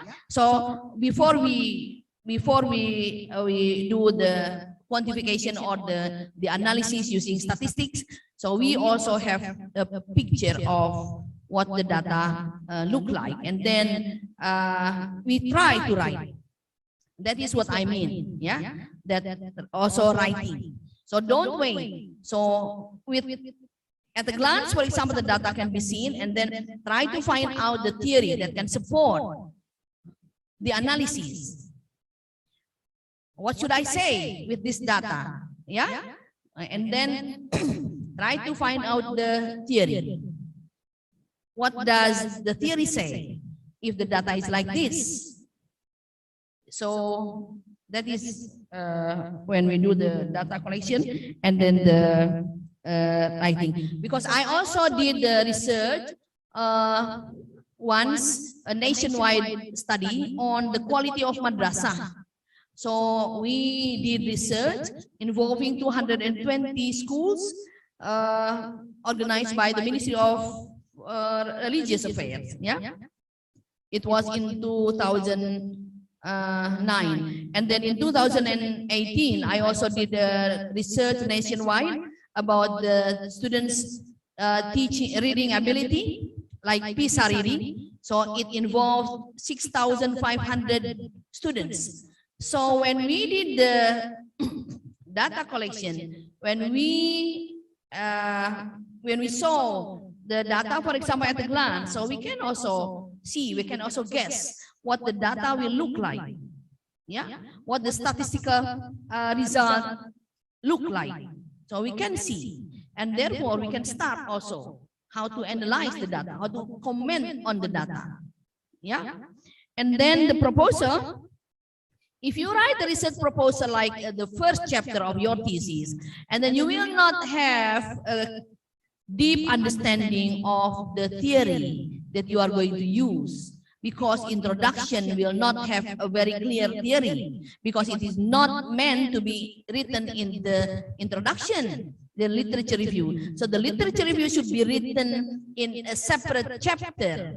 So you will need to explain what, starting from the definition, so the descriptive theory and explanatory theory. Descriptive theory is about the definition, who did the theory first, who developed the theory for the first time, when it was, and then why it was developed or why it appeared, and then who then developed the theory, who was the next generation of the theory, who developed the theory, and then who developed the theory today, and what has changed, what changes have taken place, who made the changes. So we need to understand those aspects. And then what do the critics say about the theory? And then the explanatory theory means, what do we need to do, or what are the steps to do the research in that theory or related to the theory. And these will not be explained in the introductory chapter. Yeah, and then the research methodology should also be clear, should also be related to the theory. And therefore, when you write only the first chapter of the thesis, which is the introduction, is not enough. You will not be able to answer the questions like that. Yeah. So what are the basic principles? So the descriptive theory should start from the definition, the basic principles, the criticisms, and the development of the theory from the beginning up to now. Yeah, up to the submission of the thesis. Yeah. Thank you. Thank you, Professor. There are two questions two people that, yeah, Yoyon and Poppy. Yeah. Yoyon first.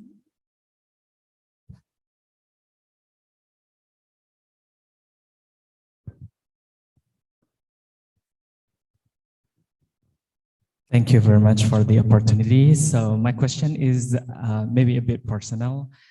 So I've heard a lot about how it's like to be a PhD student. Well, actually, I'm still in my master's journey right now. Well, actually, what I can say from a master journey in IIIU is that it's already a bit scary with the assignments. With a lot of assignments, but I've heard a lot that from my friends who has already graduated from a master's degree and hold master's degree. They told me like, oh my God, there are only those who come to PhD level are that's only who are scary, scary people. That's what they taught me, and it's kind of like. Is it like really like that? I mean, okay. Considering that today's topic is all about how to be on time, graduate on time, on postgraduate, and I was thinking like, is taking PhD is that scary, Ibu? Can you like explain about whether or not maybe probably because people are so maybe they have like exaggeration when explaining this to people. Thank you. Poppy? Yeah. Ibu, I think I prefer to stand up. Is it okay? Bu Emi, thank you so much for bringing out this topic for us. Moreover, for me, it's very impressive. And continuing from what Supriyonos asked, I'm a mom student with 2 children, and then I'm curious about your experience in PhD that you were you told us that you also at the time you have children at the time, and then the first question is it possible for me as a mom student to get the PhD, since you also said that it's like so scary in PhD, and I'm thinking about, is it possible, or maybe I need to have another dream about that? That's the first question. And then the second one, I'm impressed with the experience during your master degree that you can graduate 11 months. And then it's like the personal question, Bu, how long did you spend your time for sleeping? Because I think I have a problem for my sleeping time. After deciding to be the student here for the graduate student in this master degree program. And then the last one, is it possible? The last one is about you previously advised us to some tips when we need to write. I had to be a procrastinator, but somehow I do it. Why? Because let's say we have like traffic assignment. Moreover, when we come to the midterm or the final term, oh my God, in 1 week we can have more than 1 or even 2 assignments at a time. So it's like that I have some rush time. Which one do I need to do? First one, since you previously said that it's better to write before the deadline or maybe long days before the time to submit. But however, our condition, we have traffic assignment. So do you give us some suggestion how to deal with that condition? Thank you, Ibu Emi. Thank you so much.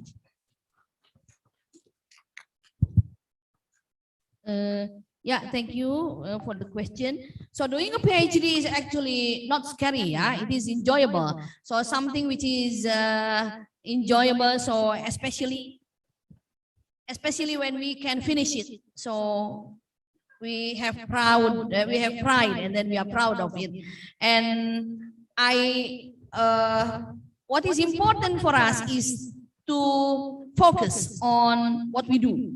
So when I was in Melbourne, I did not gather often with my colleagues, for example, because I know that I have 2 children, so I have to focus. So in the morning, I have to prepare for their schooling, for their school, and I had to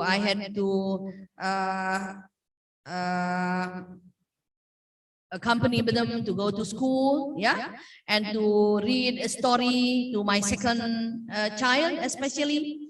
And then in the afternoon, I had to teach them to learn the Quran, yeah, in Melbourne, because if not, I was aware that my students would go back to Indonesia, and I also had to teach Indonesian lessons, yeah. So, but I could do that because I didn't do many things outside of my tasks. So I could cook also, but I do not talk a lot with my colleagues. So I went to campus only when I had to go to the library and to borrow books, and when I had to meet with the supervisors.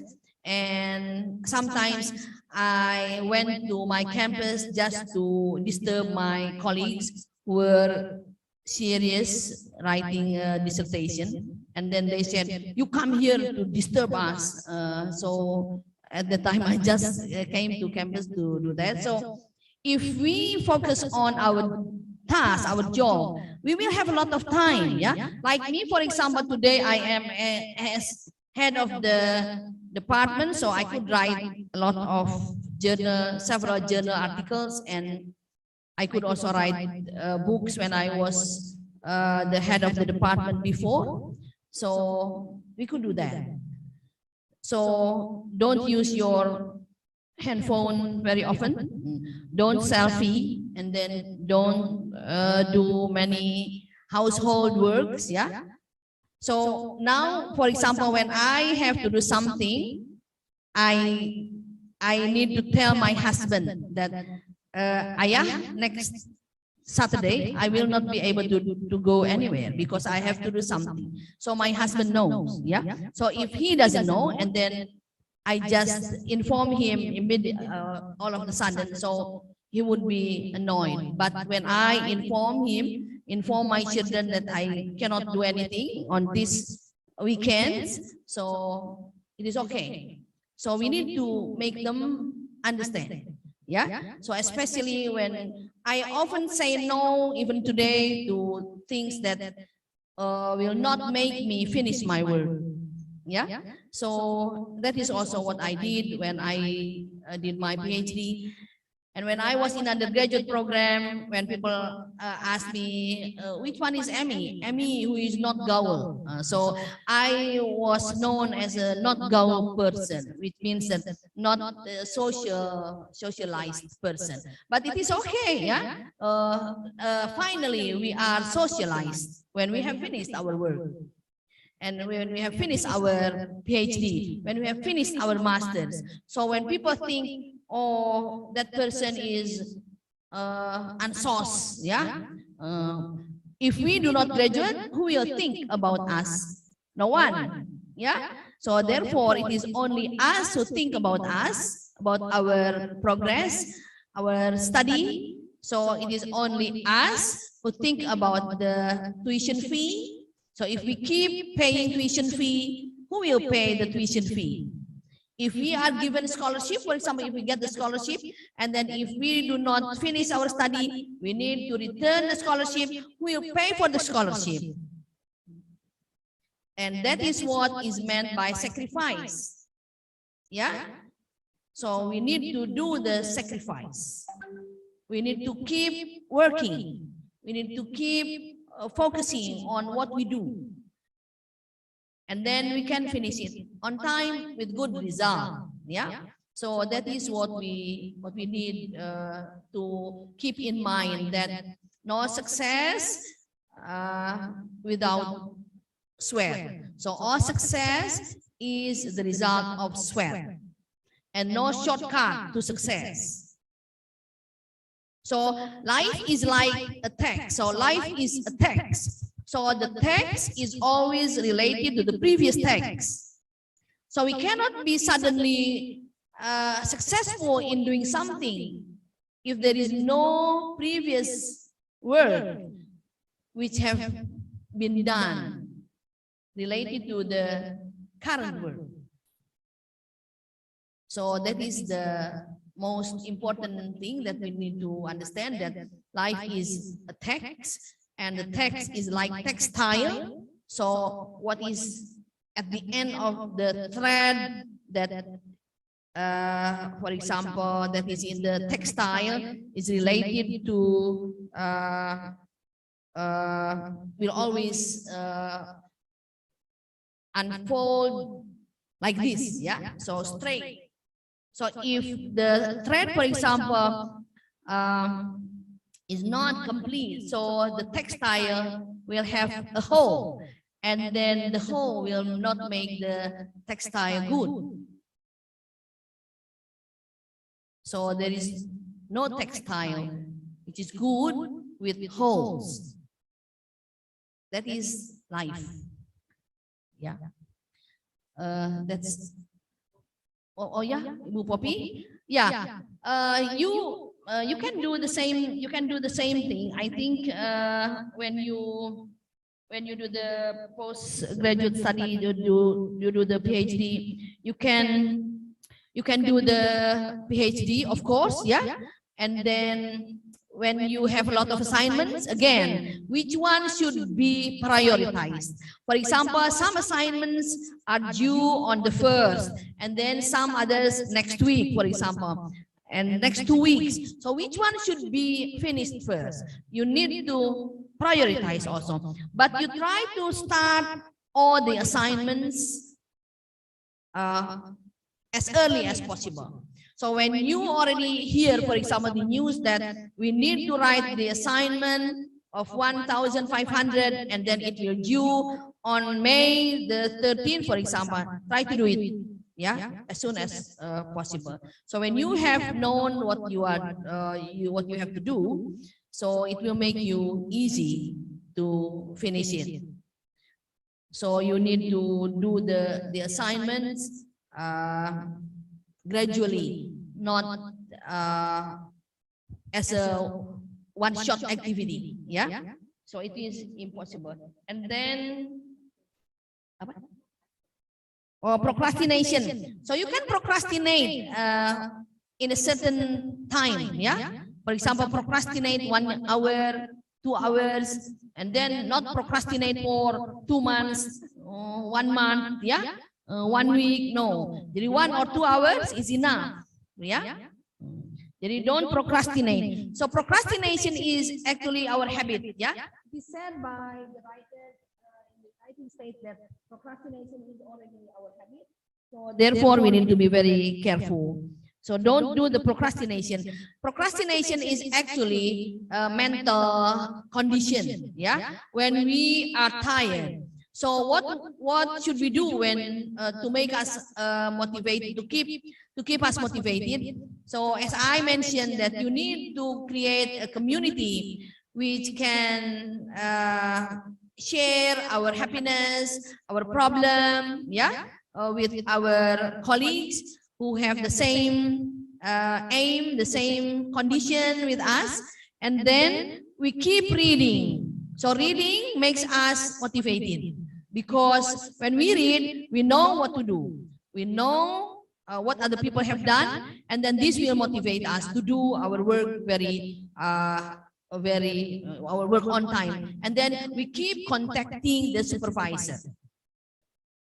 Now, for example, I have a session, regular session with my students every Wednesday from 8 until 11. So all students who want to get feedback on their writing can meet with me on the Zoom application, for example. So probably you can create that. So now there is no hindrance. There should not be any hindrance to meet with the supervisor because we can use the Zoom application. So yeah, that is my suggestion. You can procrastinate, but not too long. And don't iron the towels, don't do the households, yeah? Just wait until you finish your task. And doing a master's degree, I think the assignment is only 1,500, right? So when you read a lot of books, it will go very quickly. So do you know how to read quickly? Can you read 30 books a day? No? 30 books a day. Yes, I could do that because probably what I read was only one page of the book. Yeah? So reading means asking questions. So you have to ask questions. So there are many people read a book like read the Quran, yeah kan? From the beginning up to the end. So every ayat should be read. Is that what you do when you read a book? No, you do not read a book like that. Yeah. So reading is asking questions. What is the role of a table of content? There is a table of content, right? There is an index in the book. What does it mean? What is the function of the table of content and the index? So when you have a question, what is, for example, linguistics? Yeah. In my field, for example, and then see in the index and see in the table of content, and then go to the table of content, go to the page which discusses that issue. Yeah. And then do you find any difficulty when you start writing the background, for example? Try to read a book on that topic and then quote what the writer says about that issue. Quote. Take that paragraph or take that statement and put the reference. That's it. Yeah. So you need to have the strategy. I could read 30 books, but only one page, one paragraph, 30. Yeah. So yeah. Many students at the time read one book, the whole book, and then I said, why should you read the whole book? It's not necessary, yeah? So don't be scary when someone brings a thick book. Probably what he reads is only one page or one paragraph only, yeah? Yeah, so reading is asking questions and getting the questions answered. So when you ask a question, what are the basic principles of systemic functional linguistics? So in that chapter, probably only 2 or 3 pages which discuss the basic principles of systemic functional linguistics. So I do not need to read the rest of the book. Yeah? So that is the key. The concept of reading should be understood very clearly. Yeah? And the concept of writing is also understood. And then how to write the first sentence, how to write the introduction, how to write the body, how to write the conclusion, and then how to make the structure of organization very clear, should be mastered, yeah, should be understood by everyone. So that is the way we read. And therefore, I read a lot of references, yeah, Bu Nina, yeah, when we did the PhD, we read thousands of journal articles, thousands of works, yeah, thousands of books. So we could read those books. Probably I just wanted to make sure that he said that. Yeah. For example, when I read an article and then he said, he included the quotation, for example, quotation, and then he mentioned Holiday, 1985, page 20. And then I checked, is it right that it is on page 20? So probably I just wanted to make sure that it is right. And then I wanted to quote it too. Yeah? So that is the way to read. Mungkin itu saja. Ya. Thank you so much, Professor. Give the professor a round of applause, please. Yeah. I'm sure there are a lot of questions that, a lot of questions that you are still going to ask to our Professor Amy, because the topic that she has delivered today is very interesting, but the time is limited. So before we finish, I want to summarize the main points we covered today. The first one is just face your challenges, sacrifice just priority something that is important to you. Sacrifice your time to sleep, time to hang out, time to selfie, like what Professor Amy said, and then try to find out strategies and also like do planning to do your activities. And the third one is create a support community. So thank you so much, Professor, for your advice in this graduate forum. This gives us a lot of benefits, and I'm sure that our students will implement and hopefully internalize this to the daily life. Thank you so much. Assalamualaikum warahmatullahi wabarakatuh.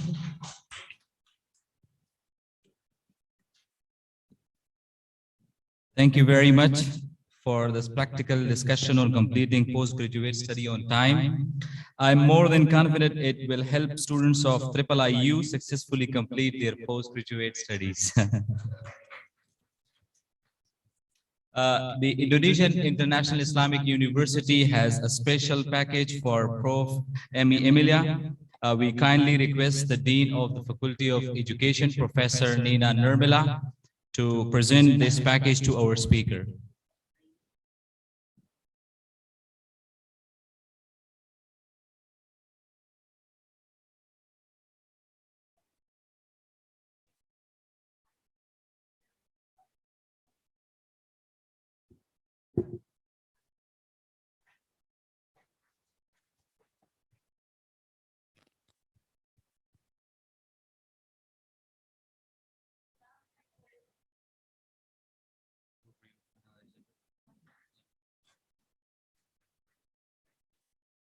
Thank you very much. Next on agenda is Asar prayer and break. We would like to inform our participants to reconvene at 15:30 at classroom 10 and classroom 15 for panel presentations on women education and Islamic education. Wassalamualaikum warahmatullahi wabarakatuh.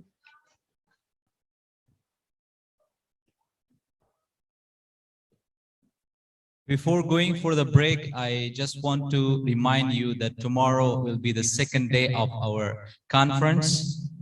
It will start at 9:30 here at the theater room, inshallah.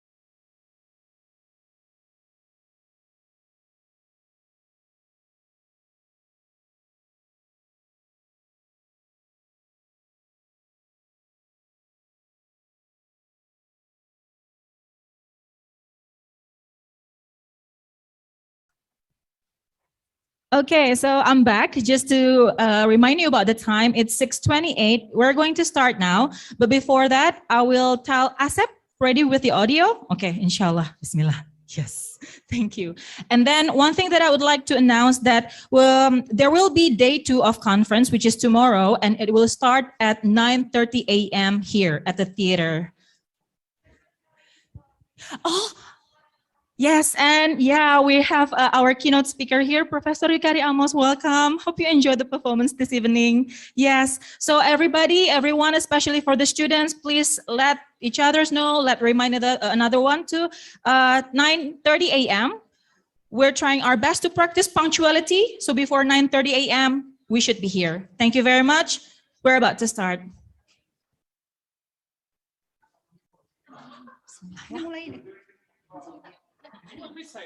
Tunggu, panggil Maria. Siap.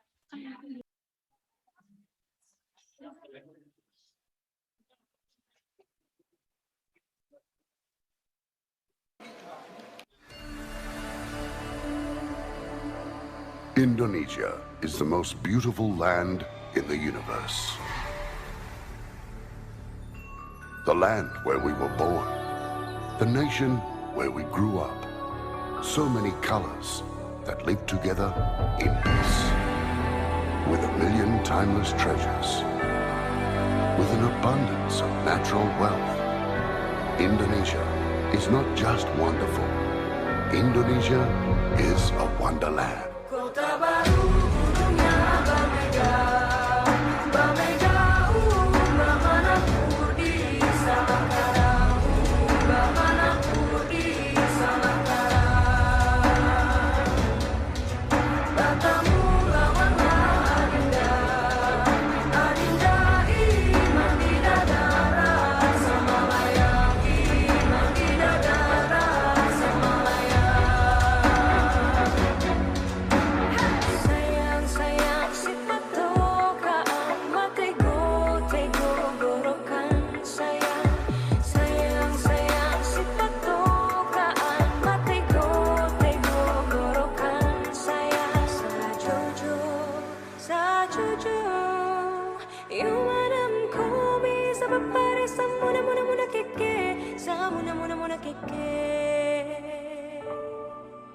Soleram, soleram, soleram, anak yang manis, janganlah dicium, sayang kalau dicium, merah pipinya. Kampuangan jauh di Batu, Kunwangsan sebaku liliang, takkan aja kawan-kawan lamu, sangke basuh yang sulia.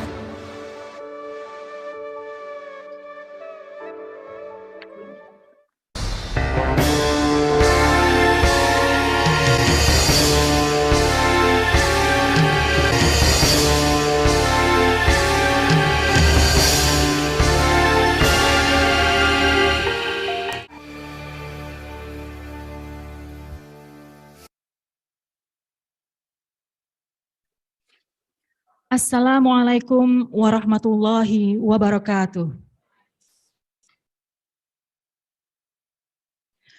Spending time with people from different countries opens our eyes to different ways of thinking and living in everyday life. Studying at an international level university combines all the best benefits of culture shock that can help us reach our dream and help us grow as a person. From various provinces in Indonesia and several parts of the world, 20 of us, Faculty of Education students, came to Depok for our academic journey toward a master's degree at Indonesian International Islamic University. Day by day, the chance for deep personal connections and respect for diversity becomes bigger. We not only interact in class, but also form lifelong bonds and create cherished memories together. There isn't a more exciting privilege in life than to be able to meet new people and to just surround ourselves with traditions and cultures that are entirely different from our own. In the end, we are learning to always uphold mutual respect and to never take life experiences for granted. My name is Dian Sinta Pertiwi, and I will be the narrator for the lovely evening event tonight.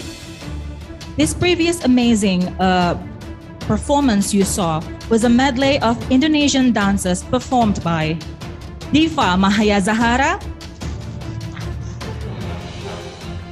Dwi Asih Prihatin, and Wiwin Windiana.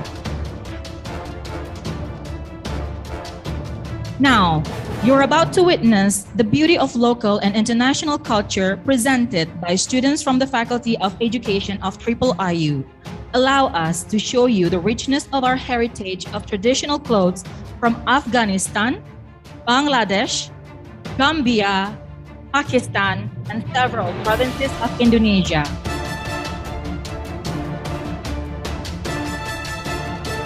Let the fashion show begin.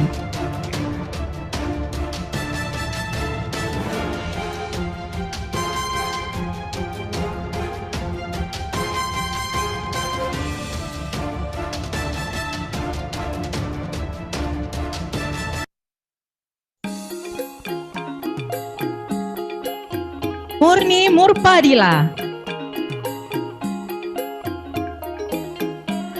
Murni is wearing ka'a clothes, traditional clothing for women from North Kalimantan, representative of the Dayak Kenya, made of black velvet clothes with ornaments in the form of knickknacks, attended by accessories in the form of bracelets, necklaces, beads, and a head covering made of hornbill feathers.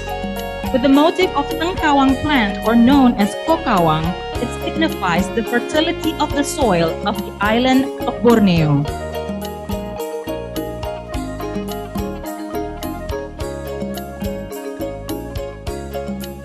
Suara manu kapi kuku padu ya ananu.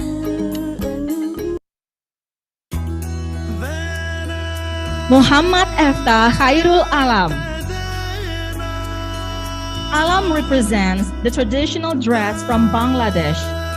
Punjabis is a loose koko or kurta. Lungi is similar to sarong and is quite comfortable to wear. The Punjabi and lungi are not only confined to Bengali culture, but are also associated with religious festivals. Gamsa is a traditional thin cotton towel. In Bangladesh, Punjabi and lungi are prevalent everywhere. There is no difference between town and village, taste, and creed.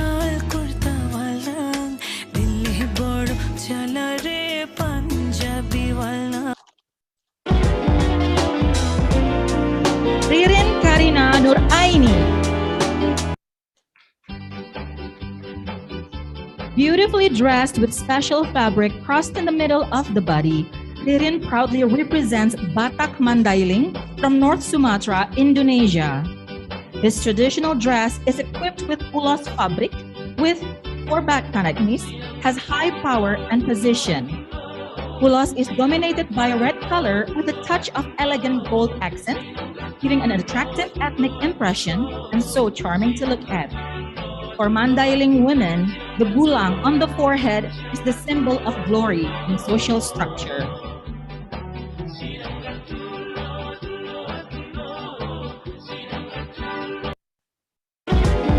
Zulfikar. Zulfikar is wearing makuta, traditional custom from Gorontalo. Makuta is commonly used by men in traditional events and weddings. It's a combination of a closed man's shirt with trousers. It is equipped with a head covering and an accessory right around the waist.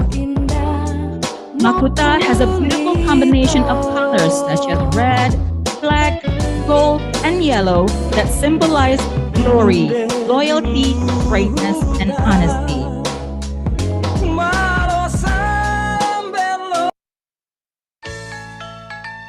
Fadla Sania Agustia. Fadla, representing Java Island where she originally comes from, is wearing a bright red kabaya. The philosophical value of kabaya is adherence, subtlety, and the maturity of a woman's behavior. The simple form shows the simplicity of the people of Indonesia. It is always paired with a jarit, or cloth binding the body, synonymous with graceful personality. Kebaya is perfect for use in important moments like weddings, graduation, and other occasions.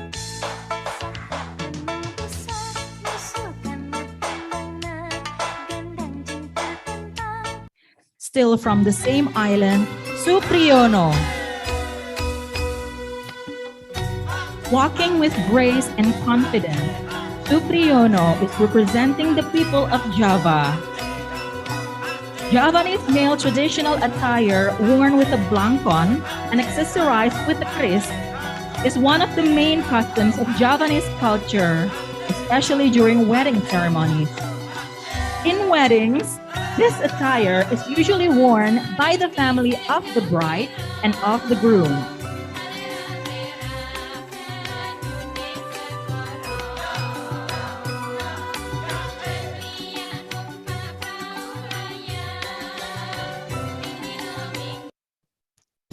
Muhammad Numan.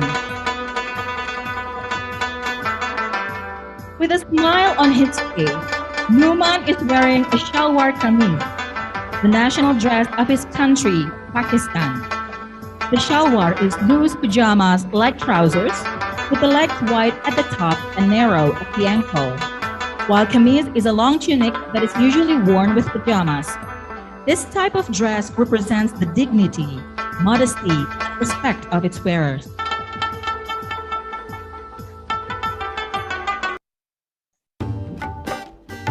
Hazrat Shah Kayen.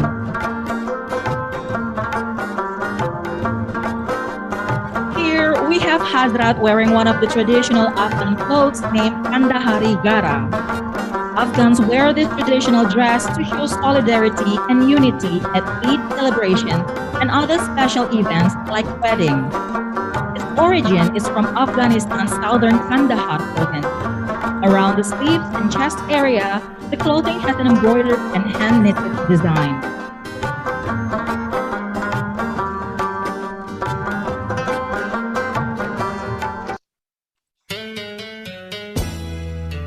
Nur Atika.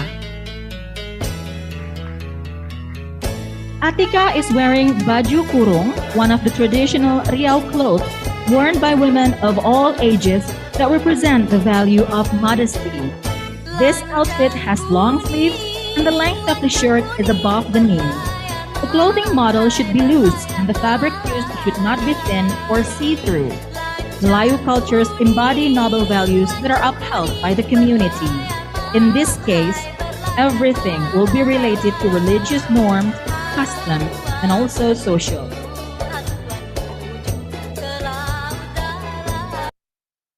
Mashur. Mashur is wearing traditional attire of the Sasak tribe called Pagan. Comes from the Lombok Island, one of the small islands in the eastern part of Indonesia. Capuk or sapuk has a crown that is placed on the head. Selendang umbak is specifically intended for traditional stakeholders or community protectors. This traditional attire is worn for marriage events or so-called mendakin or nyongko.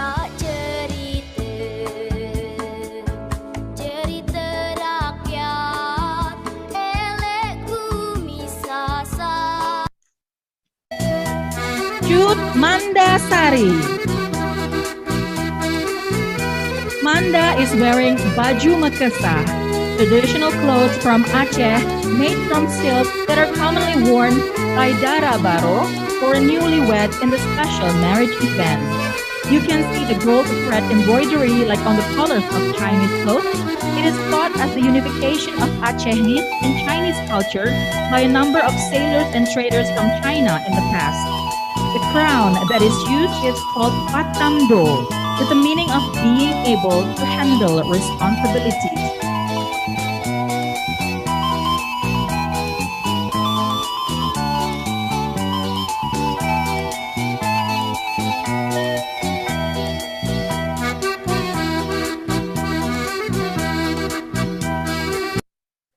Abdu Baro.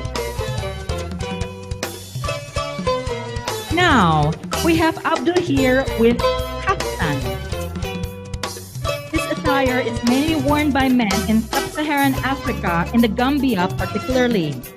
It is worn during ceremonies or feasts like Eid, weddings, naming ceremonies, and other socio-cultural events. There is no uniform design for subi between the young and old age.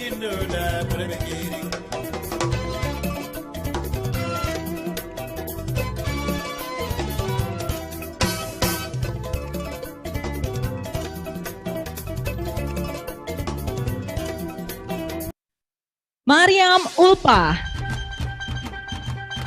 Mariam proudly presents rumbai or tassel skirt, a traditional Papuan costume.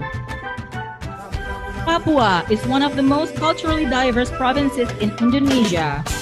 Rumbai skirts are so unique that they can be worn both by men and women. They are made of dried sago leaves that are organized and then knitted precisely to produce by the Papuan.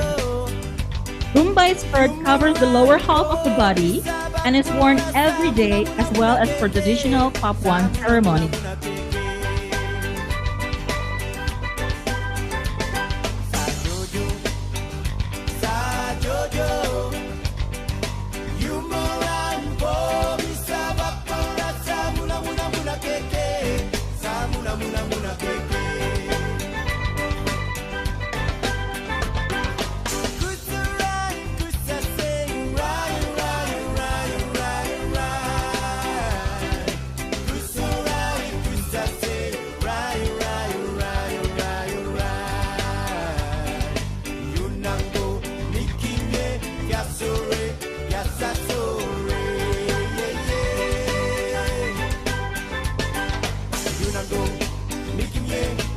Last but not the least, this is one of our classmates, Muhammad Shauki.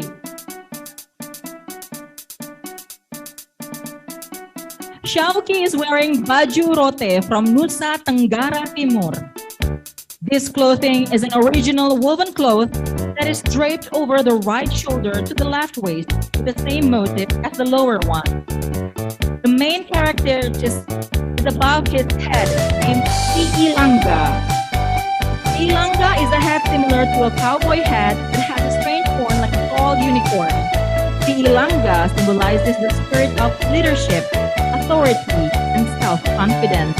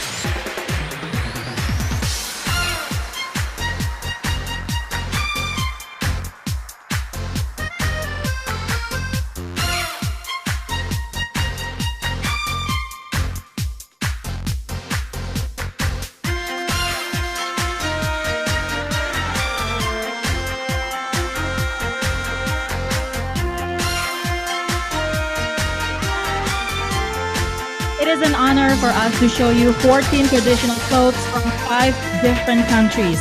The music you've been hearing is impossible to happen without the assistance of our classmate, Asta Propiudin.